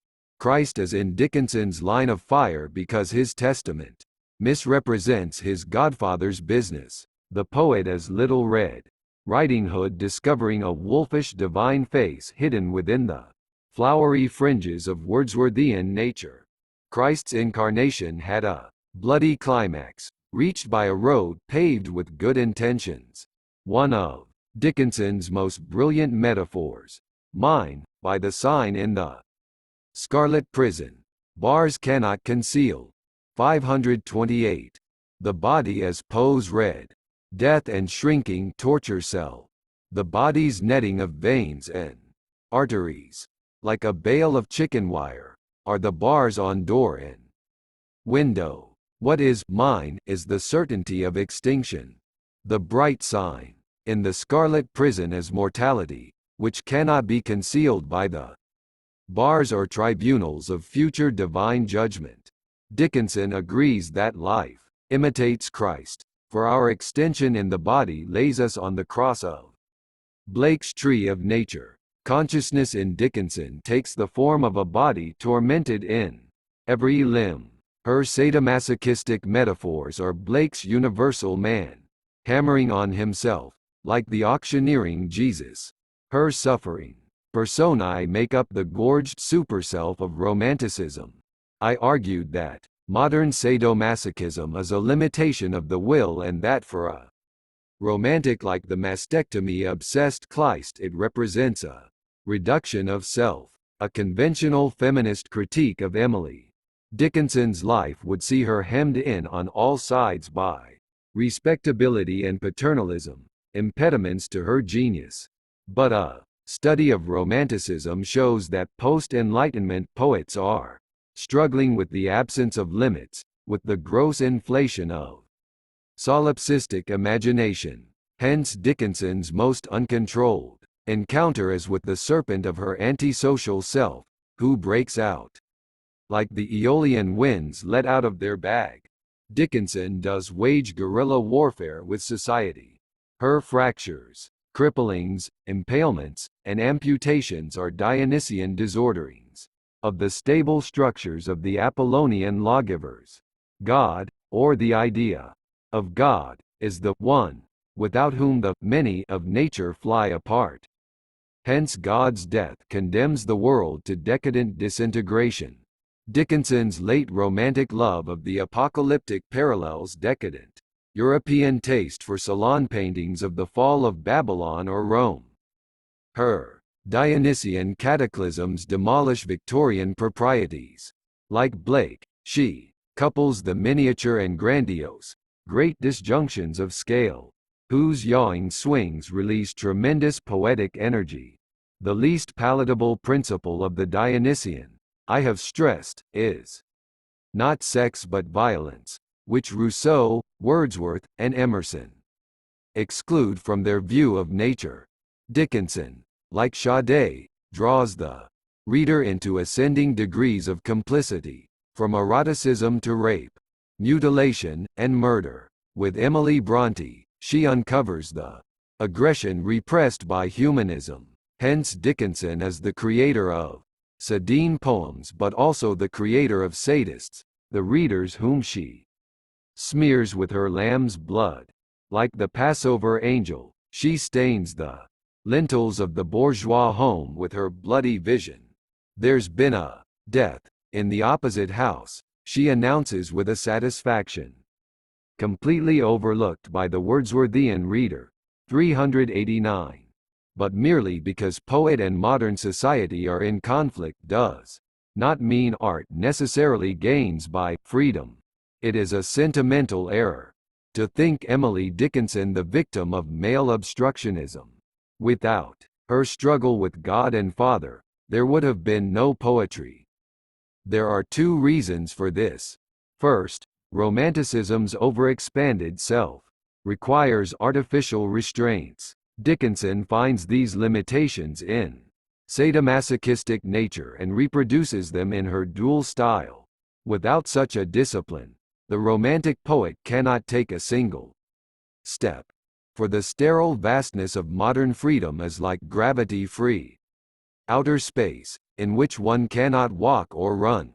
Second, women do not rise to supreme achievement unless they are under powerful internal compulsion. Dickinson was a woman of abnormal will. Her poetry profits from the enormous disparity between that will and the feminine social persona to which she fell heir at birth. But her sadism is not anger, the a posteriori response to social injustice. It is hostility, an a priori Achillean intolerance for the existence of others, the female version of romantic solipsism. In the beautiful hypothesis of Shakespeare's sister, Virginia Woolf imagines a girl with her brother's gifts whom society would have thwarted and hindered to insanity and suicide. 24 Women have been discouraged from genres such as sculpture that require studio training or expensive materials. But in philosophy, mathematics, and poetry, the only materials are pen and paper. Male conspiracy cannot explain all female failures. I am convinced that, even without restrictions, there still would have been no female Pascal, Milton, or Kant. Genius is not checked by social obstacles. It will overcome men's egotism, so disgusting in the talentless, is the source of their greatness as a sex. Women have a more accurate sense of reality. They are physically and spiritually more complete. Culture, I said, was invented by men, because it is by culture that they make themselves whole. Even now, with all vocations open, I marvel at the rarity of the woman driven by artistic or intellectual obsession, that self-mutilating derangement of social relationship which, in its alternate forms of crime and ideation, is the disgrace and glory of the human species. Dickinson was one of those who convert every reverse into an impulse to create. Humiliation and disillusion were whisked into abstract structures, posted on the map of the world in her war room, with its game tokens of advance and retreat. Her premier subject is power, psychological, natural, and divine, to which woman has free access only in eras of earth cult. Hence her fondness for the word electric. Her poems are thermal sensors, registering nature's surges of animating energy, but her changes are abrupt and traumatic.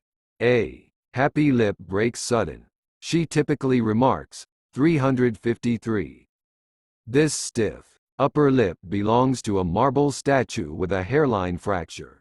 Matter thwarts spirit's urges. As a scientist of nature, Dickinson is a decadent catastrophist, predicting transformation by convulsion. Dickinson's breakage of objects signifies the collapse of meaning.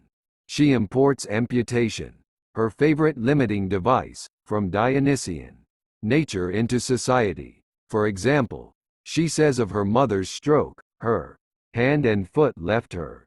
When a neighbor died, he had no hands. 25. Infirmity as severance, because Dickinson is a late romantic separatist, practicing decadent partition, like the brain escaping the lidded skull. Mrs. Dickinson's hand and foot march out of the house like servants giving notice. The poet's amputations are like Kleist's mastectomies. Brutal self-reduction is a restocking of nature's organ bank. Clinically, hypochondria takes two forms. The less serious is anxiety about internal disease. The more pathological is obsession with loss of limbs. Since they have more appendages to lose, men might be expected to suffer from the latter, but, just from common observation, this does not seem to be so. Lawrence Sterne's Tristram Shandy, which I find utterly unfunny, may be a male hypochondriacal construction, for it is an accident series of disasters to body parts: a flattened nose, shattered knee, crushed groin bone, a penis circumcised by a falling window. Our amputational Dickinson exhibits the graver of the hypochondrias. This may be the castration anxiety of a hermaphrodite poet, for we saw that the moment she detaches herself from her phallic genius loci, the pink worm, trouble, begins like a rumble in the boy's lavatory. Significantly, Dickinson shows little concern with disease. Her sadomasochistic horrors are confined to piercings, slashings, hackings, scorchings, and dislocations. Why? Poe's Red Death, Baudelaire's Voyage to Cythera, and Heisman's Flower episode make disease a major late romantic metaphor.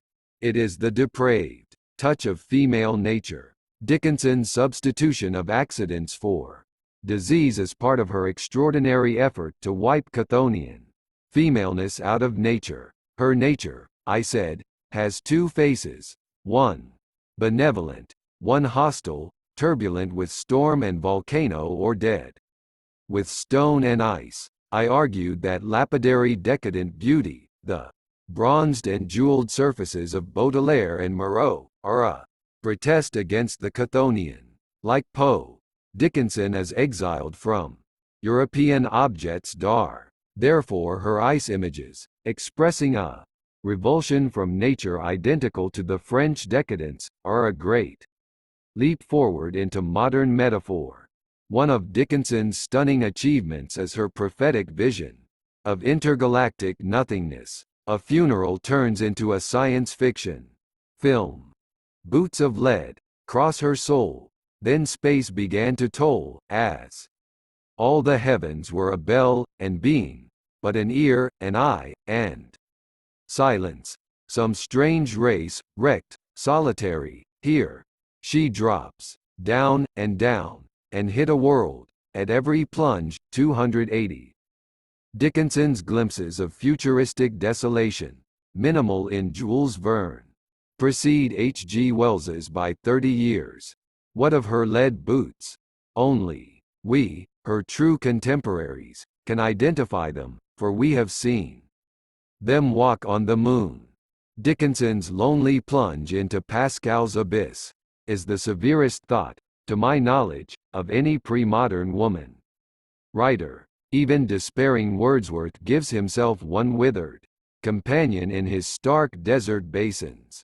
In Safe in Their Alabaster Chambers, a masterpiece, the meek dead wait for resurrection under their rafter of satin and roof of stone. Grand go the years, in the crescent, above them, worlds scoop their arcs, and firmaments row, diadems drop, and doges surrender, soundless as dots on a disk of snow. 216. The alabaster chamber is the tomb and also the corpse's marble flesh. A palace turned prison. The coffin's satin coverlet is like the gossamer gown of the kidnapped maiden, a hope that will be rent. The stone roof is the sky that will never open. The meek have inherited the earth. The heavens revolve in great mathematical arcs. History speeds up. Kings' crowns falling like snowflakes. The poem ends with a soft numbing of the tongue, as syllables sputter out into silence. The poet takes a position of visionary distance from which human life seems a speck in the cosmos. Especially brilliant is the muted movement of doges into snow, all the colors of Venice, art, imagination, and worldly glory, vanishing into eternity. This frigid, godless universe is a major theme of modern literature. As in Wallace Stevens' The Snowman, 1923. Dickinson anticipates Kafka in combining emptiness and absurdity with tyrannical authority. How amazing that this is the work of a solitary, neglected, untraveled woman. How did she make so remarkable an advance on contemporary literature? Dickinson's modern ice world is the direct result of her Brontean swerve from gender, her refusal to accept femaleness in herself or nature. Science fiction's glacial wastes, which she is the first artist to see, are a landscape from which maternal procreation has been blasted. Her dreams of death by freezing are a poetic anorexia or willed starvation. There is no disease in her, because disease is a female miasma, an infection. There are no contaminations, only mutilations, because nature is in a state of cold purity, its accidents a Newtonian collision of hard objects. The blood the poet sheds is lustral, a self-detoxifying bath. There is never any disgust in her, only horror, for disgust is a male response to female nature, which she has purged out of existence. Dickinson projects Chthonian unintelligibility onto phallic demons, whom she flees because they would betray her into fecundity. Her sexual premises also determine her rhetorical forms. Whitman extends himself outward to be impregnated in huge, sprawling prose poems. But Dickinson's small lyrics are a sexual closure, the cage of a self-sequestered Sibyl.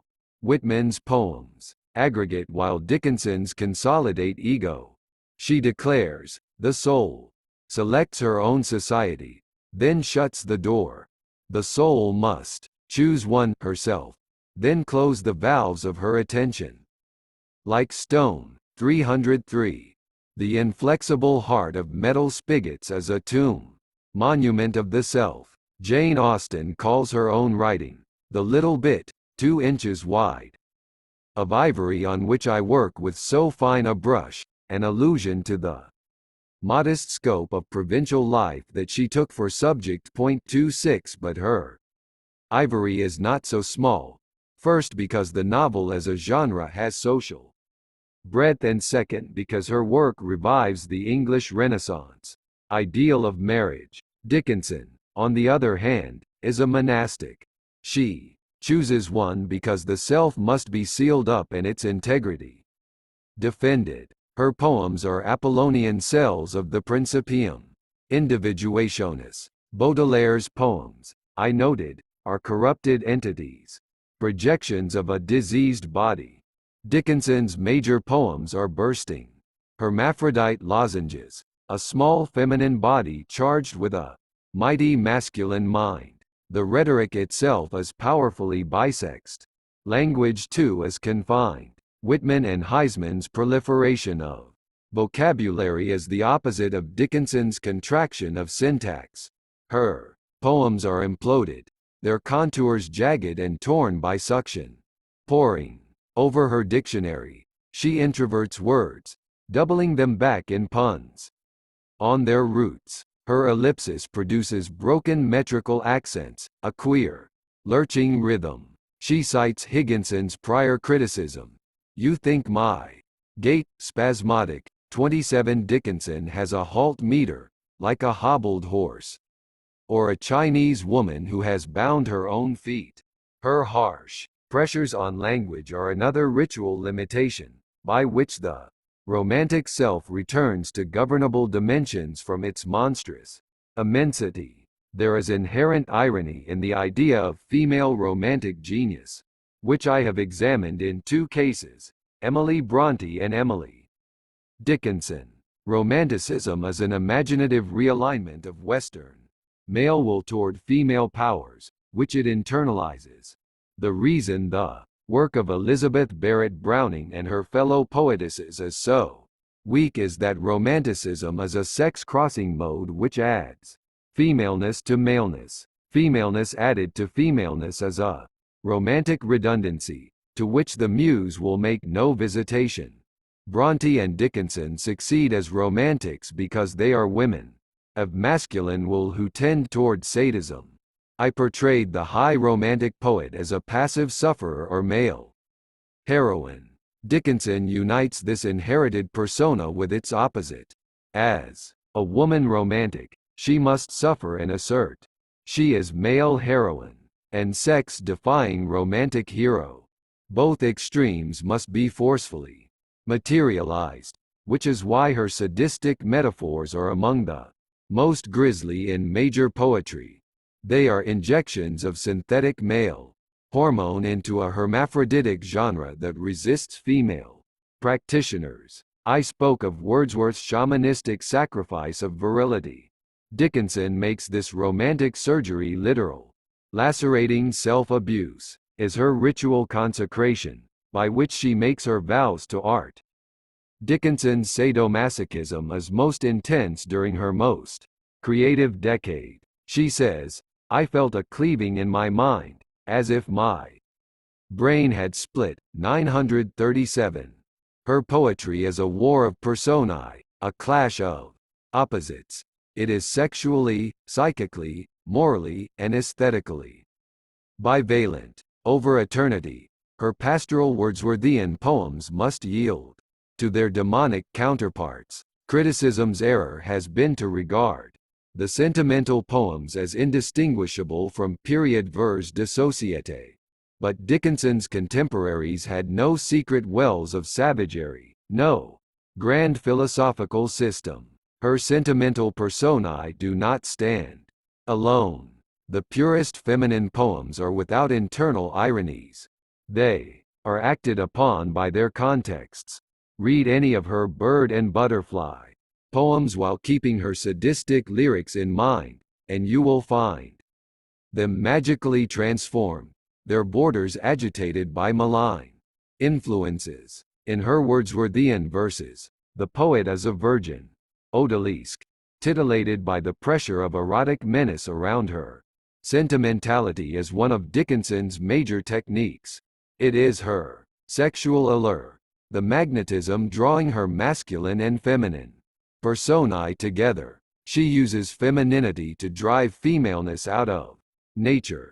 Rejected by many women of our time, femininity attracts her as a poetic mask, partly because men too wear this mask in their encounters with God and death.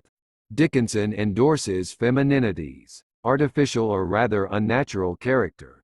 It is both of and against nature, since spring always loses to frost and decay. Thus she treats femininity as simultaneously spurious and authentic. She exaggerates the social frivolities of her gender in order to thrust nature's force into the masculine, bypassing mythology's Chthonian females. The polarized sexual powers of Dickinson's poetry form a huge circle, and Ouroboros of pursuit and flight. Masculine devours feminine.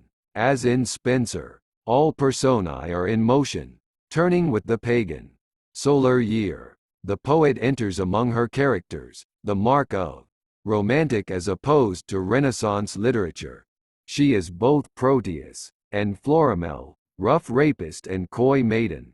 She is like the onanist, Genet, of whom Sartre says, he is the criminal who rapes and the saint who lets herself be raped. 28 Dickinson works bisexual polyphony. We cannot speak of her individual poems as good or bad, but rather as more or less masculine and feminine. Wordsworth and Rousseau posit hostility between nature and society, which they define as respectively female and male. Dickinson unexpectedly unites society with Wordsworthian nature by linking them both to femininity. Wordsworth's nature is Chthonian and deeply female, but it isn't in Dickinson because she got Wordsworth through Emerson, and Emerson is in American flight from the female. Through her feminine personae, the poet pretends to be what she seems to be to the social eye. She has gone out the front door of her gender and come in the back. Sentimentality restores her poetic equilibrium. It adds representational weight to the light end of the sexual seesaw. Her feminine personae are mental calisthenics by which she dissuades herself from sadism. Already at a peak of masculine tension, she swings them about like Indian clubs or thistledown barbells, which enable her to maintain her muscle tonelessness in prison. Wordsworth's poetic gifts come through the opening he makes to the mother. Dickinson's poetry requires separation from the mother, whom she demotes from creative authority. Here again she uses Blake against Wordsworth. Her relations with her real mother should not be exaggerated, since in Romanticism it is imagination, not fact, that is primary. But she told Higginson, "My mother does not care for thought," she said of her sister Lavinia, while both parents were still alive. "She has no father and mother but me, and I have no parents but her." This is like Woolf calling herself her sister Vanessa's firstborn. 29 Dickinson and Bronte cultivate the romantic sister relation, at its most incestuous a denial of ancestral indebtedness. There are very few mothers in Dickinson's nature poetry, nearly all qualified by some irony. Gentle, Mother Nature puts her golden finger to her lip, willing silence everywhere. 790 gold fingers are sunset rays, signaling sleep for man and beast. But nature's silence may be golden because it is the mineral coldness of death. When nature smiles at her eccentric family, we should think of Leonardo, not Raphael, 1085. I admire these lines. In ovens green, our mother bakes, by fires of the sun, 1143. Believers in the mawkish Dickinson, a Shirley Temple who wakes when the genius nods, will dismiss such things as idle Victoriana, aproned mother. Nature bustles about, whipping up batches of cookies. But the kitchen scene has a cruel subplot. Nature as Hansel and Gretel's witch, grilling her children in her German ovens. Here is the sober truth. But nature as a stranger yet. The ones that sight her most have never passed her haunted house, nor simplified her ghost. To pity those that know her not is helped by the regret that those who know her less, the nearer her they get. 1400. Nature as no meadow of green promise but a spectral Gothic chamber that will not let history be born. All knowledge is a return to the past. Dickinson writes Higginson, nature as a haunted house, but art, a house that tries to be haunted. 30. Romantic art as demonic. It finds the pagan spiritualism in matter. In Dickinson's year, false spring supplants summer. She rejects fecund ripening for herself as well as her metaphors. Habitually dressed in white, she was always nun or bride, never mother. Her boy personae are also deflections of maturation, an anorexic suppression of sexual shape, sentimentality in Dickinson, as opposed to Wordsworth and Wilde, is a road away from the mother rather than toward her. It is no coincidence that while some major female artists have married, very few have borne children.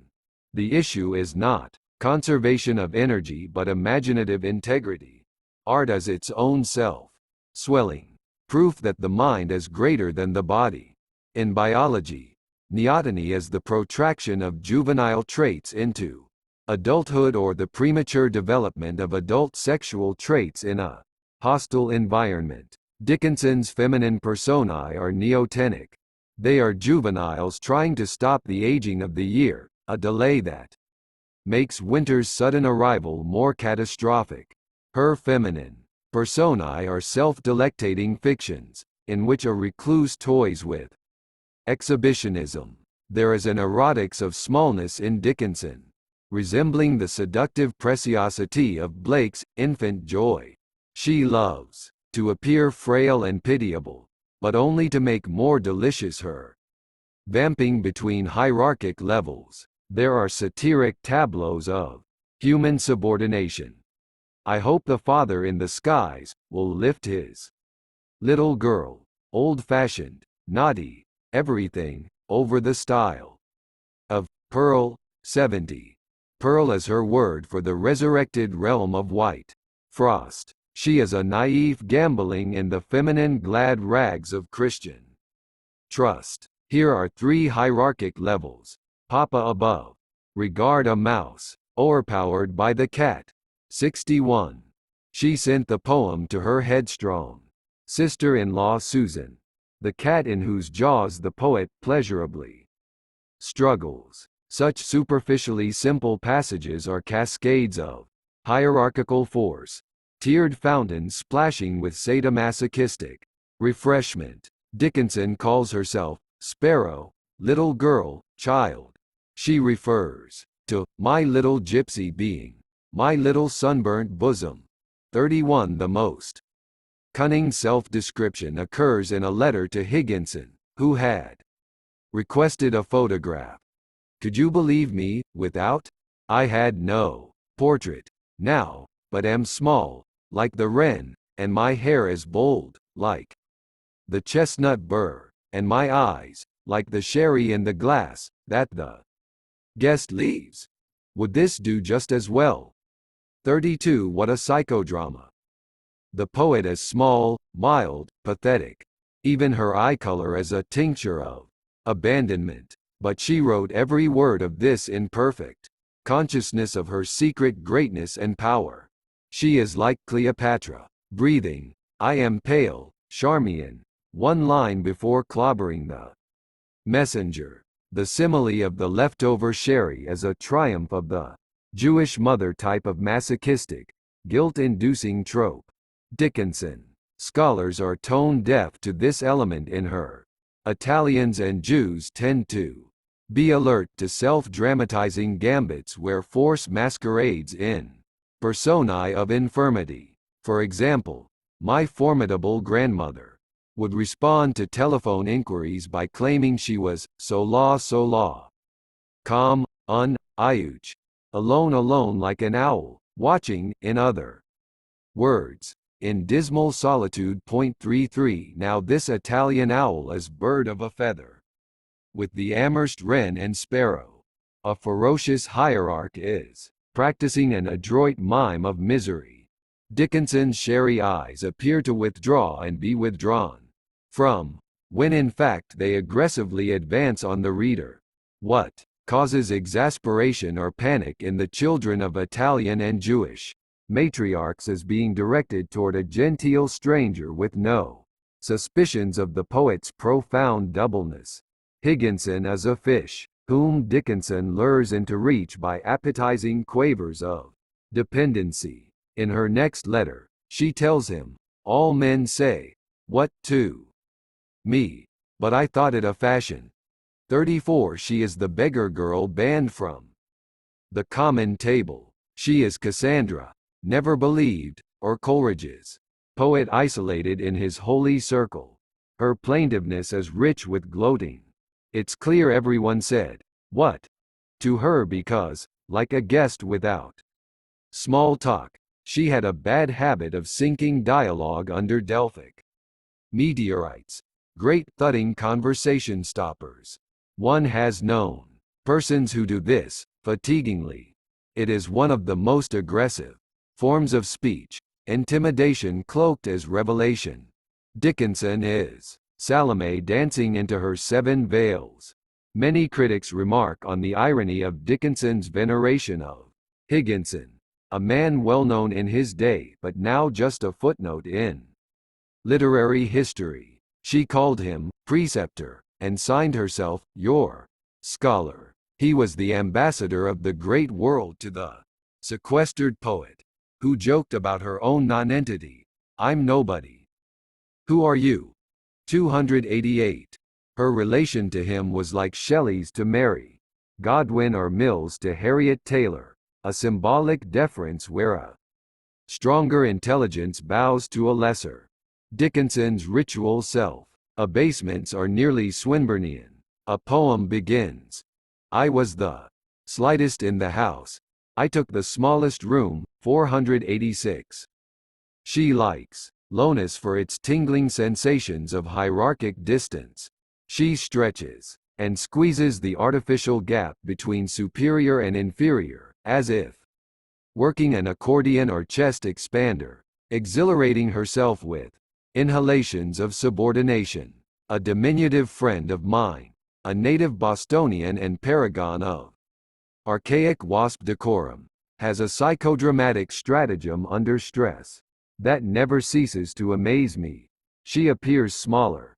This conch-like spiral of spiritual and physical retraction is not in the Mediterranean arsenal. Quite the contrary. The beset southerner follows the animal principle of raised hackles, an emphatic enlargement of personality. One leaps to one's feet, waves the arms, raises the voice. Dickinson's most cherished maneuver is to appear smaller, a camouflage in society. This compression of persona is a hallucination projected upon the unwary by a gamesman of tough will. The poet has duped and beguiled not Higginson alone but generations of her readers and critics. Higginson recorded his first meeting with Dickinson in a long letter to his wife. We see the poet's calculated presentation of self with wonderful clarity. A step like a pattering child's in entry and in glided a little plain woman with two smooth bands of reddish hair and a face a little like bell doves, not plainer, with no good feature, in a very plain and exquisitely clean white peak and a blue net worsted shawl. She came to me with 2 day lilies which she put in a sort of childlike way into my hand and said, "These are my introduction," in a soft frightened breathless childlike voice, and added under her breath, "Forgive me if I am frightened. I never see strangers and hardly know what I say," but she talked soon and thenceforward continuously, and deferentially, sometimes stopping to ask me to talk instead of her, but readily recommencing. Dickinson plays the child entering her own kingdom of heaven. Supposedly not knowing what to say, she manages to talk non-stop. Higginson is under attack by the Delphic priestess. The inner reality of their encounter is registered in his extraordinary closing words. "I never was with anyone who drained my nerve power so much. Without touching her, she drew from me. I am glad not to live near her." 35 Higginson felt a strange spiritual oppression in her presence. Even without this lucky corroboration by an urbane witness, I contend we are able to tell from the poetry alone, with its sadomasochistic duality, that Emily Dickinson is one of the great examples of the vampirism of the artist. In a survey of vampire legends, Montague Summers speaks of the spiritual vampire, or psychic sponge, who has the ability to re-energize him or herself by drawing upon the vitality of others. Such types are by no means uncommon. Sensitive people will often complain of weariness and loss of spirits when they have been for long in the company of certain others. 36 Pressing the beam of her mental eye on Higginson, the poet extorts his vitality from him in shamanistic transfusions of soul plasm. The vampire as artless child, as with Bronte's ghostly waif at the window or Coleridge's fainting Geraldine in her white robe. Dickinson's approach to visitor and reader alike is a cinematic mirage, a silvery vapor of entrancement. Of the century's major American writers, Dickinson is the most decadent in religious and sexual psychology. Her fondness for corpses far exceeds the Victorian cult of bereavement. She is closest here not to Sir Thomas Browne and the metaphysicals but to the Hamlet who casually says of dead Polonius, "All lug the guts into the neighbor room." 3. IV.213. A typical Dickinson love poem begins, "If I may have it, when it's dead. To heck with warm flesh, she'll take the corpse. Forgive me, if to stroke thy frost, outvisions paradise." 577. The male is it. Because death neutralizes gender, he is sexually and emotionally tolerable only after he has been processed into passivity, patted and kneaded like a pie crust. Keats's Isabella waters her lover's severed head with her tears, but Dickinson sheds no tears. As she fondles the corpse, she flashes a dazzling smile. Stroking corpses of both sexes is Dickinson's literary hobby. 187.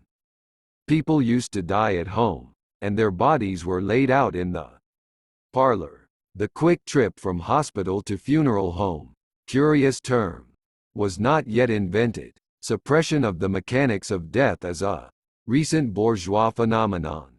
At Italian funerals, for example, friends and relatives file past the open casket on the morning of burial and kiss the corpse's forehead.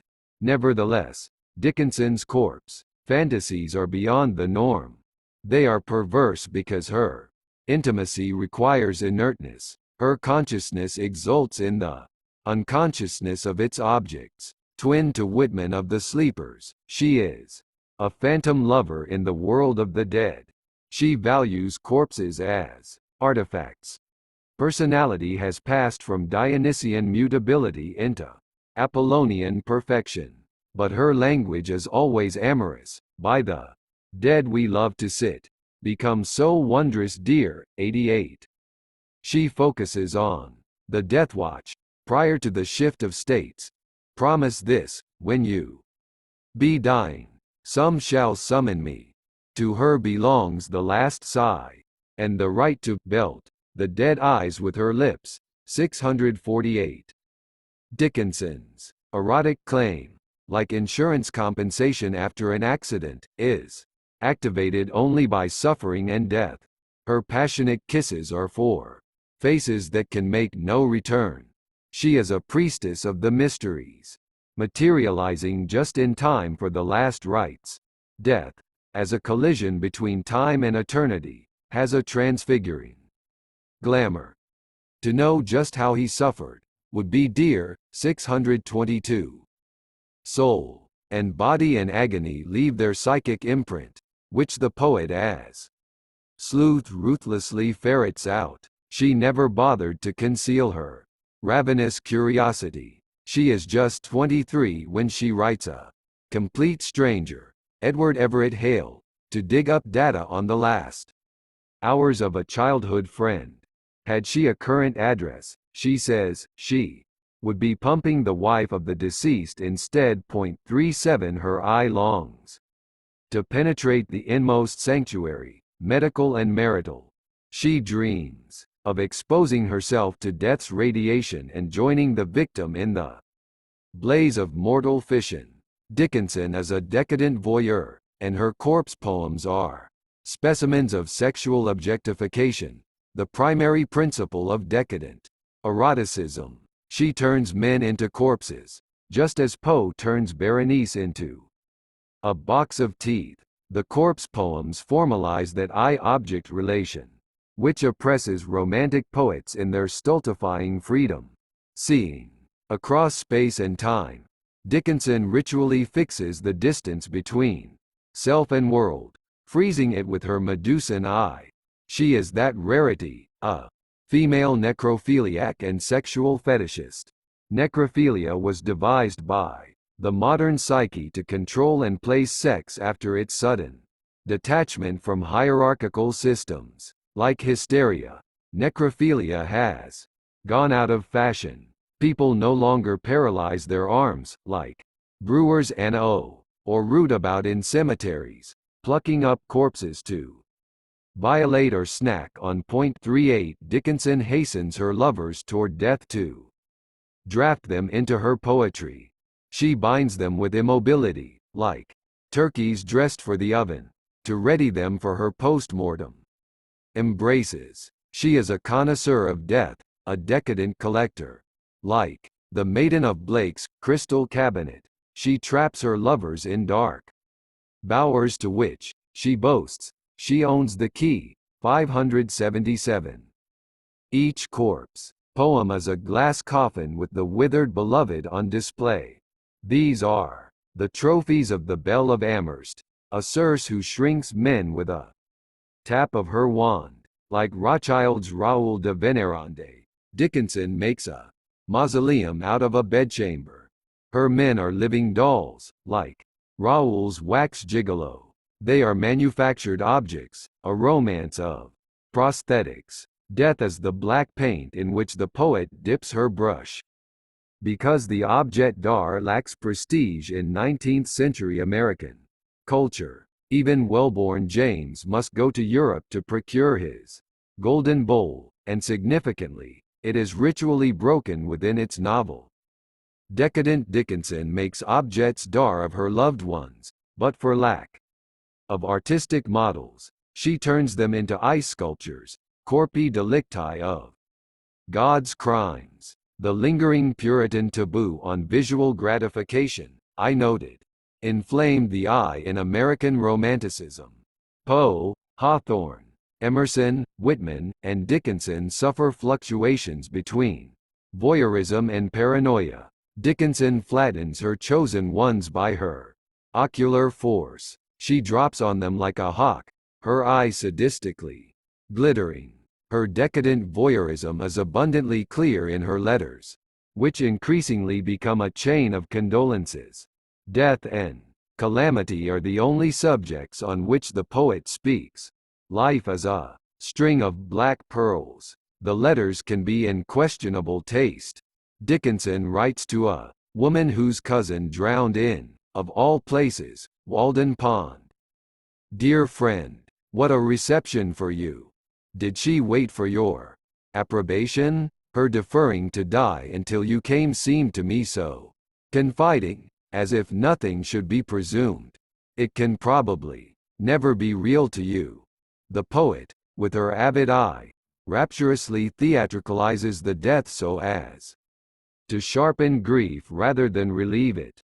Victim and rescuer seem actors rehearsing a play. The lingering pondside death is critiqued as if it were a summer charade in a gazebo.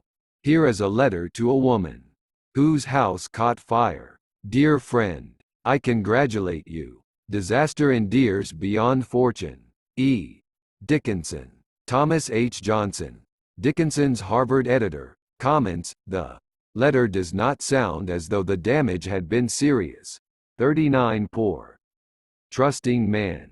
The fire was obviously a catastrophe. Dickinson sends a congratulations card because victimization means canonization in her Sedine cosmos. There is maniacal glee in her sepulchral letters. She makes strange hard jests at tender moments. To a friend whose infant son had an operation for a congenital foot problem. How is your little Byron? Hope he gains his foot without losing his genius. 40. Flattery and tartness queasily mingle. The letter raises the fleeting possibilities that the boy will be either a brilliant clubfoot or an agile dolt. Our poet's honeyed words have a secret sting.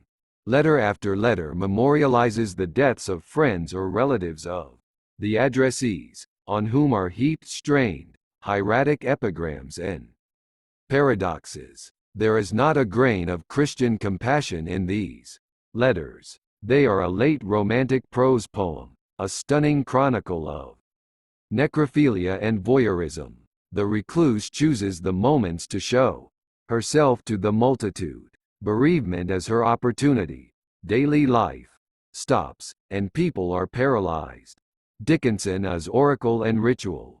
Mourner injects herself into their suffering. The letters of condolence are death day rather than birthday gifts, handcrafted by the poet in her secret forge. Dickinson tells Higginson, a letter always feels to me like immortality because it is the mind alone without corporeal friend. There seems a spectral power in thought that walks alone. 41 This stalking spectre is the vampire poet scanning the world for disasters. She imagines the mourners receiving her letters. She is there, by telekinesis, suddenly appearing like Poe's raven on palace head, ready with words of wisdom. The mourners' social masks are off. They are naked and at their most passive. This is when the poet makes contact. She unites with them as they confront elemental realities. She senses death's primitivistic energy, which excites her. She is a shark lured by spilled blood, a rustic hog snuffling out black truffles of woe. All of Dickinson's letters are archly seductive, but the letters of condolence are a sadomasochistic congress. She is like Blake's God creating Adam, smothering the bereaved while they are prostrated. The letters of condolence are erotic, self-conscious, ritualized, and therefore decadent. Like the governess of Turn of the Screw, Dickinson is a romantic terrorist, presiding over eruptions of horror. Like the governess, she constructs a decadent world of voyeuristic sightlines. Her eroticized lust to see all is combined with intense fear of the visual. Like Gautier's Queen Nicia, Dickinson feels contaminated by others' eyes. She defends her perceptual purity by walling herself up in her Danae's Tower or snowbound, Pearl Jail. 42 She dreads being Seen precisely because her eye is so powerful and intrusive. Letters and poems allow her to be heard at a distance while remaining invisible, as if on a public address system. Nothing is more terrible in her poetry than when her barriers are breached and the visual pours in on her uncontrollably. Creation seemed a mighty crack to make me visible. Space stares all around. 891, 510. These mirror-like returns upon her of her own ocular aggression explain many of Dickinson's eccentricities. She refused to be photographed or to receive most callers. She would not address letters in her own hand, and she carried on conversations with visitors from behind a screen or from the next room. This is partly a rejection of stable social identity, the poet of many personae refusing to commit herself to one. But her ostentatious withdrawals are tactical. She drives up her market value by spiritual hoarding and taxes her friends by withholding herself. Her tarrying in the wings is frictional. Her appearances are delayed ejaculations, meant to bring her audience to a peak of frenzy. Her aggravating affectations, which would now be called passive-aggressive, evoked a memorable response from Samuel Bowles, who shouted up the stairs, "Emily, you wretch! No more of this nonsense. I've traveled all the way from Springfield to see you. Come down at once." 43 Her bluff called. The poet calmly descended. Dickinson's manipulative letters are masterful in their subtle calibrations of conditional visibility. Here is her account, in a letter to her Norcross cousins, of a great fire that destroyed downtown Amherst. Fire bells awoke her in the middle of the night. I sprang to the window, and each side of the curtain saw that awful sun. The moon was shining high at the time, and the birds singing like trumpets. Vinny came soft as a moccasin. "Don't be afraid, Emily, it is only the 4th of July. I did not tell that I saw it, for I thought if she felt it best to deceive, it must be that it was." She took hold of my hand and led me into mother's room. 44. Sensitive, childlike Emily, then 48 years old. The perversity is not so much in Dickinson's docile consent to her sister's deception, as in the eerie reproduction of the scene for the Norcrosses, drawing them in as another audience and so tripling the poet's impersonations. Is Vinny, soft as a moccasin, Indian or snake, consoler or seducer? This is another scene of Spencerian ambiguities, donning her mask of Wordsworthian femininity to turn from a Sardine spectacle. Dickinson is the soft focus of row after row of observing eyes, beginning with her own. She invites the gaze of the Norcrosses so that she can watch them watching her, like Wilde's Gwendolen. It is a theatrical triangulation of sadomasochistic perception, part coercion, part self-immolation.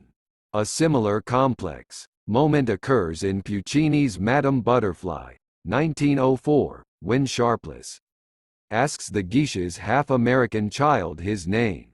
Butterfly herself responds, rhetorically addressing her son and putting words of rebuke in his mouth, her voice rising to an ecstatic climax. Answer, "Today. My name is Trouble, but tell my father when you write to him that on the day he returns joy, joy will be my name."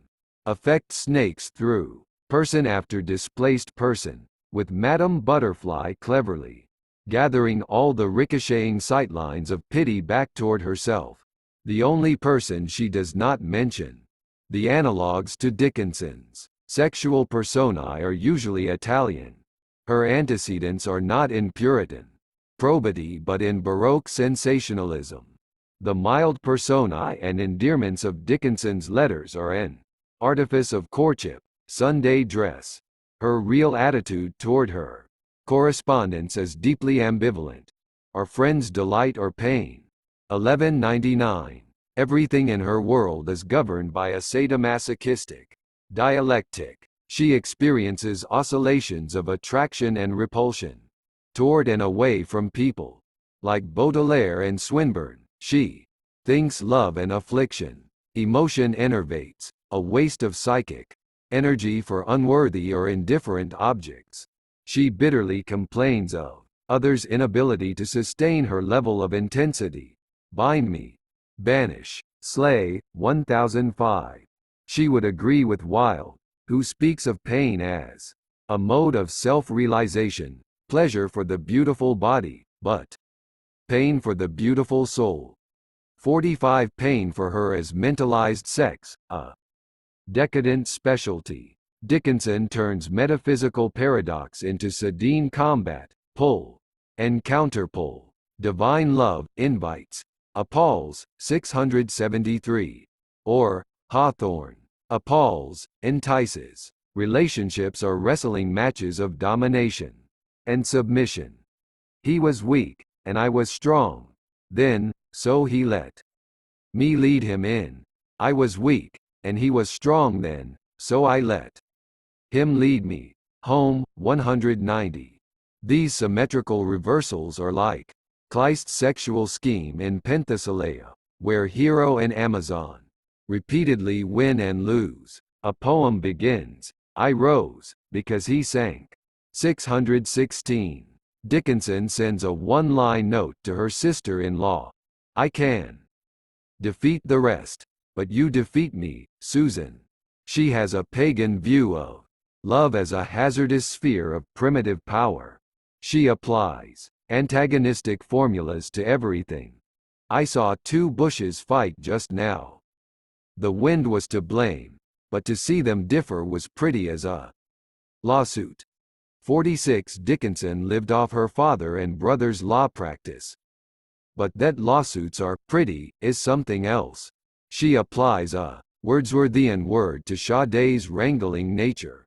Like Wilde, Dickinson makes hierarchical placements, but only as a prelude to sudden inversion. Cakes rain but a day. 1578. Even cakes are victim to elevation and overthrow. Gwendolen, we saw, also makes cake a caste symbol. The snobbish Wildean analogy is clear in lines like, the parasol is the umbrella's daughter, and associates with a fan. 1747. Dickinson sexualizes common objects and classifies them by gender and rank. Because her eroticism is visual rather than sensual, Dickinson's love affairs take the form of adoration and apotheosis. Another one-line note to her sister-in-law. Susan's idolater keeps a shrine for Susan. An early letter to her brother speaks of herself and Susan's sister. Martha and I are very much together. We fill each niche of time with statues of you and Sue, and in return for this, they smile beautiful smiles down from their dwelling places. These shrines and statues, along with her references to nuns and Madonnas, belong to Dickinson's heretical Catholicism. Here she is like Hawthorne, introducing Madonna and Child into the Puritan Scarlet Letter. Her editor says of a poem composed on the 4th anniversary of Charlotte Bronte's death, throughout her life Ed was especially sensitive to such occasions. 47. In other words, the poet had her own calendar of saints, holy days consecrated to deceased friends and great ones. Like the French and English decadents, she is attracted to Catholicism for its ritualism, not its morality. She zeroes right in on Roman Catholicism's pagan heart. Dickinson is a fan, a hero worshipper, a creator of hierarchic preeminence even when, as with Higginson, there is none. Like Shelley in Epipsychidion, she falls in love with charismatic personality. Like Swinburne in Dolores and Faustine, she is a sexual cultist, electing gods and saints to whom she lights votive candles.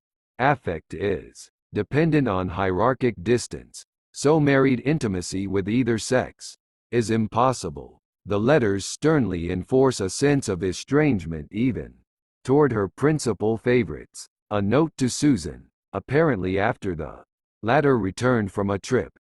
I must wait a few days before seeing you. You are too momentous, but remember it is idolatry, not indifference. 48 elaborate ceremonial restrictions and demarcations. Susan and Austen lived next door. Good fences make good neighbors.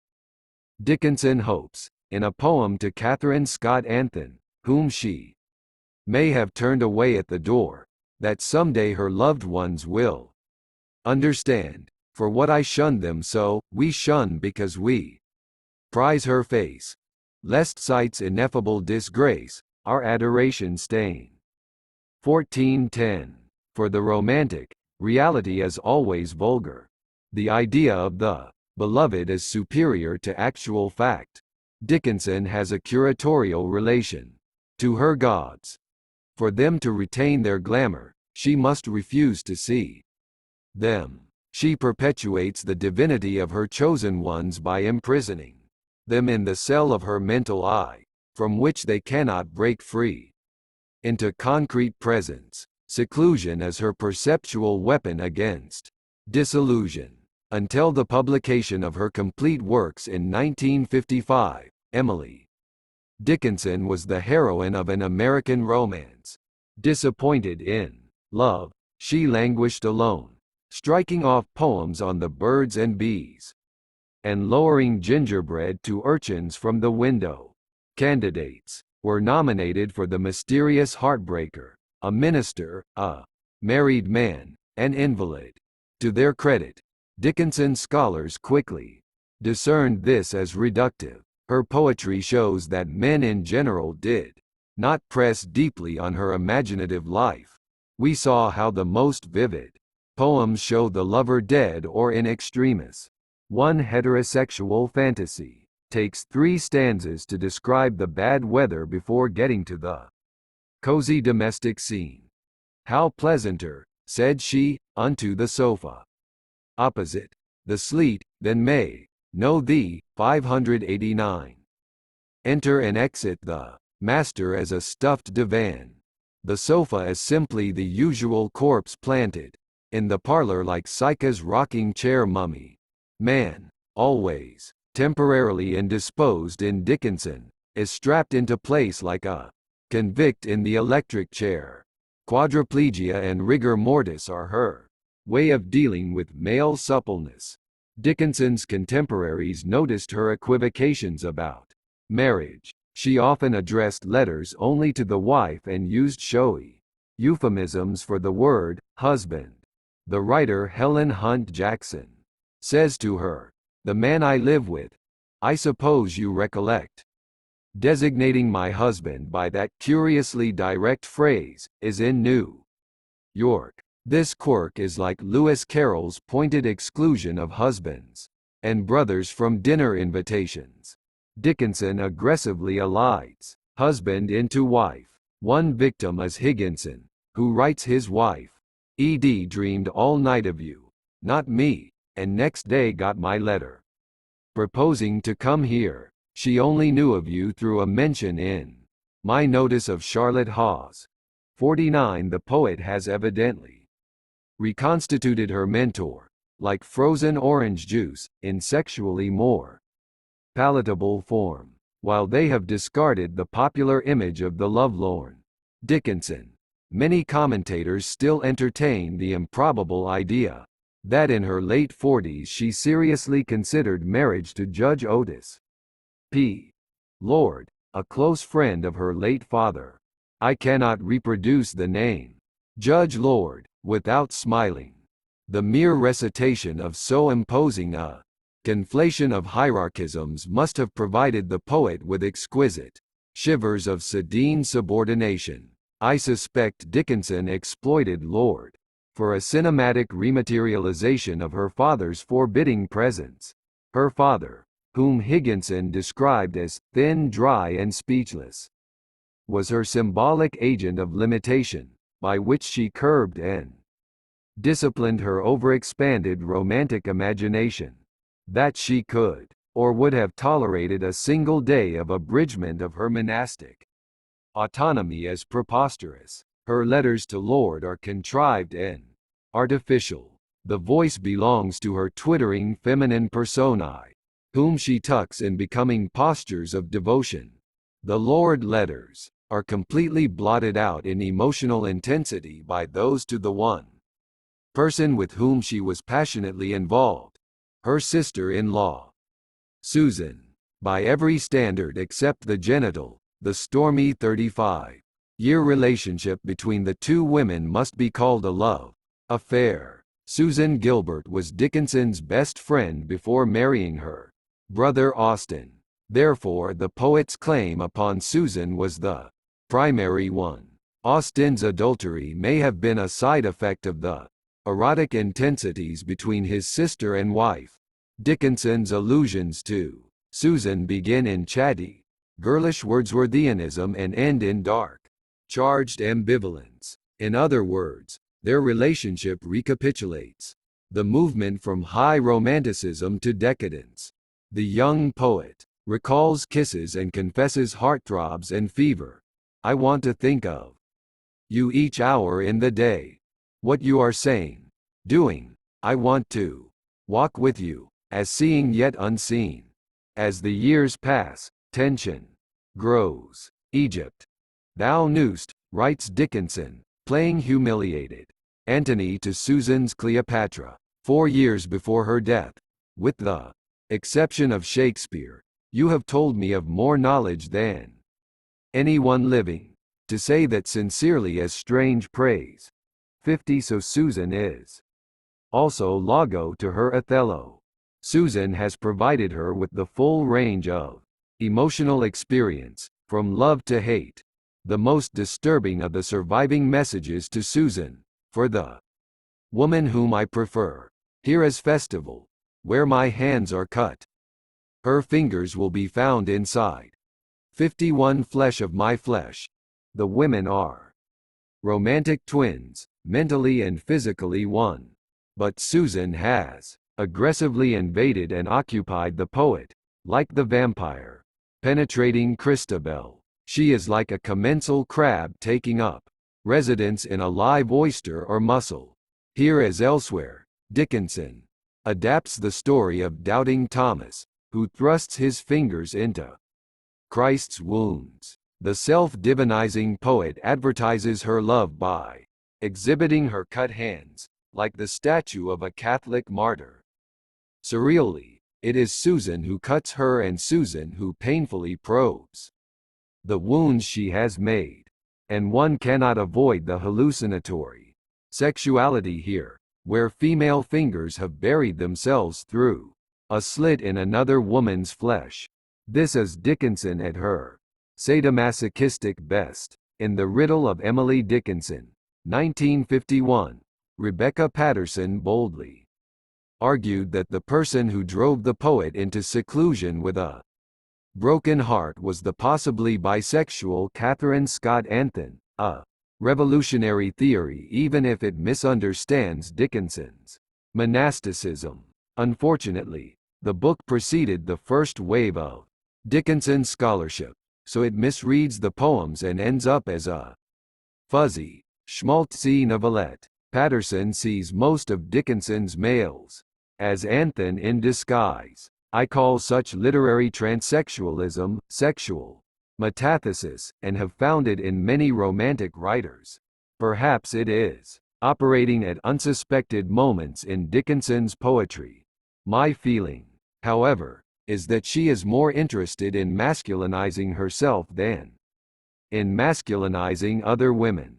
The self-projections of boy, prince, and rapist are her favorite transsexual mode. Furthermore, her erotics of Sedine hierarchy require most of her males to be male, but without any necessary heterosexual desire on her part. At her most rigorous, Dickinson is a Wildean Apollonian aroused by rank alone. Irrespective of gender, she is one of the last scholastics of the great chain of being. Psychobiographers like the astute John Cody recognize Dickinson's lesbian tendencies, but criticism has not assimilated such perceptions into explication of the poetry. For most scholars, lesbianism is no way to treat a lady. The long conventionalization of Dickinson is epitomized in the early retouching of our one photograph of the homely poet, who ends up with a frilly white ruff and fluffy Jane Wyman hair. It ludicrously feminizes her in compromising austerity. Dickinson knew she deviated from female respectability. She says, with her usual rape language, "What soft cherubic creatures these gentlewomen are. One would as soon assault a plush, or violate a star." 401. The well-bred lady with her opulent bosom is half angel, half velvet cushion, materialism masquerading as virtue. Dickinson's niece remembered her standing in the upper hall, as women visitors departed, and saying, finger to her lips, "Listen. Hear them kiss, the traitors." 52 in a line like, "I like a look of agony. Because I know it's true." She is using her cheerful sadomasochism to wipe out the empty tea table smiles of her modish sex. 241. Her homoerotic flirtations were integral to her masculine poetic identity. To love like a man is a first step away from social and biologic destiny. Robert Graves declares, "The function of poetry is religious invocation of the muse. I cannot think of any true poet from Homer onwards who has not independently recorded his experience of her. Male homosexuals, he claims, cannot write great poetry, since their indifference to women severs them from the muse or white goddess. Women poets are crippled for the same reason. Woman is not a poet. She is either a muse or she is nothing." He denies Sappho was a lesbian, blaming the idea on the malevolent lies of the attic. Comedians. 53 Addled by homophobia, Graves fails to follow his interesting theory to its necessary conclusion. Sappho is a great poet because she is a lesbian, which gives her erotic access to the muse. Sappho and the homosexual-tending Emily Dickinson stand alone above women poets, because poetry's mystical energies are ruled by a hierarch requiring the sexual subordination of her petitioners. Women have achieved more as novelists than as poets because the social novel operates outside the ancient marriage of myth and eroticism. Understanding of Dickinson has been hampered by her complex use of sexual personae. Her sentimental feminine personae are paradoxically a tool of her poetic self-masculinization. For Blake, imagination must liberate itself from female nature. For Dickinson, a rare woman romantic, that femaleness is in herself, which she must jettison to be free, by polarizing nature's powers into masculine and feminine, a duality that ensures the destruction of undefended femininity. She expels Chthonian femaleness from her world. Her Brontean detachment from her gender makes possible some of her most brilliant innovations. "'Twas just this time, last year, I died, I heard a fly buzz. When I died," these incredible first lines, like the technical experiments of Wuthering Heights, have been produced by a displacement of point of view coming from sexual abstraction and self-estrangement. By no coincidence, it is married or marriageable women who fascinate and enamor Dickinson. The femaleness she makes external to herself she isolates and honors in others. But she must be their only spouse and child. She makes them sterile with her own desire. Her beloved women, particularly the volatile, willful Susan Gilbert Dickinson, are the avatars of the muse whose presence is indispensable to poetry. Even the best critical writing on Emily Dickinson underestimates her. She is frightening. to come to her directly from Dante, Spencer, Blake, and Baudelaire as to find her sadomasochism obvious and flagrant. Birds, bees, and amputated hands are the dizzy stuff of this poetry. Dickinson is like the homosexual cultist draping himself in black leather and chains to bring the idea of masculinity into aggressive visibility. In her hidden inner life, this shy Victorian spinster was a male genius and visionary sadist, a fictive sexual persona of towering force. Emily Dickinson and Walt Whitman, apparently so dissimilar, are late Romantic Confederates of the American Union. Both are self-ruling hermaphrodites who will not and cannot mate. Both are homosexual voyeurs gaming at sexual all-inclusiveness. Both are perverse cannibals of others' identities. Whitman in his gluttonous self-engorgements and invasions of the chambers of the sleeping and sick. Dickinson in her ritualistic condolences and lubricious death. Connoisseurship, voyeurism, vampirism, necrophilia, lesbianism, sadomasochism, sexual surrealism. Amherst's Madame de Chaudet still waits for her readers to know her.